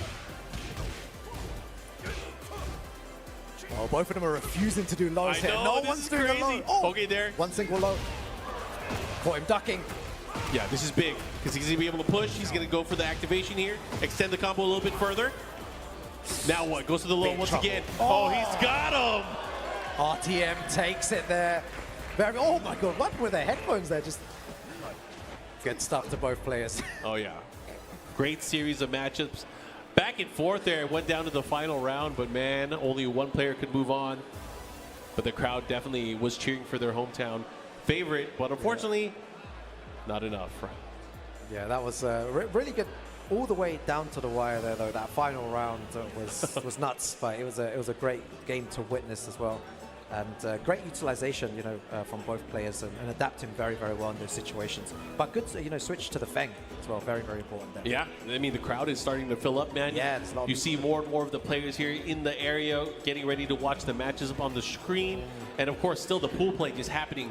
And, you know, just people getting decimated left and right. Yeah. But, you love to see it. You know, this is one of those events where there's just so many good players. It's bound to happen. Yeah, for sure. Yeah, with the caliber of players around, I was saying earlier to Washbice as well, like, you know, maybe a couple of years ago, 5-6 years ago, it'd take a long time before you'd see matches like this, you know, maybe top 16, top 8, but now you're getting them in top 64, you know, in pool games as well. And so it's great to see, you know, so many strong players, and the number of strong players as well has increased over time. So more people playing this game. It's great to see. Yeah, it's great too, because you see more and more players traveling, and this event is, I think, a great example of that. You have so many players that have come from outside of Thailand. You know, back when we used to watch major events, sometimes there would only be a handful of players that are traveling, right, that are coming from different countries. But this event in particular, I think I'll probably do a count, I'll probably do a check later on, but there are players from all over the place. It's crazy. It's good to see that. Really lovely to see, yeah, as well. Like the players from Pakistan coming down strong, you know, many of them traveling to Thailand for this event. I can't wait for this matchup here.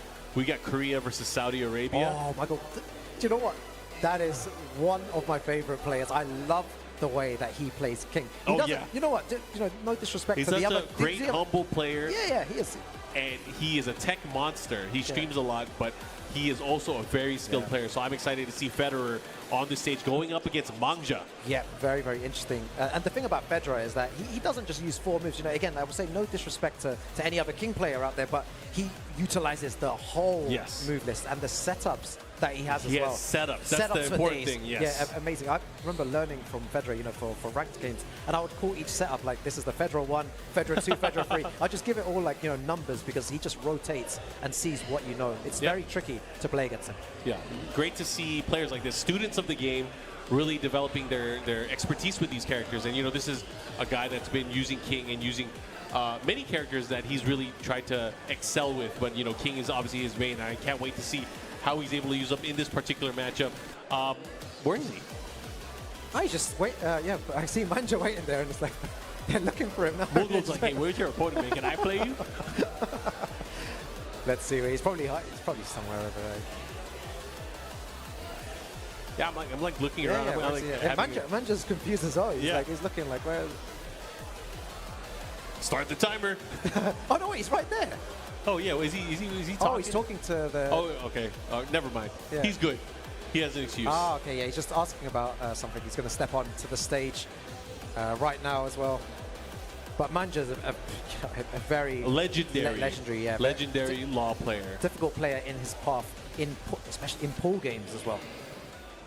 Yeah, he's had quite the TWT so far. He's traveled to many different places. He was over at Versus Fighting, I think, where he did very well over there, but not well enough, right?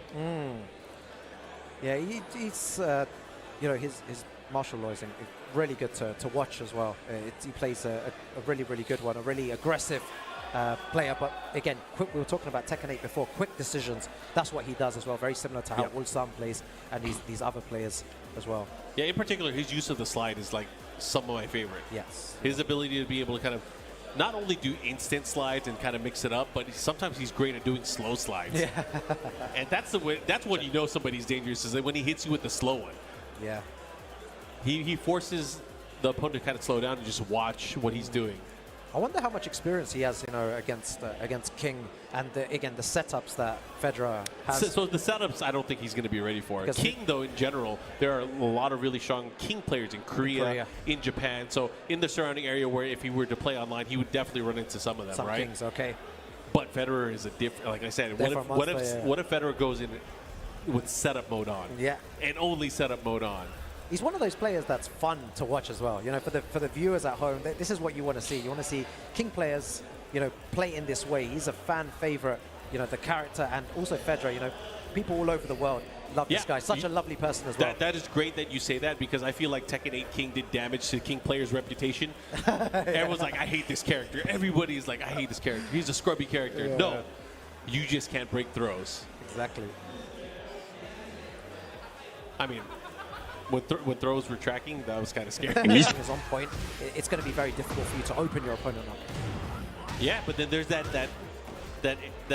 number of people that are like, hey, you can't break them all, right? Yeah, exactly. And it's true. I've seen some of the best players like get throws, especially in this game, right? Yes. Throws are scary again.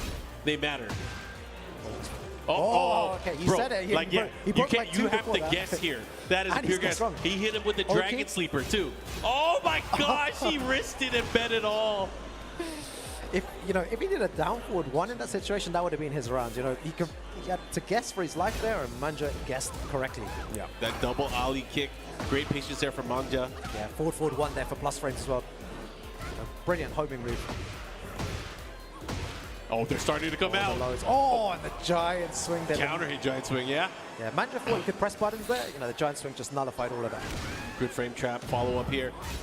Let's see what he does. He goes down 1 neutral 2, able to land into the rolling Sobot. Nice there. Beautiful little sidestep into the down forward to take that there. Fedra is definitely going to hold his ground against Manjo, one of the best players in the world. Oh, what a great option there from Mangja. Goes for the nice flip kick. Follow up here. He's going to get the extra hit. Yeah, he's trying to push him to the wall. You can see that. There's that slide again, the slow slide. He put him into a little bit of a mix there. Beautiful punish there as well. Yep. Yeah, that's what you were talking about beforehand as well. The slow slide in that situation shows the caliber of player he is. Yeah. He's able to slow things down enough where you're forced to kind of watch if he's going to do it or not. Ooh, last hit. And there's a quick one, too. You got to be ready for both. Oh, both of them activating heat safely.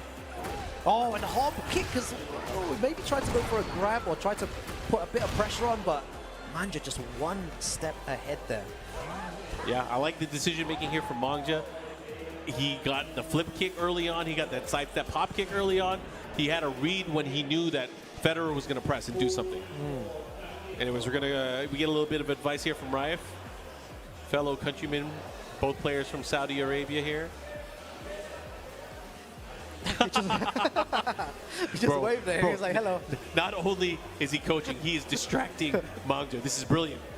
It's always good to see the other player's reaction when someone else coaches. You know, some of them are shocked. Some of them smile like this is like, you know, he's got no chance. And then others, you know, start listening in and others bring their own coach. It's funny to see. He has to wait patiently there while Ryan tells him everything. He's giving him a good breakdown, though. Like, it's not just one of those, you know, 1 or 2 things to adapt. He's That's what you think. Like I said, you don't know what they're talking about. Now Kakuma. Uh-oh.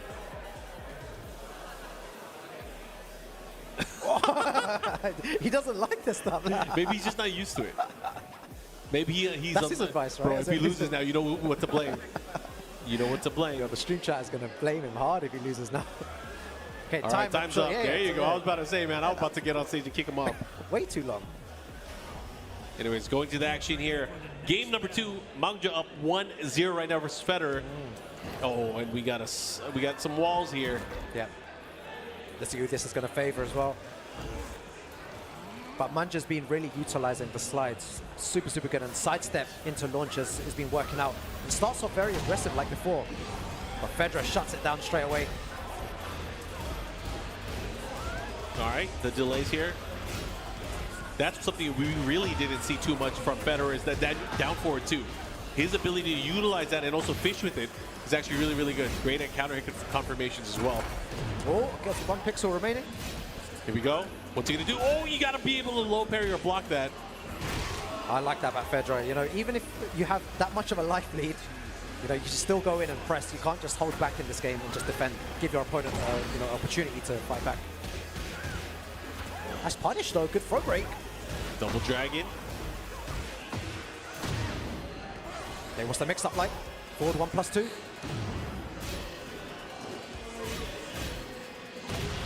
Counter hit. Yep. Elbow guaranteed afterwards. He did the spring kick. Oh, he sidesteps the first hit, but the second hit. Gotta be careful. What's the mix-up? Doesn't do anything. Yeah, he holds back. He doesn't go for the run afterwards, but he gets punished. Here we go, one round apiece. That's shades of the John. You know, the John loves doing the heat smash into nothing. But sometimes it's a great tell, kind of see what your opponent's going to do. Are they reacting or are they just panicking? That's the question, right? Oh, Mangja is looking really strong here. What are you going to do? Pressure. Look at the gray health as well. What's that point? Perfect. He's looking unstoppable. He's playing super good. He's putting the pressure on at the right times. Nice, point blank. Yeah, he's going to get the guaranteed forward 2-1 as well into heat engager and goes for the giant swing. Bro, just raw dog, that giant swing. Going to do some good damage here, but that's a great test. Oh, back against the wall though. Did he say? Oh, I thought he was there in time. Oh, he got hit, counter hit, trying to go for the heat smash there. Look at the damage, Mark, man. Oh my gosh, and you can't just lay there. You have to get up. Oh, do it. There you go. That was really, really good decision making by Federer. Takes it to a final round here, trying to stay in that winner's bracket. The jab, the float. That was a reverse Jaguar step. You know, not too much damage. And now, back against the wall, it's all about positioning here. Wasn't that much damage. You gotta watch out, man. I feel like he's gonna slide his way in. Yeah. Nice. Okay. Sidestep. Activates.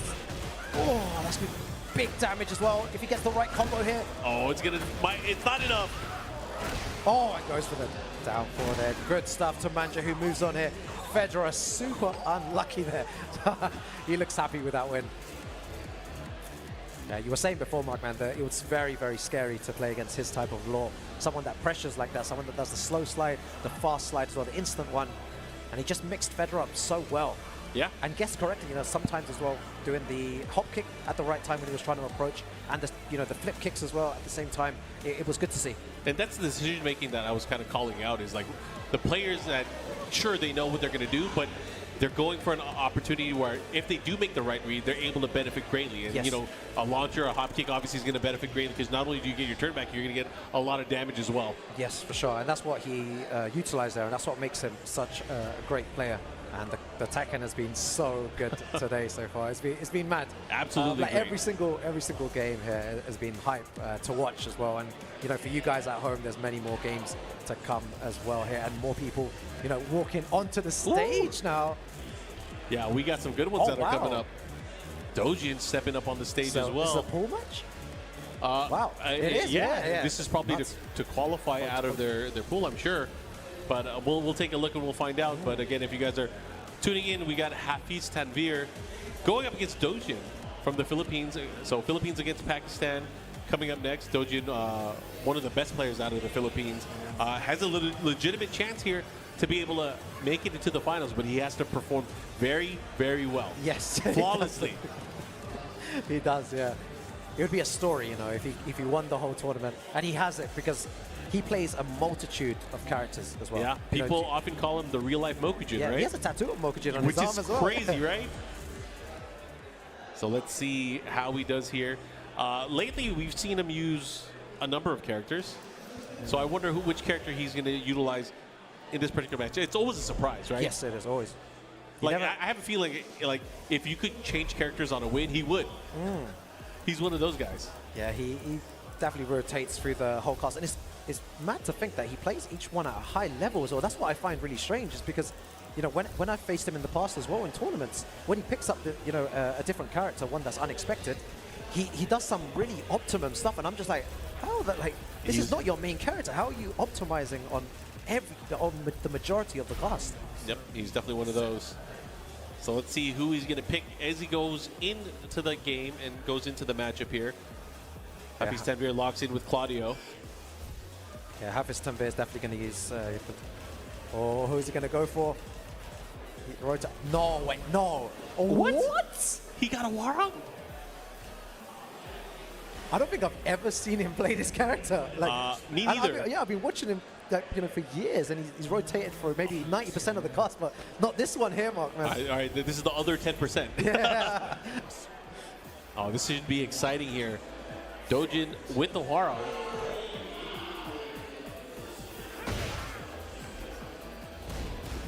Okay. Whoop. Okay, nice punish on that as well. It must be scary for the opponent, for Hafiz Tanvir playing Dojin, a really good player, and using a character that he's maybe not used to, seeking. Yeah, I wonder, are there a lot of high-level Hwarang players in Pakistan? No, I don't think so. Not that I know of. I know Soul Dragger plays Hwarang, but aside from that, are there many more? Because, all the Hwarang players are, like, so different. He's a character that can really dial in more personality and adaptability, especially if you're going to go up against him. But either way, Claudio, he's a good character. We know this. For sure, yeah. Just very basic tools. He has we were the saying tools. before. He has the really good tools. Very simple, but very effective. Okay, goes for the mix, and really, really good punish there as well. He was ready for it. See what he does here into the heat burst. Yeah. Good option, to extend the wall carry there as a very dangerous position for Dojin. Good duck on the side step 4 there. Oh, single jab there. This should be big damage. Yes. Oh, yeah, it doesn't seem to be working out for Dojin. Yeah, interesting pick here. But again, he quite really takes advantage of that. You have the option to switch if you lose characters. Yeah. See what he does. Okay. Ooh, power crush. I think he's scared to go for the lows now. You know, Javi Stanvir, as I say that, goes for the low, then big counter hit low at the right time. All right, he's got the skyrockets as well.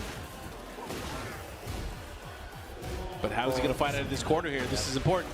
Has access to heat now. Oh, he's dead. Yeah, he's hella dead.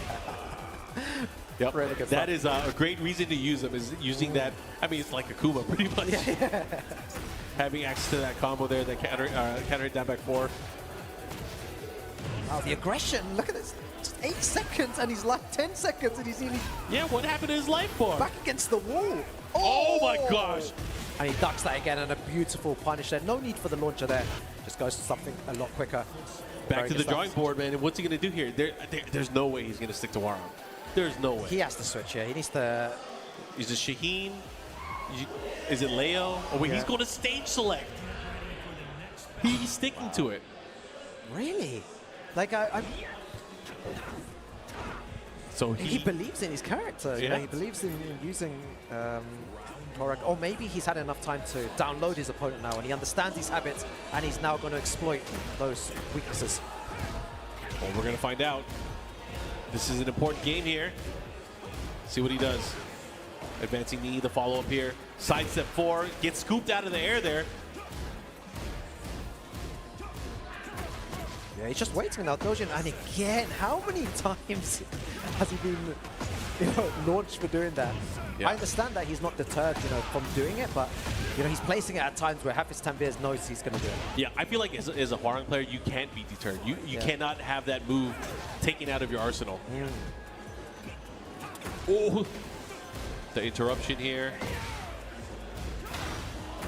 Okay. Yeah, he's punishing well, but Hafiz Tanvir just, oh my god, he could have back 3 day, could have done anything in his back. Yeah, that was a big opportunity here. Here comes Hafiz Tanvir. He's going to activate. Oh, he missed it this time, though. Yeah, just chipping away. Yeah, so much defense from Dojin. Hafiz Tanvir is allowed to just run riot, allowed to, do what he wants, but drops the combo. Yeah, that's unfortunate here. Dojin had a chance there to heal up on some of his life there, but not able to activate heat. And look at that, 1 round away, Hafiz Tanvir. Dojin's in trouble. Yeah, he's in big trouble. And we were talking before about, his opportunity to qualify for the Tekken World Tour if he has a really good performance here today. But going into that loser's bracket is not going to be good here. See what he does. How is he going to be able to get some of this back? Running 3. He's doing a great job here in this round. Yeah, can he close it out? Yeah, very nice there by Dojin. Stays alive, takes 1 round. Back 1. Just such a great move here. Controlling the pace. Oh my god, he disrespects every time here, Hafiz Tanvir. Anytime that Dojin has an advantage, Hafiz is ready to disrespect. Yeah, he's respecting the fact that he's not blocking his hop kick. Ooh. Nice low as well, yeah. This is huge. Big opportunity. Dojin has to activate. Oh my god. Sidestep. Down back 1+2 in this situation. Hafiz Tanvir moves forward here. And one of the favorites to place very high in this tournament. Yeah, super unlucky to Dojin there. Tried to stick to his guns in using, Hwarang there. Very unlucky. But, he's going into that loser's bracket. Still has a chance to make it out. But GG's, man. GG's. And, we got a lot more Tekken to go. I hope you guys are ready for it. There's a lot of fun stuff that's going to be happening. Of course, we're really focusing on the players that are going to be qualifying, but we do have the finals that are going to be happening December 7th and 8th. So I hope you guys are ready for that. The excellent Tekken Festival, the TWT Global Finals, will be a 4-day event. Spectators can attend the latter half on December 7th and 8th. That's going to be a free event that's going to be happening in Shibuya, Tokyo, Japan. The offline event, the excellent Tekken Festival, is a celebration of Tekken's 30th anniversary, and it will be held in the same venue as the finals. So in addition to watching the finals live, there's a chance to be able to buy new Tekken merchandise that's going to be on sale and other exciting content that we hope you guys are looking forward to. So again, to be sure that you're able to enjoy this, be in Japan on December 7th and 8th, and we will see you there.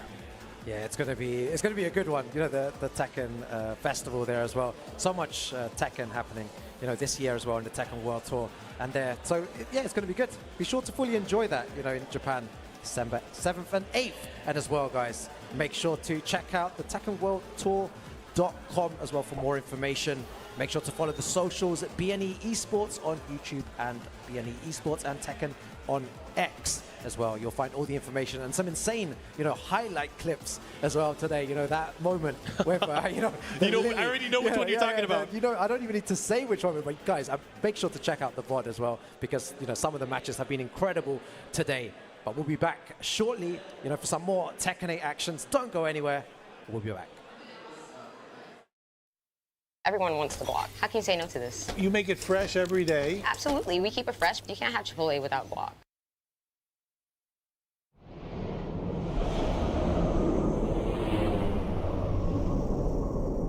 お前を倒さない限り、俺たちは前に進めない。やっぱり敵だったー！また何か企んでるんじゃないでしょうね。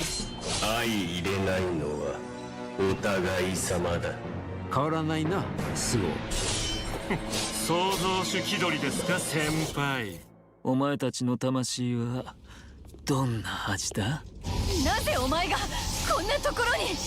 さあ、食わせてくれ。全員で戦っても勝てる気がしない。あの者と今ここで戦うべきでは。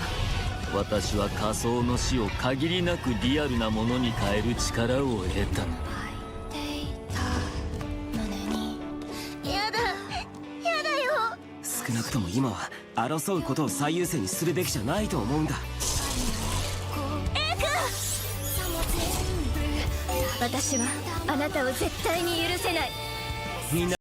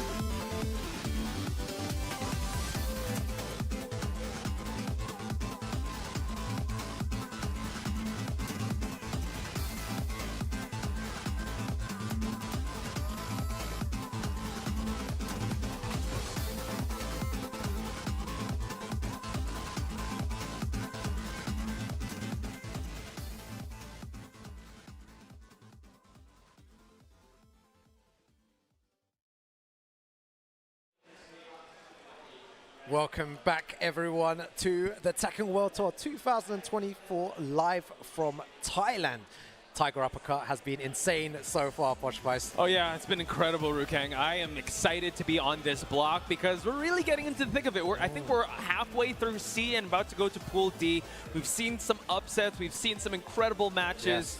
Any highlights for the day for you? Oh, do you know what? I mentioned it just before the end of the last one as well. It has to be the Pat Laws. The Lily, the Matterhorn at the end. You know, that was one of the craziest moments Everyone I've was seen still today. kind of reeling from that high. And I would say some of the highlights of mine would probably the match we commentated with Jin, Devil Jin, Riot versus Kudans. That's great as well, It was crazy. And those are that's technically top 8 potential, but we're still breaking into the top 48. So it's super important for you guys to tune in because up next, we have the god himself. We got Nee going up against Shooter from Pakistan.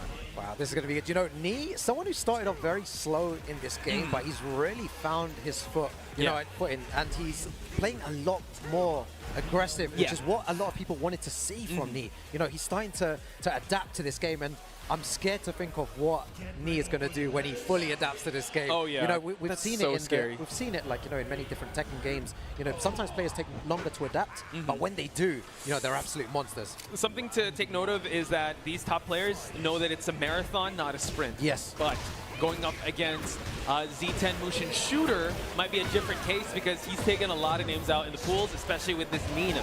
Yeah, Nina's a very tough character to face off against, you know, one of the stronger characters in this game for sure.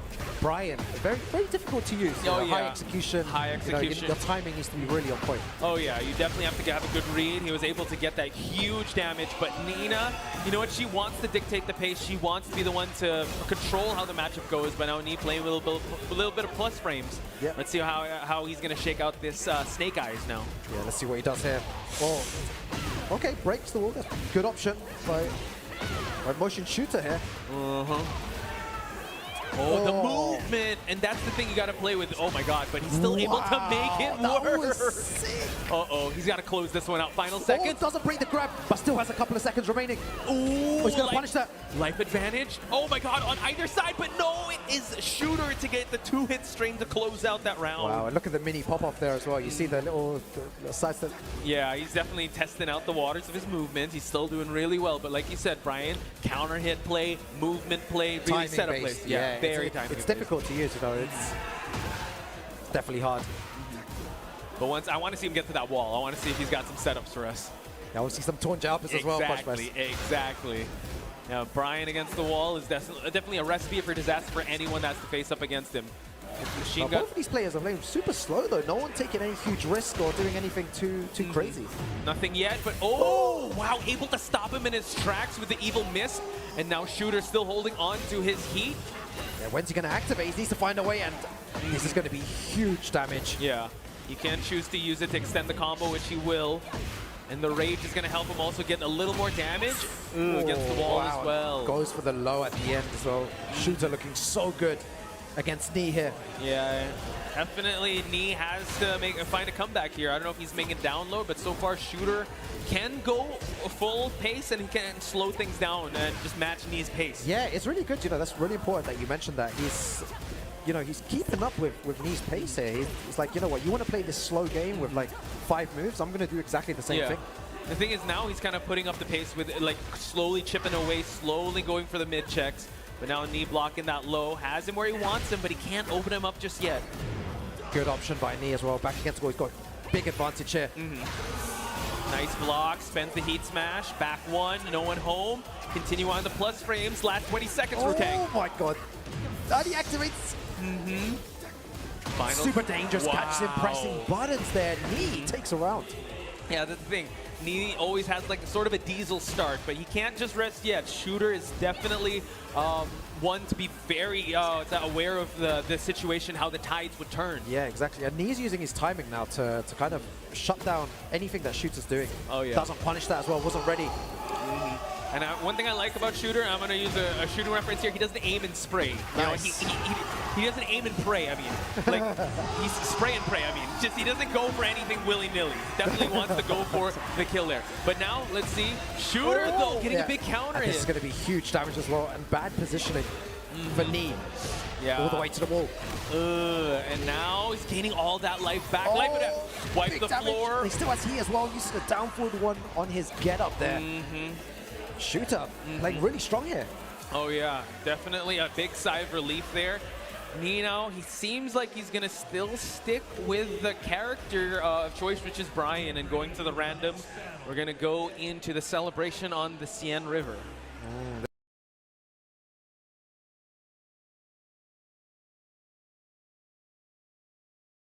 Let's see what he does, because it's not looking good for Knee right now. Did I pronounce that correct? It's Seine? Seine River? Okay, cool. Thank God. I just go with the boat stage. Again, starting off really strong. He's utilizing, you know, the movement and the way that he's placing those lows are really good. It's impressive to see from Shooter. And the sidestep launcher there as well. You're seeing Nina's full display kit, right? Yes, she can kind of slow things down. She has a bit of evasion as well. And now there you have it, the smothering pace that Nina is known for. Put on round number 1 for him to get that. He's changing the pace really well here. Let's see if Knee can adapt to this. Oh, and he's hit that so many times. That geyser cannon is just so good, but now Shooter spending the heat just to carry towards the wall. Stiletto heel. Nice duck. Yeah, beautiful knowledge there by Knee. Okay, collected that snake eyes, trying to go for a taunt setup, but no, not on Shooter's watch. Okay. Yeah, it's just that Shooter's not pressing at the times that Knee wants him to. You know, Knee wants him to press in these occasions, and Shooter's just playing really patient at the right times. He's not falling for it. He doesn't want to. He's kind of choosing the terms to engage, but now Knee able to get that mid check. Yeah, really good mid usage there by Knee. Yeah, takes that round. So now, yeah, he's kind of turned up the offense. Let's see if he can sustain this. But Shooter knows how to slow the pace down as well. Hatchet. Yeah. Down jab. Maybe more hatchets, man. That might be the way forward, because he's been doing loads of those and it's been working. He's not blocking any. And the one that he did block, he didn't punish. True. Okay. Maybe you gave me a little bit of insight there. Let's see if he's going to go for it. Gets the heat engage. Oh, throws to switch sides. Again. Yo. Oh, that was sick. What a call out on the heat smash there. 1 pixel remaining. Oh, Shooter could be so dangerous, but no, attacks the legs. Knee looking more confident as the rounds go on. Yeah, you have to be brave in that situation. You can't just allow your opponent to, you know, to just put pressure on you, because he still had heat. He had no life left, but yeah, you definitely super important. Yeah, don't want to be undeterred, especially if you're going up against Knee. You really want to be confident in what your timing and presses, because he wants to catch you in those off timing. But look at that, all the damage from stand up, and it's all Shooter's way, but 3+4 connects.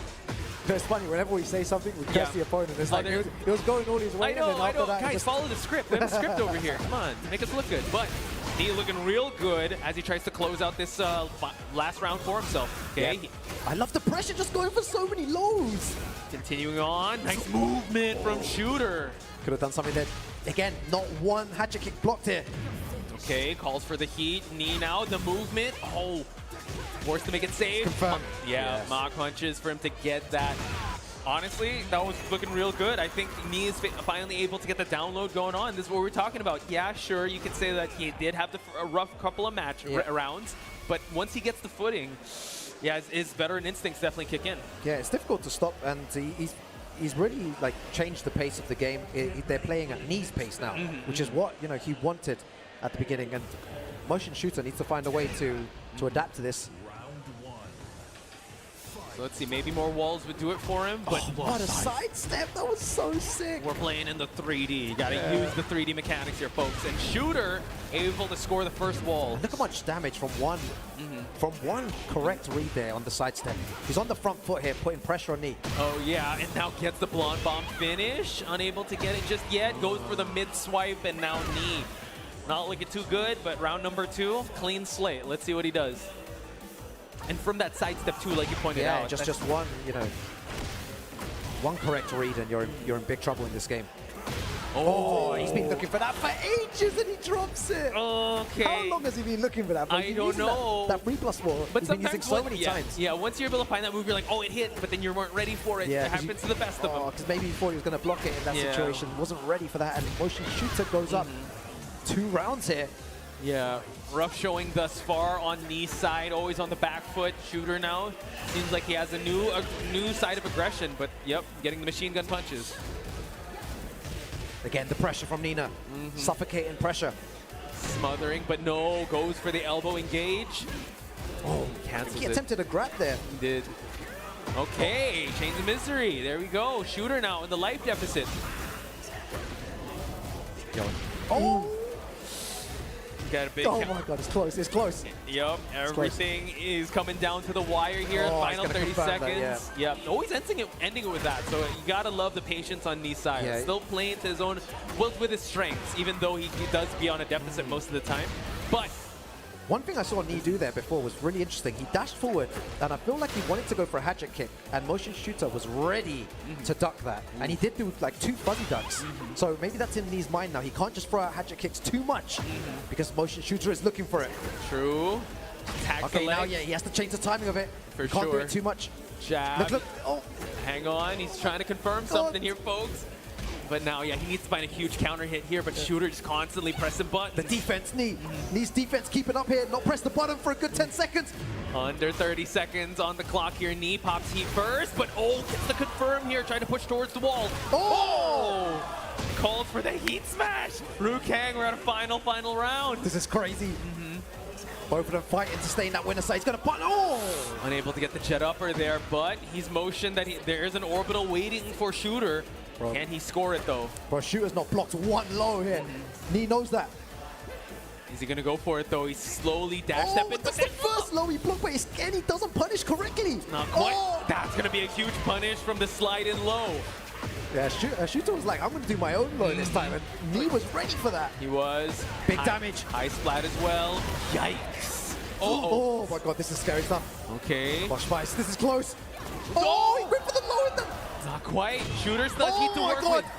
Final guesses here. Oh! He calls for it, ladies and gentlemen. This is going to be huge damage, but let's not call it just yet. I want to look away right now, man. I can't watch this anymore. Final seconds. This What's is going to close. happen? It's not quite there yet. He also has rage. He healed up. Oh, he goes for the shotgun. Hang on. Oh, he gets it. He's able to get it. Knee stays alive. What an exchange. Oh my god, Knee! Shake his hand, bro! Holy smokes! He was able to absorb it. Oh, whoever used it. Oh, he was really going through his bag of tricks, and he was able to pull that off at the most crucial moment. Holy smokes! Bro, what a Tekken god, bro. He is actually, you know, a god of Tekken. Incredible He absorbed stuff by it. Knee there. Who uses that? You have to be reminded that he has that move. It was 2 good decisions at the end there. You know, the rage Talk art to and me. then that move at the end. Yeah. Bosch-wise. What a game. Man, when the bullets started flying, when the shooter was, when Nina was, the bullets started flying, Knee had cool, calm, and collectedness. He had the 20/20 vision to be able to pull that off. Holy smokes, he moves on, top 48, I believe. Like, Yeah, wow. You know what? Knee just an absolute. And the thing is, Chanel is laughing at us.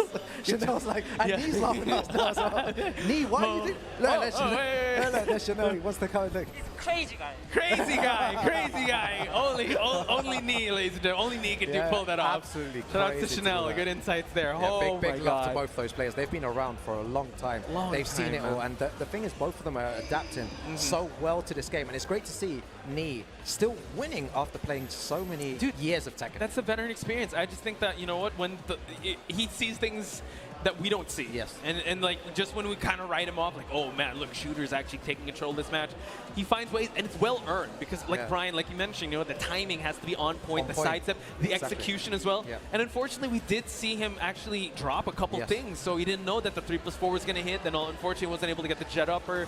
So you have to be on point, and the fact that he's able to pull that off at such high stakes here in TGU. Yeah. It was I'm really, excited. Yeah, Knee just playing incredible, and the good thing is we get to see him, you know, later on as well. You know, either today or tomorrow.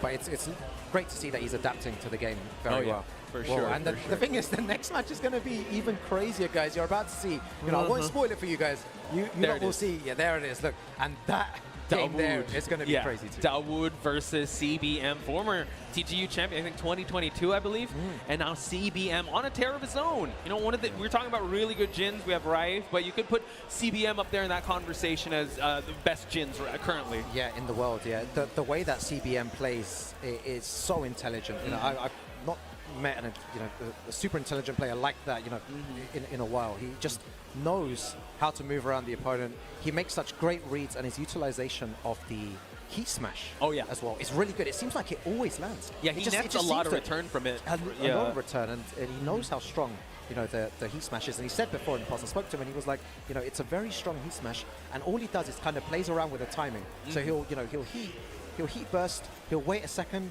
and then bam, into humongous damage. And even if it gets blocked, it's still a big mix-up at the wall. True, and towards the end of Tekken 7, he did kind of retire the Jin for Noctis, but once a Jin main, always a Jin main, right? Yes. And that instinct of the parries, the timing, you really have to be on point with all of that, and that's kind of put on full display here. But you're going up against Dawood, the Elisa specialist here. I'm super excited to see what he'll be bringing to the table in this matchup. Yeah, as well, Dawood, I wonder how many points he has on the leaderboard. I'm sure he's quite he's in a... That's a good question, and as we look into it, we are going to wait and see. He's picking between Elisa and Lily. So Lily also a pretty good pick, but going with the Elisa. Are we able to find out? All right, here we go. Yeah, Dawood does have a couple of points on here.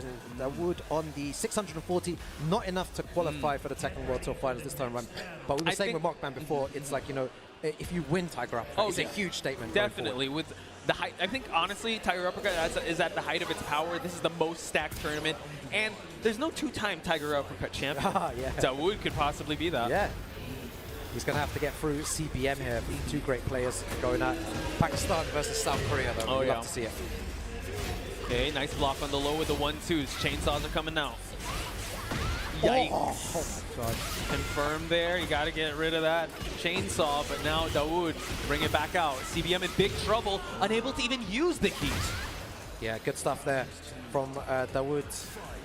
Catches them pressing a button at the end. The string, the launcher there. And it all started from there, and then it was just the Dawood show from there. Oh, tried to hop kick to disrespect. Didn't work out. It's a nice heat engage as well. Yikes, gets the spike as well. CBM, not much life to work with. Down one, mid option. Surgical precision there in round number 2 for Dawood. Wow. This is just a showcase of what Alyssa can do, how terrifying she could be to face against when she has the chainsaws out. Chainsaws plus heat plus the advantage, so it's very terrifying. And Dawood has not wasted a moment in round 1 and 2 to bring out the chainsaws. Now he's kind of slowly poking away at CBM. Yeah. Do you know what? I don't know if I agree with the change of style here. The aggression from Dawood was working. Hey, man. And now he's given CBM a little, avenue to kind of come back here. I agree 100%. Look, and he's making the comeback because it's gone slightly I'm going to say something, and it's going to be funny. If it ain't broke, don't fix it. But Dragunov, that QCF4, that is definitely a strong tool, I'm saying, folks. Stream chat's going to at you for that one, man. But like you said, if the plan is not broken, don't fix it. Dawood now going back to the chainsaws, and that's what he's doing. Back to the original plan here, and again, this is what was working before, and he realized that. Okay, the movement away. CBM now has wall advantage, but life advantage not so much. Down to Hell Sweep, taking more risk. Okay, 2-2 rocket punch. Dawood activates heat. Uh-oh, more plus frames, more chip damage. Oh, that was sick! What a call out! Yeah. And now we have another Rage Art coming from courtesy of CBM here. He's going to get a little more damage than usual because he did get hit. Not going to finish yet, though. Yeah, he has many good tools to finish. I was about to say back 2-1, 2-1, down 4. So many quick, poke things, tools just to close it out. Very safely as well.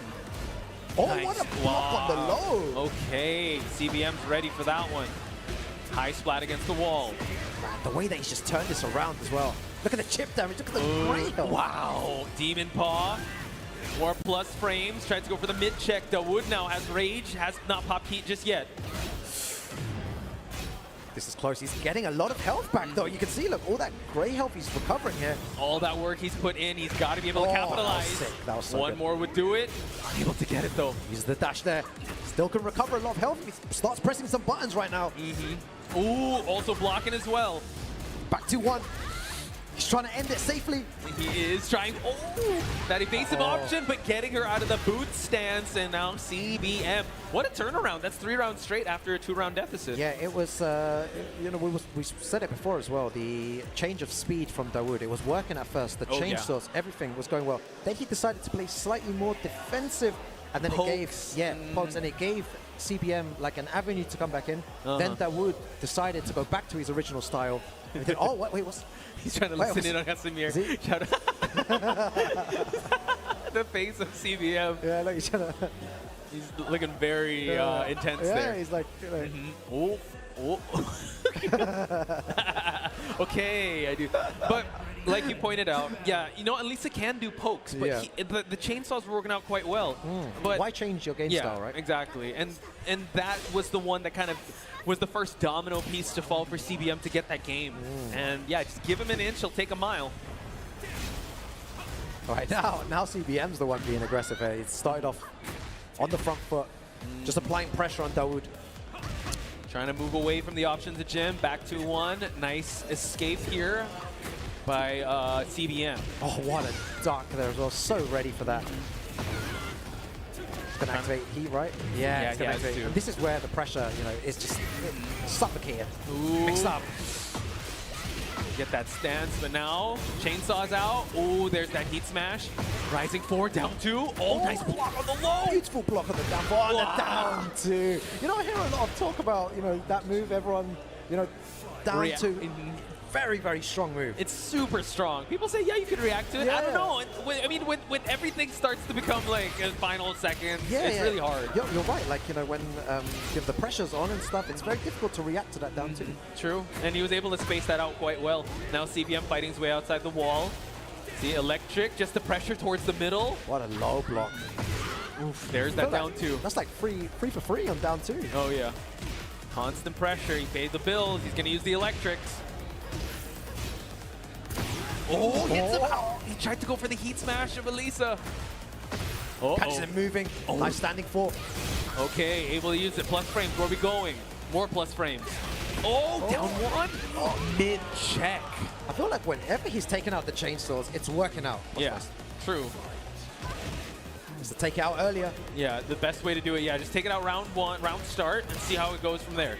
Oh, hop kick. Lovely hop kick. Yeah. The perfect timing there. One of the Mishimas that were blessed with hop kicks.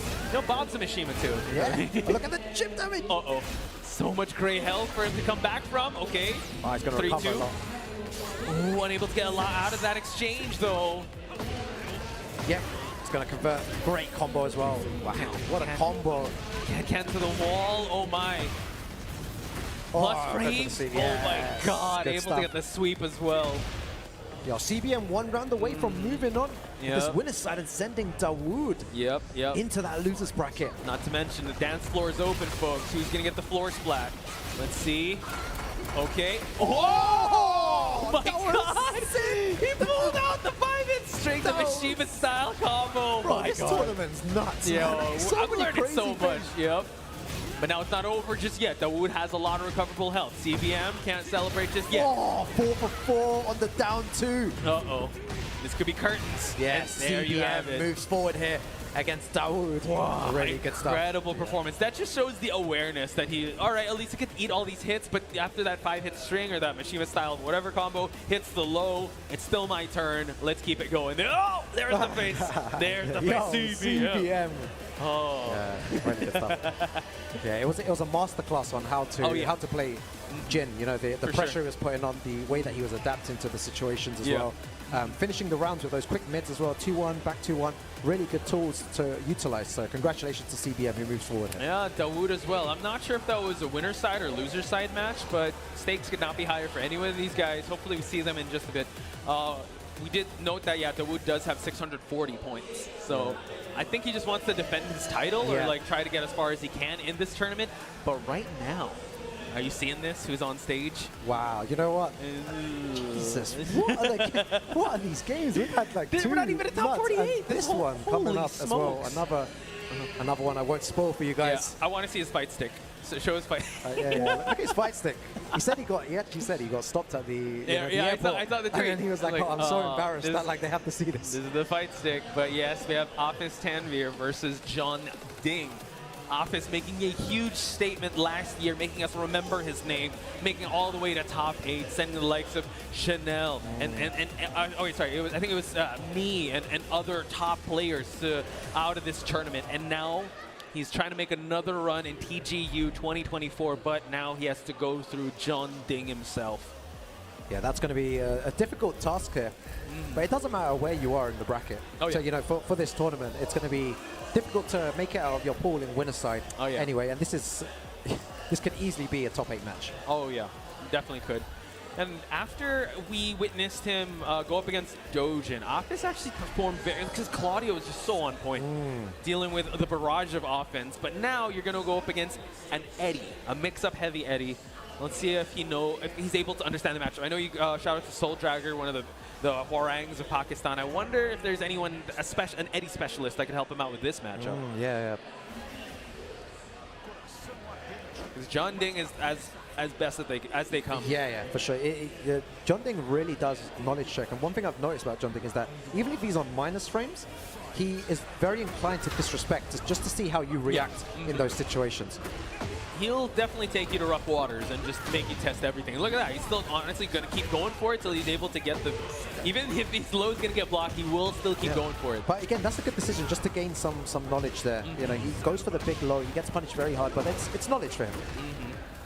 Able to get the continue the splat. Wow. Okay. Spent the heat burst as well, nice, but that was wisely spent by Office. Office Tanvir. Constant pressure, really putting Claudio on the map here. Okay. He's going for more mix-ups. Yeah, goes for the mid option that time. Gonna get the guaranteed damage from that. Yeah. 3, but now, okay, Vanishing Storm, the back 1. Such a great tool to poke out with and see if their opponent... Whoa! The crush system, you gotta love it. Yeah. Man, the way that Hafiz Tanvir plays, it's really good to see. It's just a great showcase on how to use this character. Yeah. You know what? His utility of the Starburst is heat as well. And the constant spacing. Oh, calls for it. Did he actually bait it? My goodness. I think he did down back 1+2 in that situation. He thought, you know, thought he could get away with doing that. It's going to be huge damage as well. Sure, could be killed. Yeah, that's death. Okay, so now John Ding scores himself that round. Very, very close between both these players. Side set 3+4 gets blocked.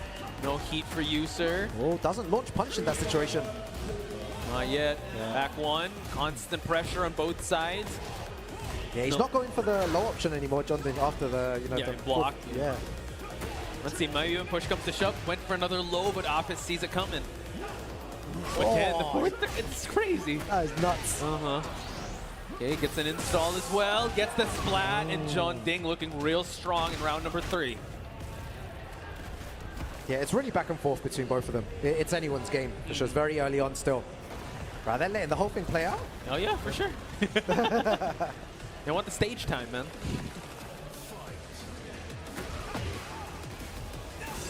Oh, what a duck. Yeah, very clutch. And that's the risk with using that move. You know, people speak about, you know, the running 2 being such a strong move. You know, it has very good properties, but there's huge risk when doing that. One duck and you're gonna. This is the situation he's in now. Yeah. Also, not to mention the floor did explode on his side, so now it seems like Hafiz will have to work with the life deficit. But look at that, the heat engage here from John Ding. Oh yeah, he's gonna get a wall splat from this as well. That's gonna be the round. John Ding playing extremely well here. Yeah. Really important round for him as well, because Office, once he gets the momentum going, it's quite devastating. That's how he was able to score a lot of his wins last year. But now it seems like he might get some words of advice here from Malik Ash. Yeah. It's good that the TO is just making sure. Oh yeah, he's taking time as well. For sure. Shout out to Weebmaru. He's got him on lock. Yeah, he's like Weebmaru, man. Yeah, look, he's got the timer out. He does. He's got that whistle too. Too long. Yeah, big love to Weebmaru. And shout out also to Pete for giving us the amazing stats that we've been actually referencing this entire day. Big love to Pete, man. Yeah, big love to the Thailand community. So yeah, you guys definitely showed up in droves here. But right now, it seems like Office is in a tough spot in the stage of violence, the underground arena. Oh, nice block to start things off. Constant checks. Let's see what the difference maker is for Office. Yeah, very quick start from Hafiz Tanvir. Side step force. They have to come out more often, using a lot of evasion. Carries on, it just finishes. Finishes the string, the back 3-3. So John Ding again tried to disrespect. He was like, you're not going to finish the string, it's my turn now, and he gets hit by the counter hit. It's a good option from Hafiz Tanvir. Yeah. Oh, the movement though. Who said Eddie doesn't have a side step? Well, he has one now. So. Yeah. Okay, just both of them just spacing. Juking for position here. We're still playing at the center of the stage. Okay. Very, very nice there. Gets the install. Office spends it right away. Ooh, counter hit knee. Gets another starburst. Yeah, that down back 1+2 so dangerous. You know, you don't want to be ducking, and a lovely hop kick there as well. One of the best in the game here. What's the combo like here, though? Okay. Nice, just has the real estate advantage, has the life advantage, checks again. Gut check time for John Ding. Yeah, just the speed that Hafiz Tanvir is playing at right now. John Ding, tiny bit too defensive, you know, at the moment. Doesn't really want to throw too much out. Speaking of throw out, able to get a lot of damage to start off the round here. Spends the heat, the starburst. Finishing nice string. punish there as well. Using jabs, back one to nullify the side steps there as well. Constantly trying to go for that running knee, but John Ding is blocking constantly. No duck there. Yeah. Activate heat. Let's see what the mix-up's going to be like. He's putting pressure with the heat dash. Back is against the wall, and he manages to get out. Okay, John Ding lives to fight another day here, pushing for the center of the stage. But Office now has Starburst, has Rage. That was such good usage there. And the low again, he ducks it. Wow. He done that in round one as well. He did, and when it came clutch as well, Clutch Machine Office able to get the Rage Art as well. I'm not sure if this is going to kill, but let's see. A lot of scaling is going to be done. This is going to there you go. Hafiz Tanvir, really good stuff. Impressive here. 3-0 against John Ding, one of the best players in the world. I don't know what Malik Ash told him, but if his coaching services are up for grabs, I'd definitely take it. Again, the words of advice resonated real true. 3 rounds straight is no joke up against John Ding. Oh, who did he pick? Oh, maybe going. Did he change characters or no? No. I thought he went to character select, but he still went with the Eddie. But we're going random. Rebel Hanger is the stage we're playing at. All right, let's see what he does here. It's very even. We've had so many situations today where it's been 1-1 to both players, you know, between both players. And then it goes down to final round situations as well. Are we going to see another one here between Hafiz Tanvir and John Ding? It's not out of this reality. Yeah. Slippery kicks just for the triple. When there's 2 great players, right? Yeah, exactly. Definitely 2 amazing players, 2 specialist players on the Eddie and the Claudio. Office working on that deficit though. Oh, yeah. When you're playing at such high level, the problem is one mistake can cost you everything. That's why it's so tense in the room right now as well. Like both players are just looking for that one mistake from either player, and then it's all the way to the wall. Especially, in this type of game, right, where after you're able to get the knockdown, you get a mix-up situation. One mistake is all you need, or one opening. So you gotta be able to, as Kay was said, you know, you have to have a goldfish memory in this game. Like, okay, just don't mind it. Next round, let's go. Exactly. Oh, that down back 1+2 again, using the heat dash. Ooh, pushing against the wall. Oh, power crushes him back into the wall. Yeah, he's not been using that many power crushes there. Really good usage of that as well. And the block again! My goodness, Office. I respect John Ding for not getting deterred, but he's punished him 3 times and he's taken 3 rounds because of that low. Yeah, came in clutch, right? Again? Oh my god, and as you see, Uruke! You have to be brave though, you have to. Yeah, and this must be playing on his psyche at this point. Should I keep going for those lows, or does he actually see it? Oh, this the next level mind games goes for his own low here, Hafiz Tanvir. Oh, nice blocks the sidestep 4. John Ding has a lot of great health, but he's not going to be able to recover it. Can he recover in the process here? Office Tanvir able to can he actually send John Ding out of the winner's side? Bro, this is layers of mind game right now. Oh, he catches him press, but he knows he likes to press in that situation. Okay. Oh, doesn't punish. That was a big whiff. But John this time goes mid. Okay. John Ding playing a little more defensively. Forward 34, not anyone home. Oh, what was he looking for there? Uh-oh. The mind games are real. FF3, watch out. Office spending all the heat.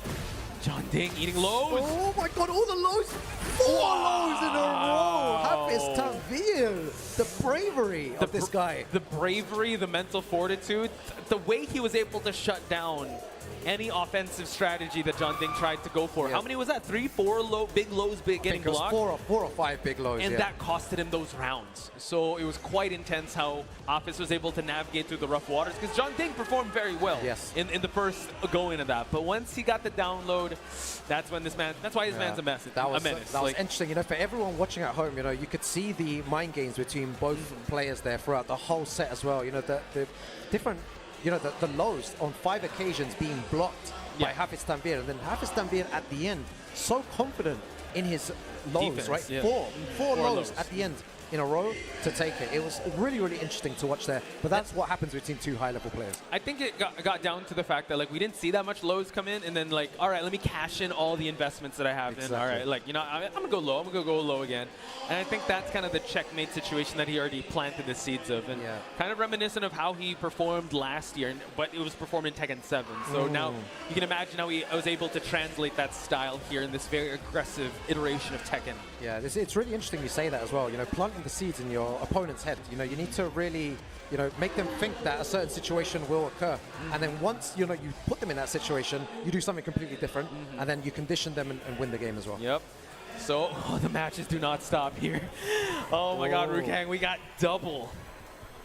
One of the Master Events champions here going up against Knee after the performance he had up against Shooter. I wonder how what kind of mentality he's going to bring up against a Law like double. Do you know what? I wonder. Oh wow, we just heard some important information here. Top 48 qualifier. Yeah, the winner will be going into the winner's side, and you know, the loser doesn't need to play an extra game, goes straight into losers top 48. So thank you, Voices in Our Head, for that. But now, yeah, double has been on a tear as of late. You know what? The Zeta Division guys definitely want to make a huge statement here in TGU. We already saw Watanabe. I think Case. Was Case on stream when you and Markman had a block? Oh, no, Case I don't think wasn't. No, okay, he wasn't on stream. So we just have to wait and see for him. But it seems like we will be seeing double with the Law. It seems like Mia's already locked in the Brian. I wonder who's got, like, you know, Gigabrain, you know, all the people watching at home, you know, all the viewers in chat. Who is going to win this? You know, because double is, you know, the definition of offense. Yes. Like, he will start personified. He will start with complete offense. Knee, you know, a bit more defensive as well. It's difficult to call. You know, will Knee's defense really keep up at the beginning? Because we know that Knee does some crazy stuff, you know, going forward. So but again, let's see, double already. Look. Constantly checking. Because he knows he's going up against Knee, right? Yeah, so he has a bit more leeway with buttons. He can throw out, you know, a couple more jabs, a couple more down forward ones as well. Take more risk against Knee because.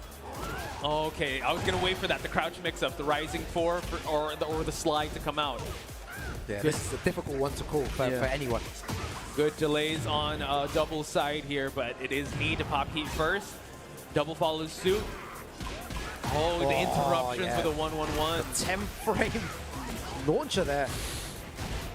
Gets the balcony as well. Oh my God. And that is going to be it, folks. Double gets the first round. Yeah. This is how we thought, you know, maybe things would start, you know, double again, being more aggressive, is on the front foot here, trying to press more buttons, testing Knee's defense.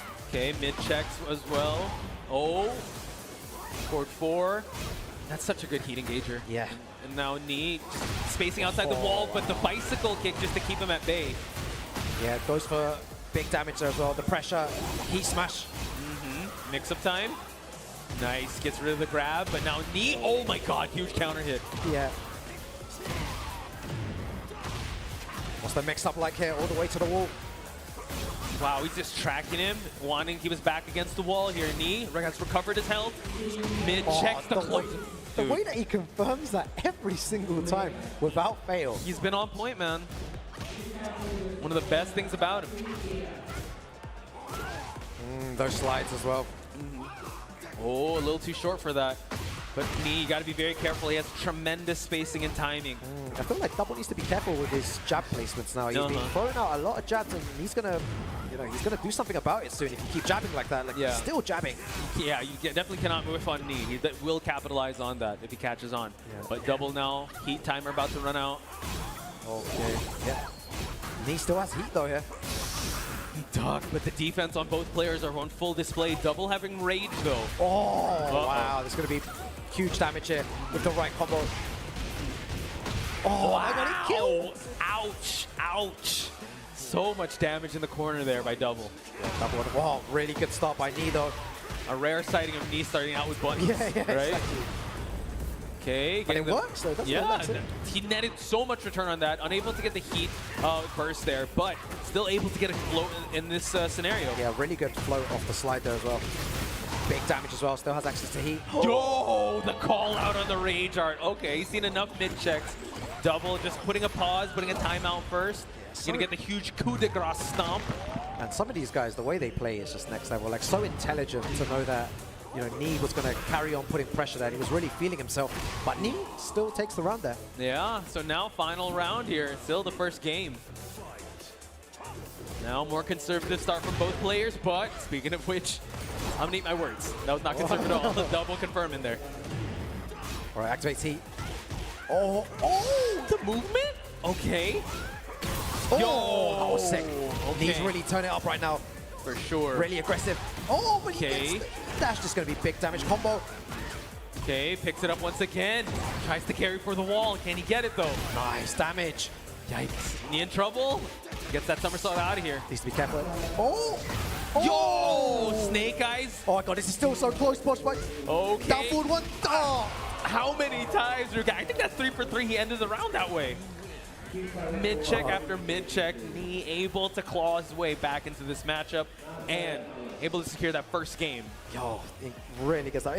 It's crazy as well to think that, you know, there was a point, you know, a couple of years ago when Nee and Chanel were like really dominating the Tekken scene. You know, they would hardly lose. Right, and everyone was just like, you know, we want Nee to lose. We want Nee to lose now. And now, you know, Nee's the one losing, and everyone is like behind Nee. Everyone's like, we want to see this guy. It's truly a circle. Like, yeah, it's we want to like, see him what an like arc, go right? all the way to the top again. I think he's got so many much more runs in him, but now we see a big slide mix-up coming out of Double, able to get DF2 as well. Yeah. And the thing is, Double is on like prime form as well. To be able to take someone like Double down will definitely make a statement to, you know, all the players here in attendance. So if he's able to take Double down, let's see if he'll double down on the offense. As we see Nee. Final strand of health. No, rising 4 to close it. Yeah, that wall standing 4, super, super strong. Constant movement, constant pressure here. Nee looking for a home for that plus 3-4. Sorry, 34 there. Yeah, he's looking for it. He's looking for the 3+4. Yep. He's done it like 4 times already. It's a good move to close it out. Oh, unable to get the counter hit though, but gets still. A hit that time though, right? Double's got to be careful. Oof. Okay. For the advantage, but now we see Double 1-1-1. Oh my God, this is gonna hurt. Wow, nice combo as well. That was sick. Never seen that before. Double on the front foot here. Yo, counter it low. Again, he's so persistent with that 3+4. Engage, goes low. No poison arrow for you, but Nee's still trying to constantly check. Oh, that was sick. So good. Able to get the jet upper punishment. He was looking for that. Now able to weather out that storm, collecting the rewards. You're right, perfect punishment there. He's trying to mix him up. Goes for the power crush, gets the guaranteed damage afterwards as well. Goes for the grab, good throw break. Okay, Nee dashes in. Able to get some combos in. Oh, calls for the Rage Art. What a call out, and he just had a pixel of health.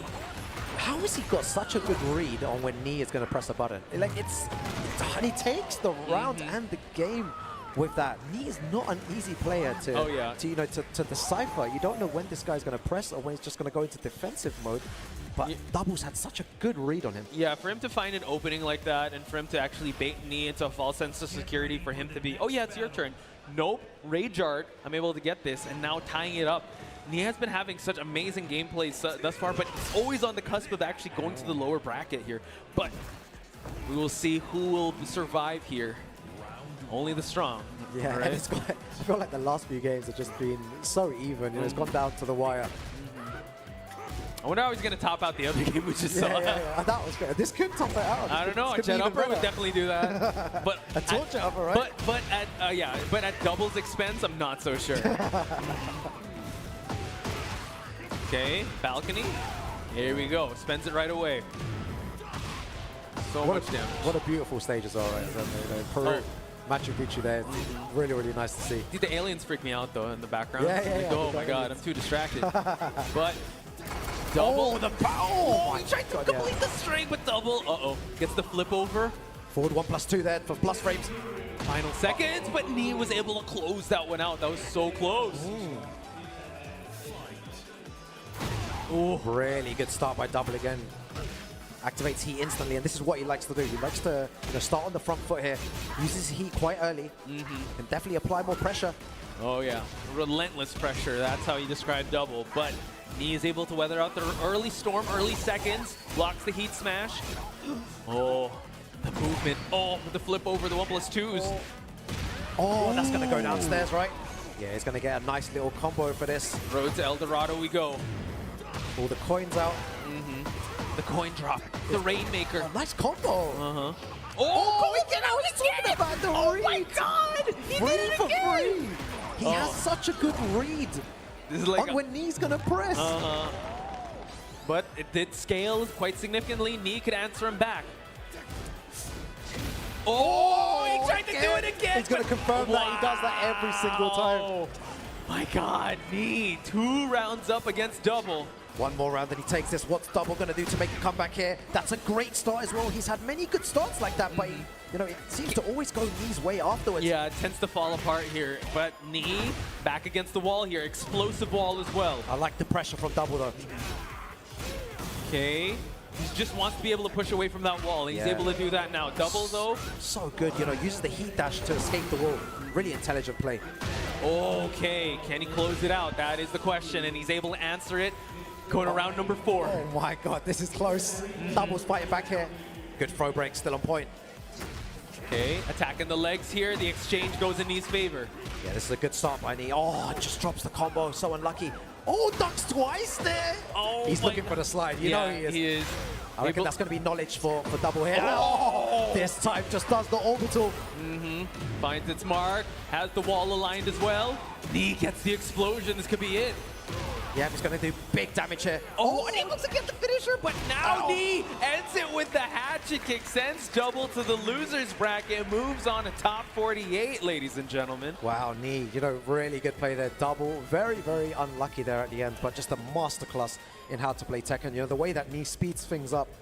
He starts off, defensive, downloads your opponent, and always finds a way now. And he had a very, very difficult pull there. He as did. well. Manages to get out in the winner's side of top 48. Dude, shooter, going through shooter and then Double to make it out to top 48. Well earned and well deserved on Nee's side. Man, giving us amazing moments as well. Just shout outs to him. His play style, not for everyone, because he can really execute it to its full effect. Yes. You need to be on point. Your timing needs to be impeccable. Your mental stack needs to be really good, because you always need to predict what's going to happen next to your opponent. Is he going to go for a button? Can I counter hit? Can I step? And execution as well. Yeah. Crazy. No, it was a good game. And the last few games have had like a similar pattern as well, because everyone is so strong in this tournament. Yeah. They always go down to the wire. There's such, small margins between these players. So it's great to see, high-level Tekken here at Tiger Uppercut 2024. Dude, that's the only way we got to end this Master event, right? This is the last Master event of the year. What better way to celebrate than having all these high-level players perform at their best? And speaking of high-level players, we got another Law on stage. We got Mangja himself versus it's Shadow time, ladies and gentlemen. Liquid Shadow. If you guys want to know how Shadow plays in a nutshell, he takes you to the Shadow realm and just waits for everything to go down to the wire, and that's when he starts things. That's in Tekken 7, but he's able to translate that in this game. It's insane.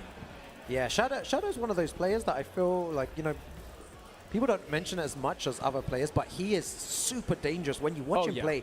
Like, this guy is one of the best players in the world, for sure. One of the best players, if not the best in USA as well. Like, he's an absolute monster in this game. Yeah. And, he's been traveling so much, gaining those points, and, a player with so much experience like Shadow, so stone cold as well. You see his face there as well. No emotion whatsoever. An incredible player. Can I big just shout to him. Yeah, big shout outs to him. And he's actually one of our protagonists, ladies and gentlemen, because Shadow is on the cusp. He's on the 18th spot. And he needs to at least get top 8 for him to be able to get more points on the board. In order to secure himself, to solidify himself in that top 20. So this is really important for him right here. He doesn't want to be in a position where he's hoping that other people lose for him to qualify. He wants to be sitting there comfortably, right? Yeah, 100%. So, but Mangja definitely not going to make it easy for him. So Mangja on the Law here. We've seen how Law fared up against Nee, but what about against Shadow? Also, take note, Mangja is actually in the 30th spot, and he needs to win this event. So talk about main protagonists. Mangja is definitely one of them. Yeah, so one of the you know, if Shadow wins this, then I guess Manja's dream is like almost shattered, almost finished, right? Because he still has winner's a chance in that losers bracket. Yep. There's a lot on the line here, but Shadow, you know, very, very strong start. My goodness, able to play with the stances very well. The plus frame Scarecrow. Whoa, making quick work out of Mangja. Yeah, it's great to see the adaptation from these high-level players as well. You know, Tekken 7, you know, sometimes you had more time to backdash and think about strategy in game. But in here, you know, your strategy needs to come fast. Oh yeah. And Shadow was playing fast from the beginning there and taking 2 very good rounds. And look at this, Mangja actually matching his pace and putting him in the corner. Trying to close this one out. Shadow blocking the big slide there. Oh, back against the wall though. Manages to escape it. Ooh. Oh, man. Still has some heat left. He was able to recover all that health, and Mangja so much great health on his side. Oh, slides in. 1+2. All right, plus frames back against the wall. Yo! Forward 1+2. Immaculate Give me that timing. dragon hammer, says Mangja. Able to tie it up in round number 3. Can he do it though? Oh, very, very good option there as well to stop any pressure that Shadow was trying to put on him. Yo, gets the reversal. Now Shadow also gets that stomp. DF2 finds its mark. Yeah, just a single backdash into, you know, the whip punish there. Something that Shadow's known for. Okay, push forwards the wall. Nice patience on Mangja's side. Oh, able to get the enhanced nunchucks. Yep. Get that. Yo. Very good. Big damage as well. No back one, Curse Claw. Mangja, oh my god. Oh, that's good. One not dead pixel yet. remaining. Uh-oh. Mantis stands. Gonna be very evasive. Get her out of it. Oh, what's he waiting for? What's he waiting for? My god, slide 1+2. Dragon Hammer, plus frames. What a block Wow. from Shadow. You know, the patience to stay calm in that situation and the block. Stoic as ever. Yeah, stone cold as ever, Shadow. I mean, in those type of wild exchanges, it's him that usually ends up on top. That's crazy. What a player. Like I said before, Shadow is just exceptional. His reads and the way that he's adapted to this game. Let's see what Mangja does to counter the gameplay at the moment. Seems like Shadow's starting the games off very fast to get those rounds in, and then afterwards, once he's a bit more comfortable, he can chill out a bit, and it works for him. Yeah, you know, I like it doesn't how work for everyone. I like how he can dish it out and also take it as well. Like his defense can't put up. Mangja, one of the most offensive laws out there. Yeah, he was able to really weather out that storm of offense he brought to the table. Really nice there again. You know, plus frames as well. You know, Mangja challenging at the wrong times. The pressure here, Poshwise. Yikes. Oh, hang on. Checking with the mid option, goes low that time, and Scarecrow mid. Yeah. Shadow looking real strong in this matchup. Yeah, he's really optimizing the stances there, you know, really nice interrupt with the 10 frame there. You know, the Scarecrow, the Tarantula stance, he's optimizing very well, and this time he doesn't let him get away with it. True. Luckily for Shadow, there's no explosive wall here. It's the Dragon Tail Ender. Oh, again, able to interrupt. Oh, the huge damage. The juice was definitely worth the squeeze for that damage, and now Mangja back against the wall, tries to go for a reversal. Oh, hits her out of it. Big damage here. He still has a tiny bit of heat left. Oh, doesn't use it. Not quite. Shadow, he's got himself out of weirder positions before. Been able to get the low banana peel. Oh, banana peel to Dragon Hammer. Mangja scores the second round. Yeah, a really nice forward 1+2 right at the end there. Again, using that to pressure now. He knows that he's respecting at times here. Oh, counter hit. Yep, counter hit down 3. Head towards. Keep the pressure going, says Shadow. He's going to get a really good combo from this in a dangerous situation as well. All the way to the other side. Oh my god, coast to coast, Shadow. Oh, not like this. Mangja trying to fight his way out of it, but ending with the 7 golden letters. Shadow looking real strong. Yo, Shadow's someone that definitely deserves, you know, to qualify for the Tekken World Tour Finals the way that he's been playing this whole season. And he's been traveling, man. He's Traveling been going grinding. Been going through the ringer here. And it kind of shows. His hard work is definitely put on display here. Mangja now being very careful how he's going to approach this match. Oh my god. Just the stance change, the low mid, like so suffocating to play against, Safina. Yeah. Not just that, she's so evasive as well. Oh, Look at my that! God, Down again! 3! And that's gonna do it. Shadow, ladies and gentlemen, moves on. Mangja, loser side action. He will be up for grabs for him, but Shadow, one of the main protagonists that we've been talking about here, trying to defend his spot at the top 20. Yeah, and he's well on his way to doing that. He's going to need to get to, you know, top 8 before he gains some extra points, but he's on the way there as well. Really good play from Shadow. I'm really happy for him as well. Such a great guy as well. Yeah, so good stuff to him. Very chill, like really calm and collected, but his gameplay says otherwise because, man, his Zafina, his Claudio is just very dangerous, very violent. So very excellent. Speaking of excellent, I think we got something that we want to share with everyone. Something good to show, yeah. So, guys, the Excellent Tekken Festival here, you know, the TWT 2024 Global Finals will be a 4-day event. You know, all spectators can attend on the later half, December 7th and 8th. And it's free to watch in Shibuya, Tokyo, Japan.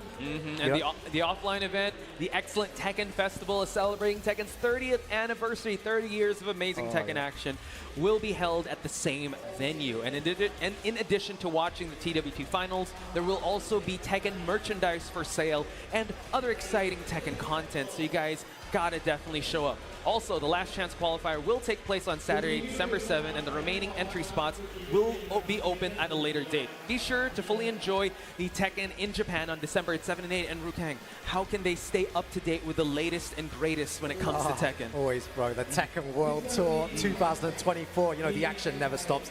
TekkenWorldTour.com is the place to go. Make sure, guys, to follow all the social media channels on here. You know, BNE Esports on X and YouTube, and at Tekken on X. Yes, I can't wait to actually look at some of the highlights. You were able to call some of the amazing matches there. But right now, I think we gotta take a short break just to catch our breath. So, folks, we're gonna take a short one. When we come back, more Tekken World Tour action. Don't go anywhere. Brisket is back at Chipotle. Seasoned, smoked, seared, spiced, sauced, bold, and guacced. It's a whole new kind of brisket done the Chipotle way.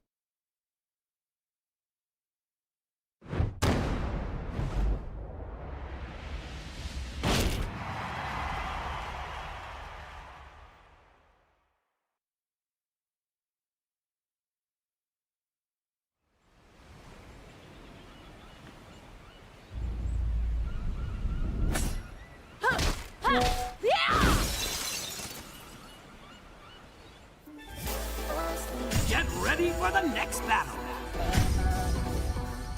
Tekken 8. New Challenger.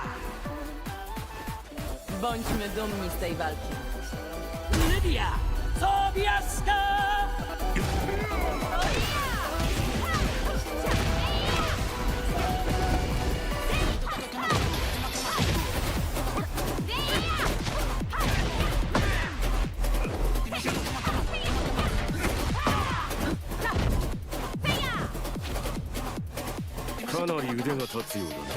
Ty też.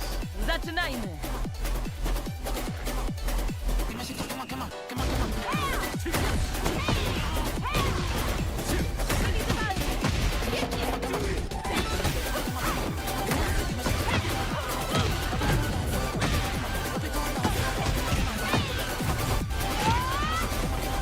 Tatakał首相の腕前見せてもらおうか!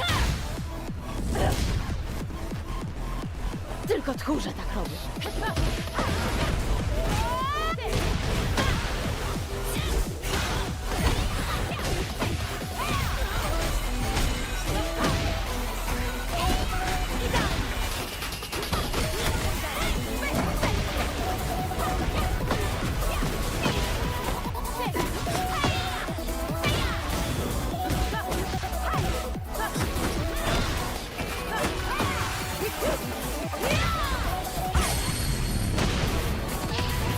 Wszystkich Polaków!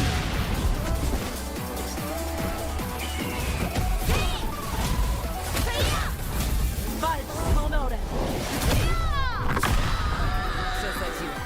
Muszę wygrać w imię wszystkich Polaków! Os!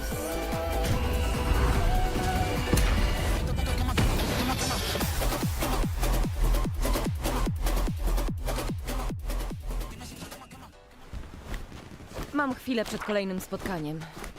Ciekawe, czy tamta restauracja jest jeszcze otwarta.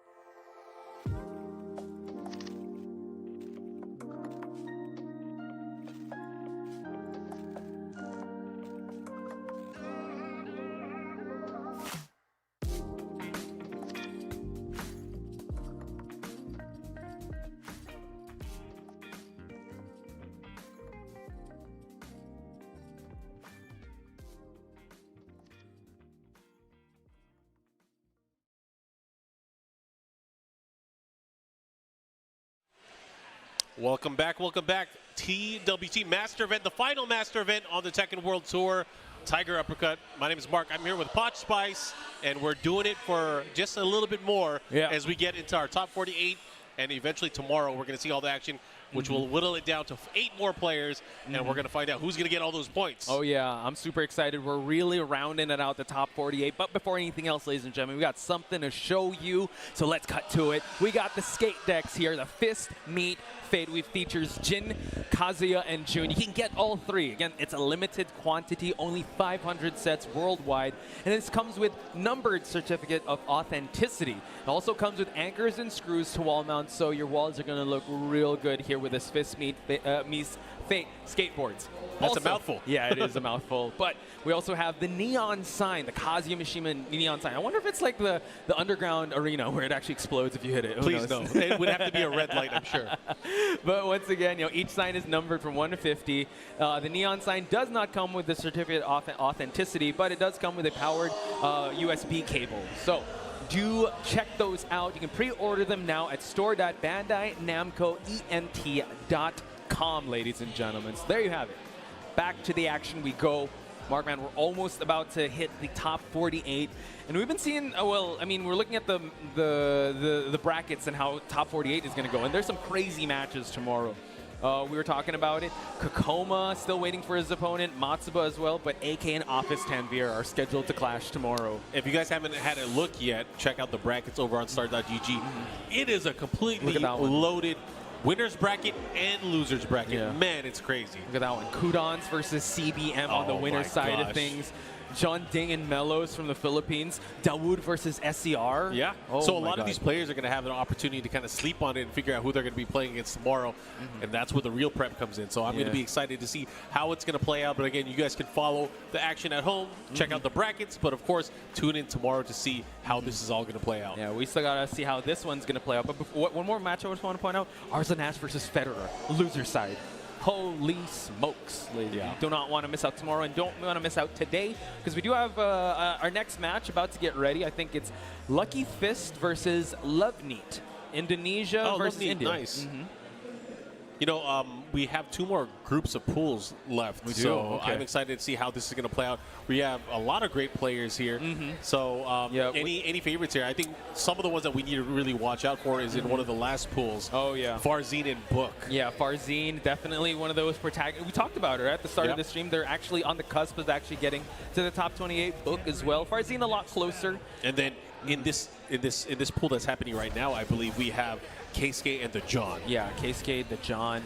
Can't wait to see that. King Ray Jr. as well. Tetsu, Lee Mishima as well. But we're going to go with Lucky Fist versus Loveneat. Indonesia versus India. All right, going right into the action here. Loveneat with the Victor. Lucky Fist with the Reina. Both new characters in Tekken 8. Oh, right. Yeah, that's true.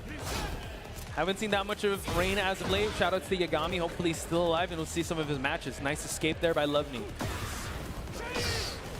Victor, I feel like out of all of the new characters, at the start it was Azucena that we saw the most of. I think Victor now is probably the one that we see the most of. True. I think he's kind of was able to. I mean, once they announced Victor, it's like, okay, cool. And then they didn't really adjust him as much. He still has those awesome play style, really counter-hitting lows, really big buttons. But now we see Lucky Fist charge and offense. Nice. Gets a big counter-hit follow-up. He's going to push towards the wall as well. Let's see what he does with it. Okay. Goes for the heat as well. Wants to keep him there. Oh my god, so much damage, Mark. Yeah. It's just adding up now. He has one more exchange here. He's got to be careful, but able to get the down forward 1-2 right out of there. No punish. That's unfortunate. I don't know if he was going for a God Fist or what. But look at that. Able to still clean it up here. 2 rounds straight here for Lucky Fist. Okay, he popped off a little bit there, but you don't want to pop off a little too much. Loveneat is still definitely in this, and a floor explosion could definitely help him out. Yeah, first to get it here. When you're on the potential final round, the floor starts glowing. Definitely not a good sign. Whoa, the crush system. That's amazing. But now, nice escapes on Loveneat's side.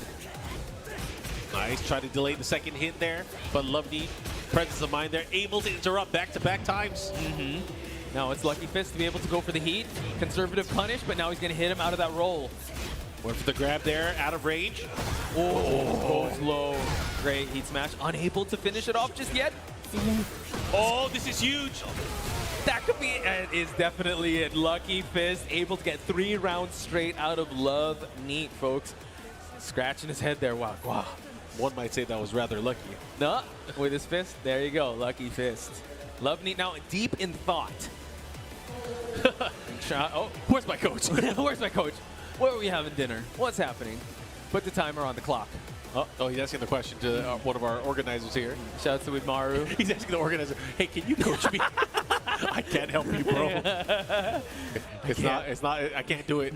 Sorry. Conflict of interest. We got to keep this game going. Oh. All right, getting back into the action here. They're going to stick to the same characters. We are going to Yakushima. As close to an infinite stage as you can get here in Tekken 8.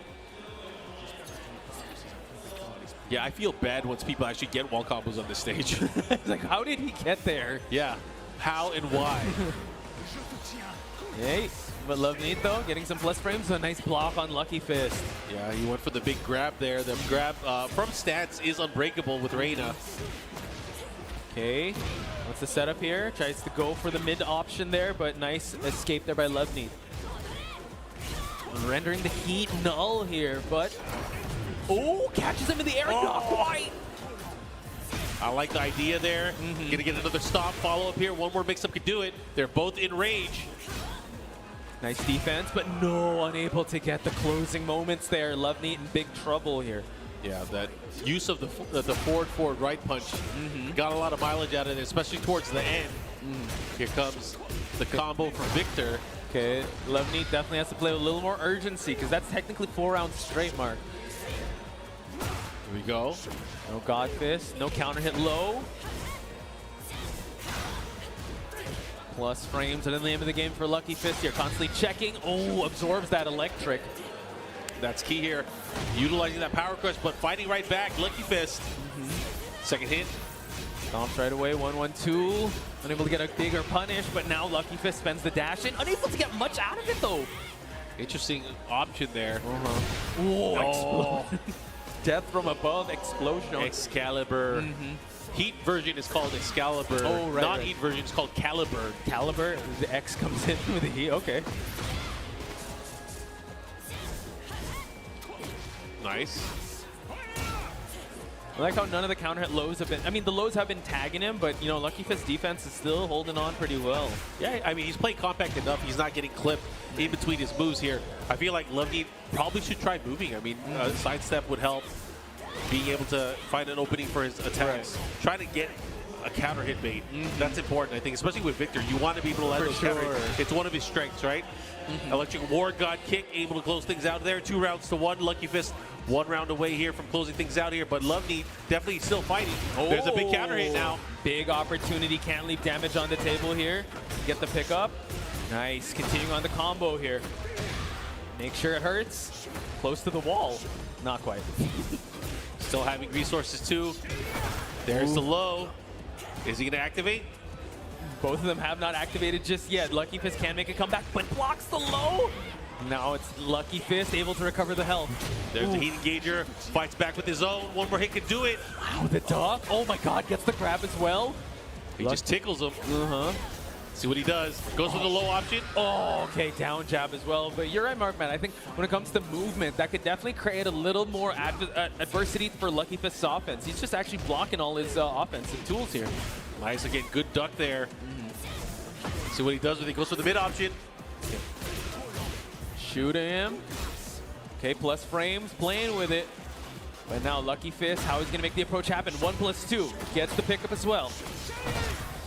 Here we go. Let's see what he does with it. Gets the follow-up. Ooh. Goes for the same combo that he did prior. But can he close it out? Ooh, nice escape there by Love Neat. Getting real down to the wire here. Last 30 seconds on the clock. Electric. Oh, okay, finds a home for that electric. He's like, I forgot I could do electrics with this character. Right. He just realized it, like, you know what, let me whip punish. There's that wall, gets the grab, and there he gets the finish. Lucky Fist with a sigh of relief. Yeah, able to pull things out. Fortunately for Love Neat, that is going to be dealt a loss. Still, I think this is still the winner side of things. There we go. Hey, look at that. Where is he? Where's Alex? Where is that Where's little Alex? little dinosaur? Where is that little fella? Where is he? Lucky Fist. Hopefully he'll get his request as the seasons come along. But there you have it, folks. Arena match. Arena versus a Victor match. All right. And then you asked for the dinosaur? Of all things, you wanted the dinosaur. I don't know. There's something for everyone when it comes to this game. Anyways, we're going to get more action on the stage. Man, we have a lot of... Question. Sorry, back to the dinosaur. What's the lore with Alex? Is he an experiment of Dr. Bosjanovic? He is a Dr. B experiment. Actually, both Roger. Alex and Roger are, and they're just boxing animals. Ah, interesting. Made their debut in Tekken 2, if I remember correct. Ooh, yeah, the red gloves and the green, like, or wait, they were the same preset or like they were separate? Like, so they were separate characters. Wait. In the arcade version. Sorry, I'm asking for a history in the lesson arcade here, but version, yeah, go for they it. were palette swaps of each other. Okay. And they shared the, if I remember right, they shared the original image was just the gloves. Oh, for those characters. Okay. But that might be too far back. I'm thinking too far back. That's now. okay. I'm losing it. Thank you for the reference there, but yes, hopefully I could be wrong. That was like 45,000 years ago. 30 years ago. There you go. 31, 29 years ago? 29. Yeah, I guess so. Tekken 2-ish, Tekken 1-ish, but more of the Alex talk later because we have our next players on stage. We got Narya and Noobs going up against each other. Yeah, I think Narya is using Victor, if I remember right. Yes, that is correct. Also KDF, by the way. So, Guangdong Freaks. Yes, Noobs though, both hitbox players, I believe, leverless players. Oh yeah. Yeah. Well, I'm just looking at his stick right there. It's an epidemic, man. a lot of players here have lost their levers. Where are them levers at? Oh. You use it or lose it. Use it or lose it. Exactly. No, actually, yeah, I've seen, especially in this region, a lot of players are using all button controllers. That's true. And people around here, like Narya, like new gen also, have been going. They have no arcade loyalty because they've never been to an arcade. What's an arcade? What is this place? A gathering of old people? But you have to admit, top players still holding up for lever players. In this game, yes. In this game, yes. Ah, yes. I think the idea of all button controllers is fairly novel and new for this generation of Tekken players. Just because, especially in Asia and Japan, such a arcade legacy title, PlayStation legacy title as well. A lot of people using obviously pads, depending on where you are in the world. Well, new character battle. We just had the Reina, but now we're gonna have the Azucena. Don't trust that smile, folks. She's ordering aliens in the farm. What an asshole. I'm looking forward to a nice one-sided fight. And he brings a gun. He brings a gun to a fist fight. Nice one, Victor. I mean, he has a gun, he has a knife. He has a sword, a plasma He has two different kinds of knives. Yeah, that's crazy. And what does she have? Coffee. Yeah. Coffee in the drug cartel in the basement of the Ortiz farm. That's true. The road to El Dorado there. But now, wow, backswing. Okay, Noobs. Really giving Narya a run for her money. Went for the grab there. Riding 3-2 again, going for the grab. Great break from Narya. Let's see what she's able to do here. Big counter hit there with the down back 4. Has the resources here. Has rage as well. Is that going to be enough to close it out? Has the wall. That's going to be it. Narya able to make that comeback. Great round number 1. Good combo. Good opening sequence here. Big counter hit. The follow-up. Should be able to push towards the wall here. Good setup and plus frames there on Narya's side. Netting her so much damage. Gonna start lighting him up.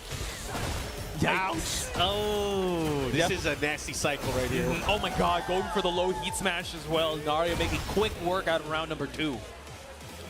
Narya looking strong.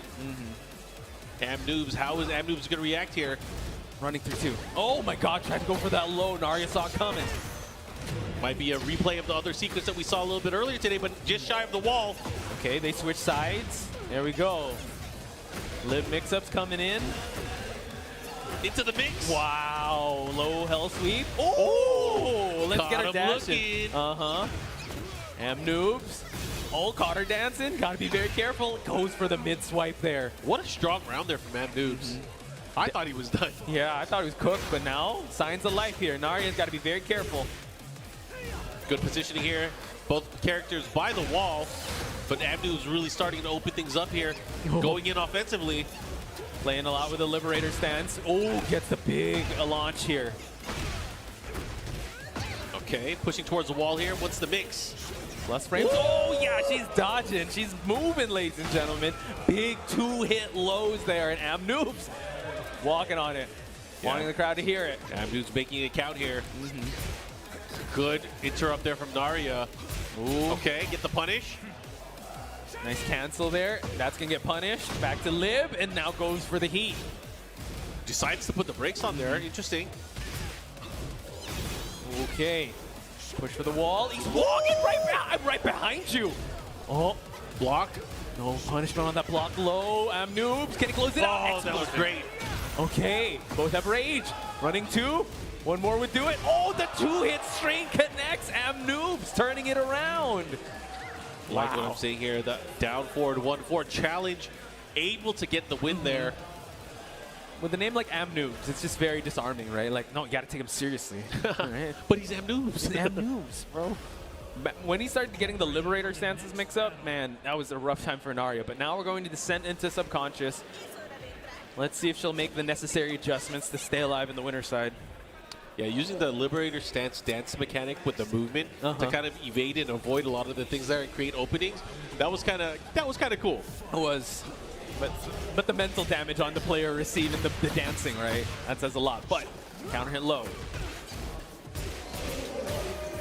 Here comes Narya pushing towards the other side. Yikes. This could be big. Decides to activate. Here's the spike. Decides to go for the low. Hey, closing out clean, Narya. Second wind for her. And now the floor is purple here. It could be breakable. It should be breakable here. What's the mix? Goes for the pressure. Added pressure has the wall as well.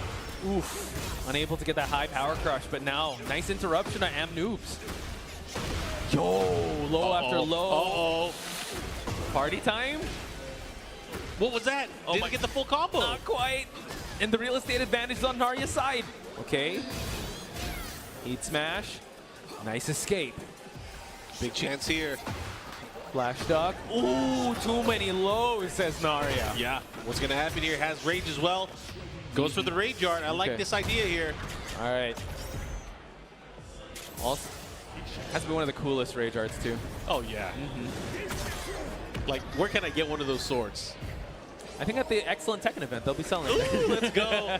That'll be crazy, right? 2 rounds here for Narya. Looking to even things up here. One more round could do it. Okay. The floor is glowing. Ooh, unable to punish that running 3, but yeah, no one has gotten the the floor break just yet. Nice escape. Amnoobs. Ooh. Activates the heat. Oh, kind of. What's going to happen? This is going to hurt big time. Oh, yeah. Cathedral stage we go. We're going to find that wall as well. It's a potential mix here. Goes for the heat dash cancel. Nice low parry. Narya staying alive in this round here. Oh, Could yeah. this be the start of something beautiful? Could be. Gets the floor break as well. Okay. Narya working with rage, working with heat. Amnoobs eating a lot of mids. Needs to close this one out, but Narya! One more hit can do it. Okay. Goes for the mid option, the low, the block. Oh my goodness. Wow, Amnoob stays alive here. No more floor breaks, ladies and gentlemen. Gets the throw. Yeah. Now in the stage. Pretty big portion of the stage wide open here. There are walls, but man, you gotta really look closely to find them. Oh yeah, you gotta hustle to find that damage on the walls. But now low coming in, but the nice duck to the punish there. Yeah, big wall standing, gets a stun. Here comes big combo potential. Okay.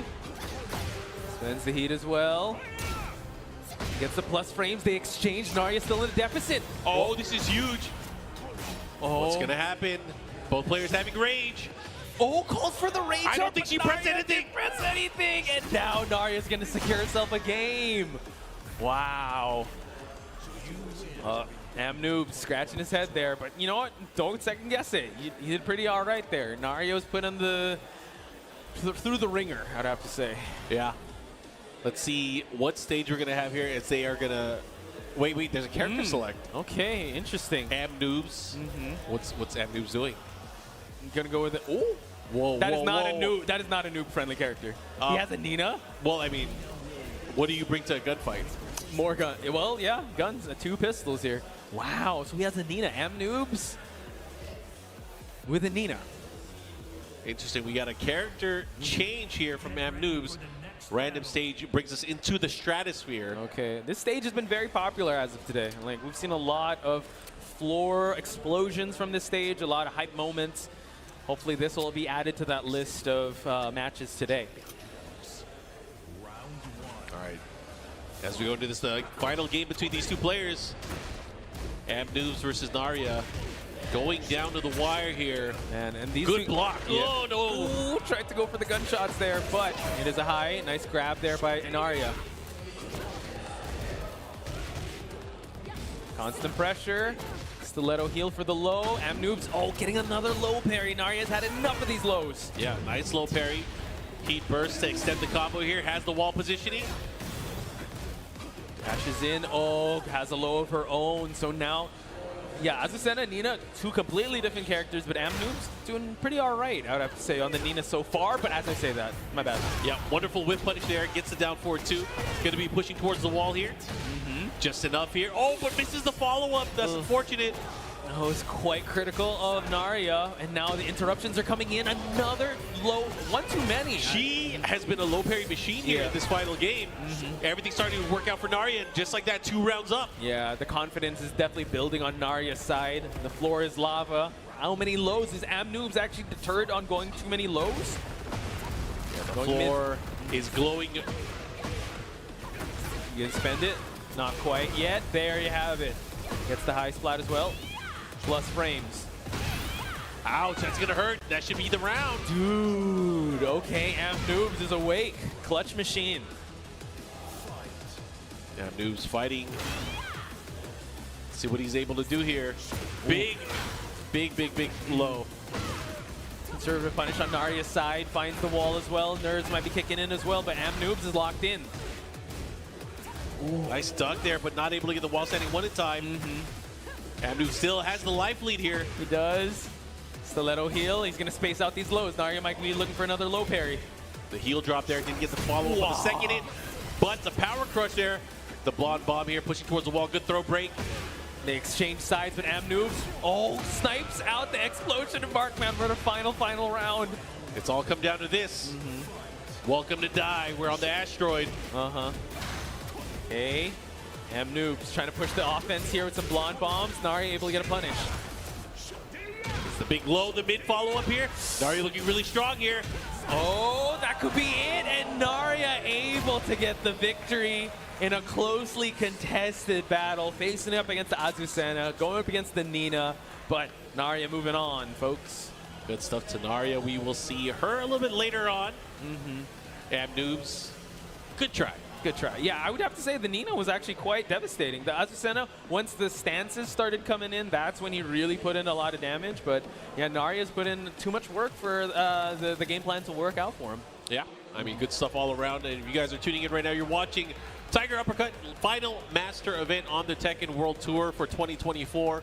At the end of today, or actually at the end of tomorrow, yes, we're going to find out who the final 20 points qualifiers are on the global leaderboard, so I hope you guys are looking forward to that. But man, it's crazy. We have players from many countries here gathering to participate in this final tournament of the year prior to the TWT finals in December. Yep, and as we are going through the day, this is our final pool. This is D1 to D4. In this pool, you have the likes of Lee Mishima, you got Yagami, King Ray Jr. is in the mix here, Tetsu as well, who's kind of in that cusp of actually making it, also right on that range, that blast radius range, but he needs to get at least top 3. Saint is also in this pool D, pool of death maybe. The John, Keisuke, Farzin, and Book like we talked about. So we just have to wait and see how these matchups are coming along. Yeah, and you know, more than half of our field has already qualified earlier today, both in the winners and the loser side for our top 48. So if you guys are curious, make sure you guys check out the start.gg page. If you guys type in bracket in the chat, I'm sure it'll probably show up, and if it doesn't, you can blame me later. But yeah, folks, so we'll keep you guys up to date. But right now we have our next match. We have a Malaysia versus Thailand match. We got Zaba from Malaysia versus Sari from Thailand. I've seen Zaba before, but I failed to remember which character he does main. But he's part of the FGC, the Malaysia FGC crew. Well, we're going to find out together which character. I mean, can you profile people just by looking at them? What character does Zaba play? Just by looking. Dragunov. Dude, you are. I feel like you just offended somebody. I don't know. Dragon. Who do you think? All right, let's see. Oh, it's too late now. No, I think he's still fine. King? Jin. It's too late now. I mean, I see them hovering already. I can't not see it. Okay, all right, cool. Oh, Brian Fury? All right, that was my bad. All right, I did not expect either of these characters. But I did not call him a Dragunov player. My bad. Sorry, chat. That was my bad. But we're going to see a King versus Brian match. I think Sari is the King because I looked at his stick, and I think that's a King artwork on his stick. Okay. I mean, maybe people just like King on their stick. That's true. I would definitely love to love some King artwork on my stick. But we will see. It is going to be, yeah, Sari from Thailand here on the King and Zaba the Brian. All right, let's see what they got. As we go into this big counter hit back one to start things off. Big combo here, but we are in the open part of the stage here. Wow. Let's see how he extends. Making the most out of that heat. Let's see if he's able to get another one. Wow, another beautifully placed back one. And Sari unable to get any offense going in round number one. Yeah, that hurt. 2 counter hit back ones. That's all she wrote. Hopefully he's going to get some offensive going in round number 2. Sari getting all the options get blocked. Okay, it's the low punch and also unable to get the giant swing. Damn. Dash up, jet uppercut. Follow up here. Yikes. Zaba got the quarter circle forward 1+2 on wake up here. Able to extend the pressure. And here we go, another chance. Still got that Snake Eyes install. Sari unable to get a grab. Nice duck. Ooh, unfortunate jump there. And Zaba able to capitalize 2 rounds straight.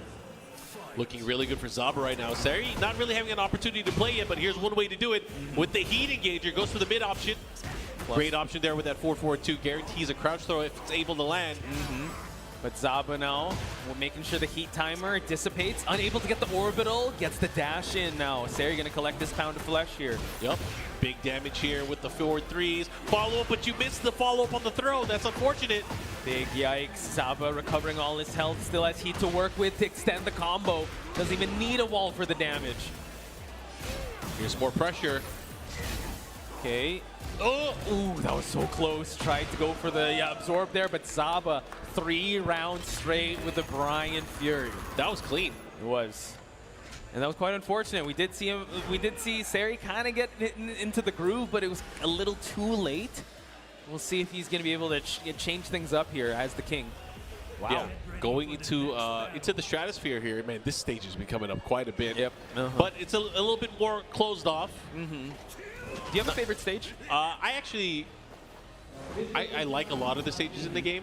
I would say probably this one is one of my favorites. I like, yeah, this is a good one. Because, like, I mean, just the whole epicness of you fighting on an asteroid before it plummets down to Earth.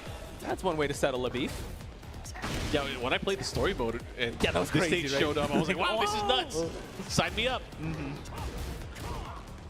But now, Sari trying to slow down the pace of this game. Zaba, a more measured approach here, poking away at King. Nice. Good read there, able to duck the throw attempt. Gets him into a nice wall standing one, pushing towards the wall here. Here's a big combo. What is Zaba able to do? He dash cancel. Oh, Agent Smith punches. Really? Unable to get it, but no, gets the absorb. Probably got it from knee, but now Sari not looking too healthy. There you have it. Spinning heel kick to close it out. Yeah. Good stuff there. Low parry. All right. Zaba definitely feeling himself here. Here we go. We have the wall. Ooh. A lot of gray health. Sari needs to find a solution and quick. Full charge. Okay. No duck there on the second hit, but it doesn't matter. Look at the life lead here for Zaba, but a big counter hit. Here comes Sari. Okay, gets the mid check, gets the DDT as well. And Zaba now, good wake up just to alleviate the pressure. Stops in his tracks. Oh, muscle buster. Split him wide open. Uh-huh. Oh, did not Could have let it rip earlier. Not quite there. Oh, gets a regular suplex. Okay. Sometimes that's all you got to do. Put him in a suplex. Exactly. Now, Sari might have found the winning formula here. Let's hope the confidence still stays intact. Decides not to finish the 4-2. Okay, here comes Zaba. Zaba starting to put things together, now has the life lead here. Second hit, able to land. Yikes. Running power bomb. Mid-check after mid-check, they both thought of the same thing, but no, just absorbs it to go for the giant swing. Good option there by Sari. He's going to do a ton of damage here. Luckily, he was able to tech roll to evade any further damage from it. Yo. That's going to cause a lot of damage, and now Heat Smash spent. Oh, no break on the Shining Wizard. Counter hit Shining Wizard. Able to land here. Now the floor is flamed up. Who's going to get it first? No suplex for you. Oh, gets the Jade's Misery grab and gets the floor explosion. Oh, yeah, here's the follow-up here, pushing towards the wall. Should be able to get the wall splat. Not able to get any further pressure, though. Nice block. Wow. Sari definitely on point, but not enough for the Heat Smash. He wants to tie it up and turns around. But Sari needs to get one more victory to tie up the game. Oh, this could be huge. The wall might mess things up, though. Oh, still able to make it work. Resplat again. Oh my god. Decides to hesitate. Goes for the Heat Smash. What's the mix-up? Puts the brakes on it. It's a giant swing. Oh. Tries to absorb it. One more hit would do it for Zaba, but oh, the 2-hit streak to carry to the final round. Important round here. Zaba 1 round away from moving forward, but Sari looking to tie things up here. Okay, absorbs that hit, but no, the knee was well placed, and now Zaba gonna reap the rewards here and find that wall. Is that what's gonna say on the tombstone? Die to a well-placed knee. Oh, this is a big counter hit. Not if Sari has anything to say about it. Can he live to fight another day? He needs to complete this round. Oh, this is gonna hurt. Has the wall positioning, not gonna die though. Uh-oh. Low, what are we doing here? Oh, unable to get the Heat Smash. Oh, no duck, but it doesn't matter. Zaba takes it. Wow, incredible performance on both sides. Sari really showed a lot of signs of life, but it was a little too late. Zaba on the Brian Fury, able to actually push his offense forward and be able to get a lot of good hits in. That was good. That was definitely good. We got more matches on the way. You guys can see the crowd here starting to gather. We have, again, getting towards the final 2 group stages of our pools, and we're going to find out who's going to round out the rest of our top 4 to 8 on both the winners and losers side. And, you know, these guys are going to have quite a bit to study for tomorrow, and you're going to know your matchup, so this is going to be exciting. Oh, yeah. Up next, we do have more players coming up to the stage. I see Tetsu going up against Saint. Dude, Tetsu versus Saint. Tetsu also kind of on that cusp we talked about. Needs to get at least a top 3 placement to actually make it or make a dent into the top 20. Saint, we know him, we love him, the old boy Tekken. He's a legend in his own right. I'm actually excited to call the action here. And they're doing the rock, paper, scissors now. And that was his nice way of saying that. There's no way he's qualifying, but he's here to mess people up. That was yeah, you can say it. You can say it. He's here to play spoiler. There you go. Just get some points, and like you said with Rukang, you know what? I like how you're like, yeah, we love him. We love him. We love him, dude. I mean, he's a great legend. And he wants to be able to claim victory over Tiger Uppercut because, again, you know, this tournament has becoming prestigious each and every year. So hopefully he etches his name up there as one of the greats here in Tiger Uppercut. All right, these players are locked in. Looks like we got them ready to go. Saint is laughing for some reason. I think they were doing they had like a really long round of rock, paper, scissors. Oh, yeah? I think that's he likes long rocks? I don't know. Buff paper, guys. Patch notes need to change up the rock, paper, scissors matchup. But it needs to activate 2 frames faster. Yeah, that's true. I mean, rock is like frames 1 or 0. Frame right? perfect. Scissors, it's like, what? Yeah. There you have it. Would you rather go rock, paper, scissors or coin flip? For sides. I like coin flips. I think rock, paper, scissors, there's a clear advantage. Yeah. There's a clear advantage. You could bully somebody into picking something. That's true. Or like it's all about how you look at them. And they could mess you up and like, okay, we shoot on like 3 or like whatever. Oh, there's people that they get the they get the jump on you like it's it 1 2 3 shoot. No, it's just 1 2 3. And then you're caught on rock, right? Because you're still doing the rock, paper, scissors thing. So yeah, I'd rather go coin flip. All right, Tetsu, Saint. It's probably going to be Claudio versus Jack, I think is what we're going to be seeing here. unless Saint has a new character that we haven't seen yet. Claudio's been a character we've been seeing a lot of today. Dude, we've seen a million Claudios, a million Eddies. That's true. Eddies. The more Lees than we usually see. Saw a few Elisas. Yeah, a few Elisas. A lot of Azucena. I mean, we've seen a lot. Which character haven't we seen? We haven't seen Steve. Wait, have we seen Steve on stream? Not during my blocks. Yeah, same here. So no Steves, no Leos. Yoshimitsu. None yet. Whoa, that's kind of crazy, right? Bears. Maybe he's not top Sour 5. Piggy was on stream also. Yeah. Sour Piggy was on stream with Kuma. We saw Lars from Shinakuma. Paul, is there Paul in your block? Yes, I saw Paul. I saw Paul today. Not on stream. Okay. Copy. I think it was on character select. Things? No, I know you and Rukang were talking about Paul at one point, but yeah, Jun Kazama did not. June, no Junes for today either. Wow, this Raven. Yeah, that's true. Raven only shows up when Pinya does. Shoutouts to Pinya. Or Leroy. I don't think we've seen Leroy either. No. On stream, we have not seen a Kazuya. Maybe not yet. Keisuke is still up for grabs. So hopefully we'll see a bit of Kazuya here. But you called it, Markman. We got Claudio versus Jack.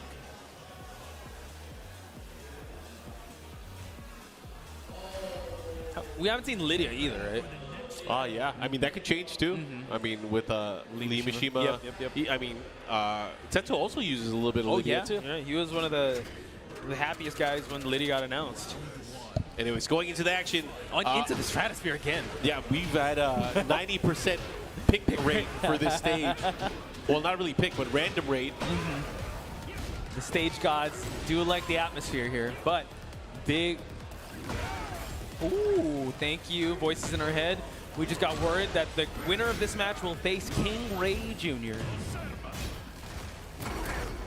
Nice, great duck underneath the power crush attempt there too. Obviously the advantage of, throwing those jabs out there, slowing it down, able to react there and go for the duck. And man, that's maybe all Tetsu needed there.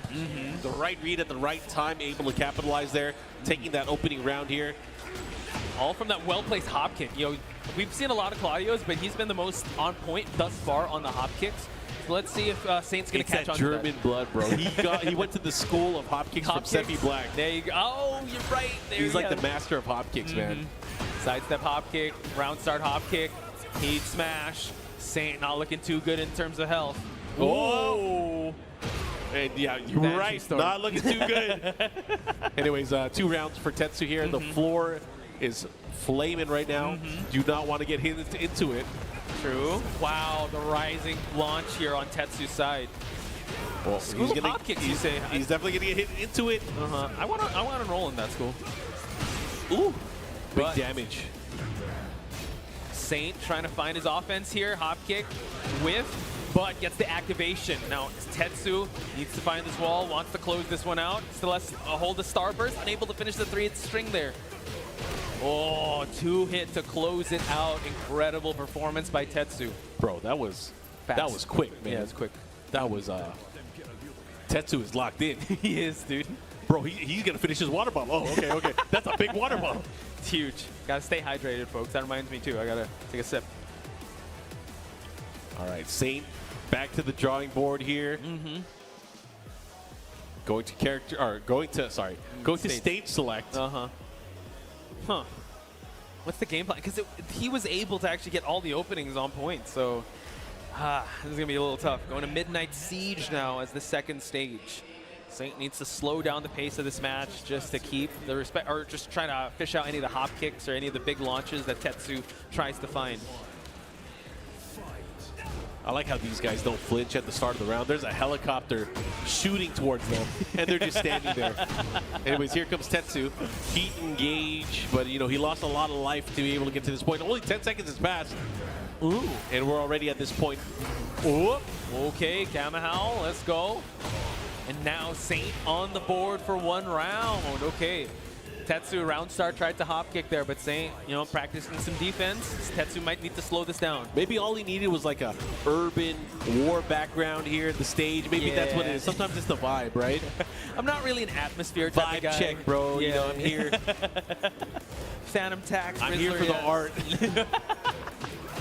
It's for the aesthetics. Yeah. Here we go. So Tetsu now finding his opening here. Well, luckily, this is not the explosive wall. Oh, able to actually get the better of that exchange. Ooh, nice.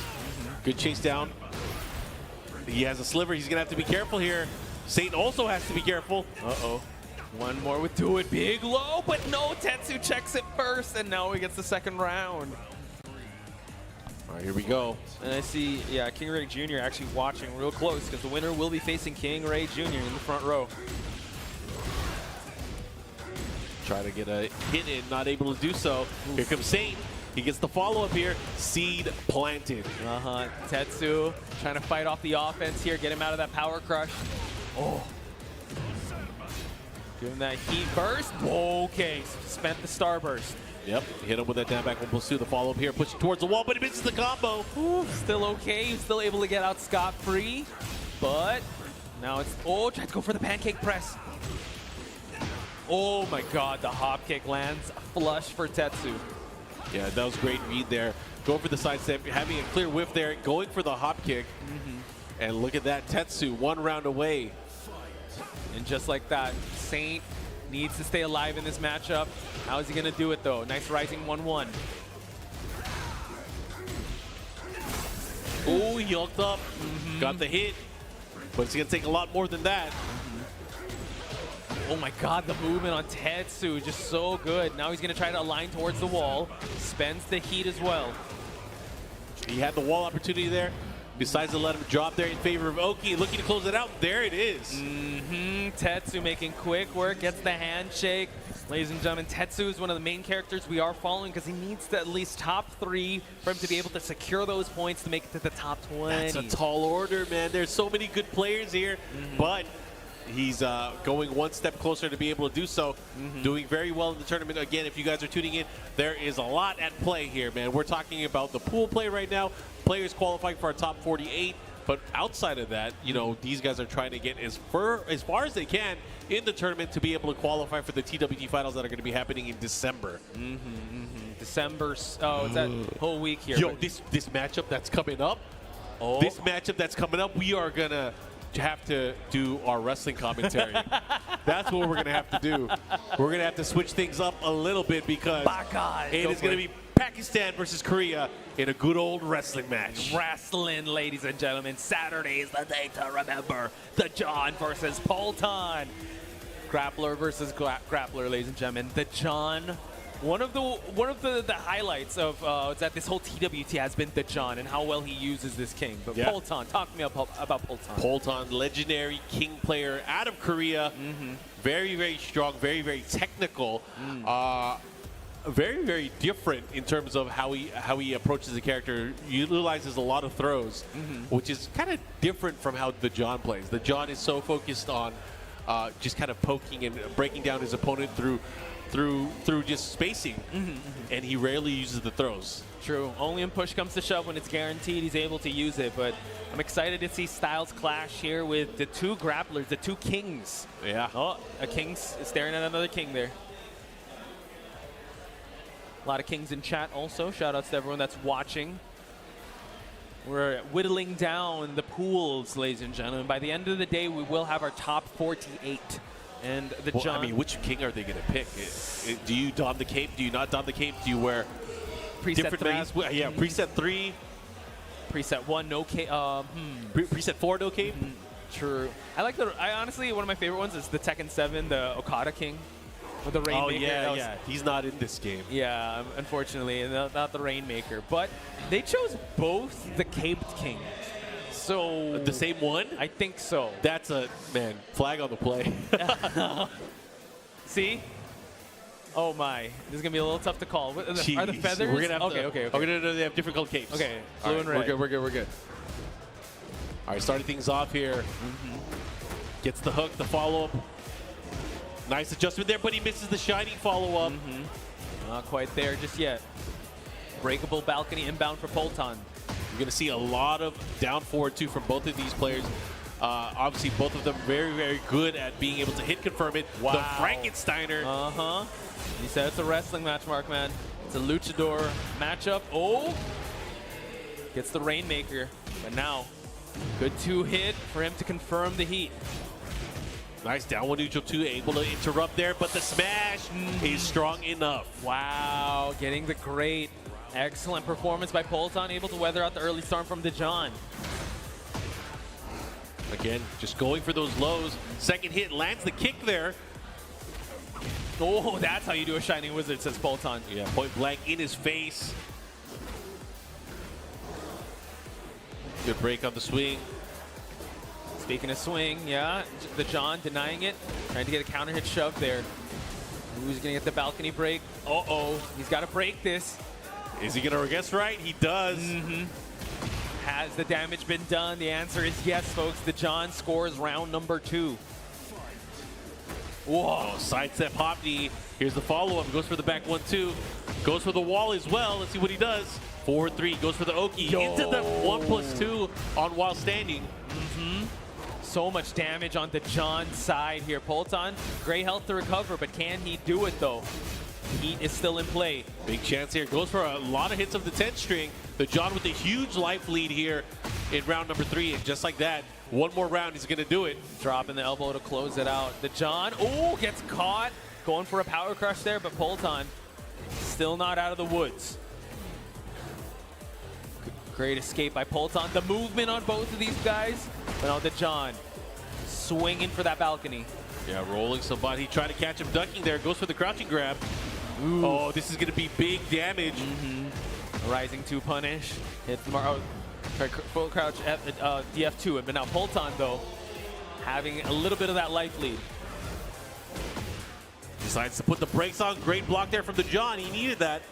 Oh, they both thought about it. Oh my God. Heat smash for heat smash. The mega powers. Yeah, that was, they exploded for sure. Just handshaking they would. So now, Polton, hopefully, you know, back to the drawing board he goes, still on that king.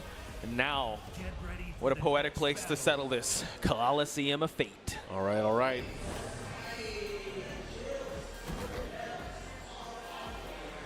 That was clutch, man. Having that smash at the right time.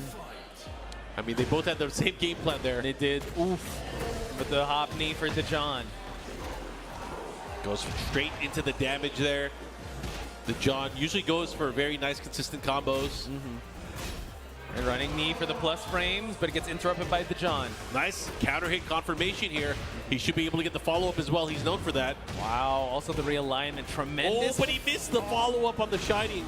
Unable to get it. Now Polton holding on to the rage, holding on to the heat. Oh, but he gets heat smashed, and now the John looking real confident after round number 1. Yeah, hold on to this power bomb from the skies. Holy smokes. Oh, again.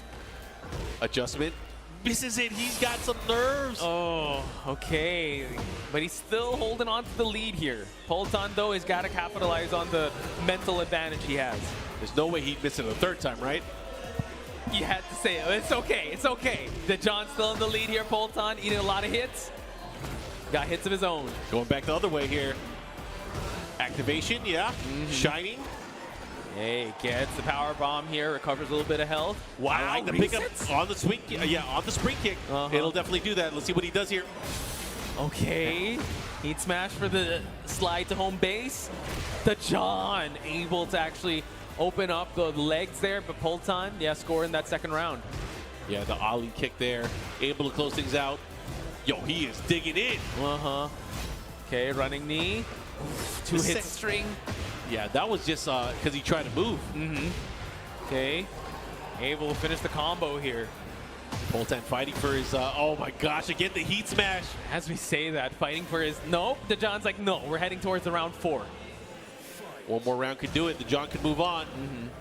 Will he be able to, though? That's the thing. Polton goes for the power crush, able to land it, hit him with a big drop kick.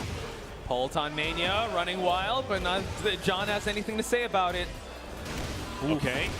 Nice running knee to the rolling Sobot here. Wow. Oh, that's big. Here's the follow-up. What are you going to do afterwards, though? Heat smash for the plus frames. Goes for the mid option. The John not looking too good. Oh, this is huge. This is a huge opportunity for the John.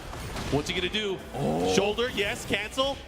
Able to get the power bomb as well. And now Polton in big trouble. One more. We're Oh, doing what a block! That was a crazy block. Here we go, final round. Oh my goodness. Game number 2. Polton needs to stay alive here, folks. Very important for him to tie up the games, but the John, the movement, the heat. Here we go, another chance, another opportunity. Nice counter jab, but a good block there from Polton. He's ready. He tries to create the space, able to defend the heat smash, drops the people's elbow. He's got a heat smash of his own, but oh, he's dead. He is hella dead. Oh my goodness, an incredible performance by Polton. What an exhibition of two kings, but it is the John to come out on top. I wonder if he knew if he had the right read. He's like, you know what, he's going to try something funny. Let me go for the Shining Wizard here. Holy smokes. Incredible performance. Polton putting up a great fight, but the John, you know, one of the highlights also of the Tekken World Tour, his performance. And, you know, he's also one of the players that we're looking out for. He needs at least, I think, a top 32 finish here for him to actually get more points on the board. Yeah. And again, lots of Tekken action that's been happening. And if you guys want to see more of this after the Master event, we have the finals that's going to be coming up. So you guys got to make sure you guys check out the excellent Tekken Festival. The TWT Global Finals will be a 4-day event, and spectators can attend on the latter half, which is going to be December 7th and the 8th. And it's free to watch. It's going to be in Shibuya, Tokyo, in Japan. And of course, the offline event, the excellent Tekken Festival, will be celebrating the 30th anniversary of the series, and it's going to be held in the same venue. And of course, if you want to watch the TWT Finals live, there will also be awesome Tekken merchandise for sale and other exciting stuff that's going to be happening that weekend. Yep, and the last chance qualifiers will take place Saturday, December 7th. Remaining entry spots will be open on a later date, so be sure to fully enjoy Tekken in Japan on December 7 and 8. If you guys want more information on the Tekken World Tour, head on over to TekkenWorldTour.com. Follow our socials to keep up to date with the newest Tekken content and see more TWT excitement and updates. That's at Tekken and at BNE Sports on X, and on YouTube, it's at BNE Esports. Yeah, so again, make sure you guys stay tuned and watch all of the action. But real quick, we are going to take a short break, and we're going to come back with more Tekken 8 action live from Tiger Uppercut. See you soon. You're really making all of this by hand. Oh yeah. The avocados are hand mashed, the chips are hand tossed, and everything is made fresh. You make it fresh every day. Yes, every day. The Chipotle way is we make it fresh every day. Sounds delicious.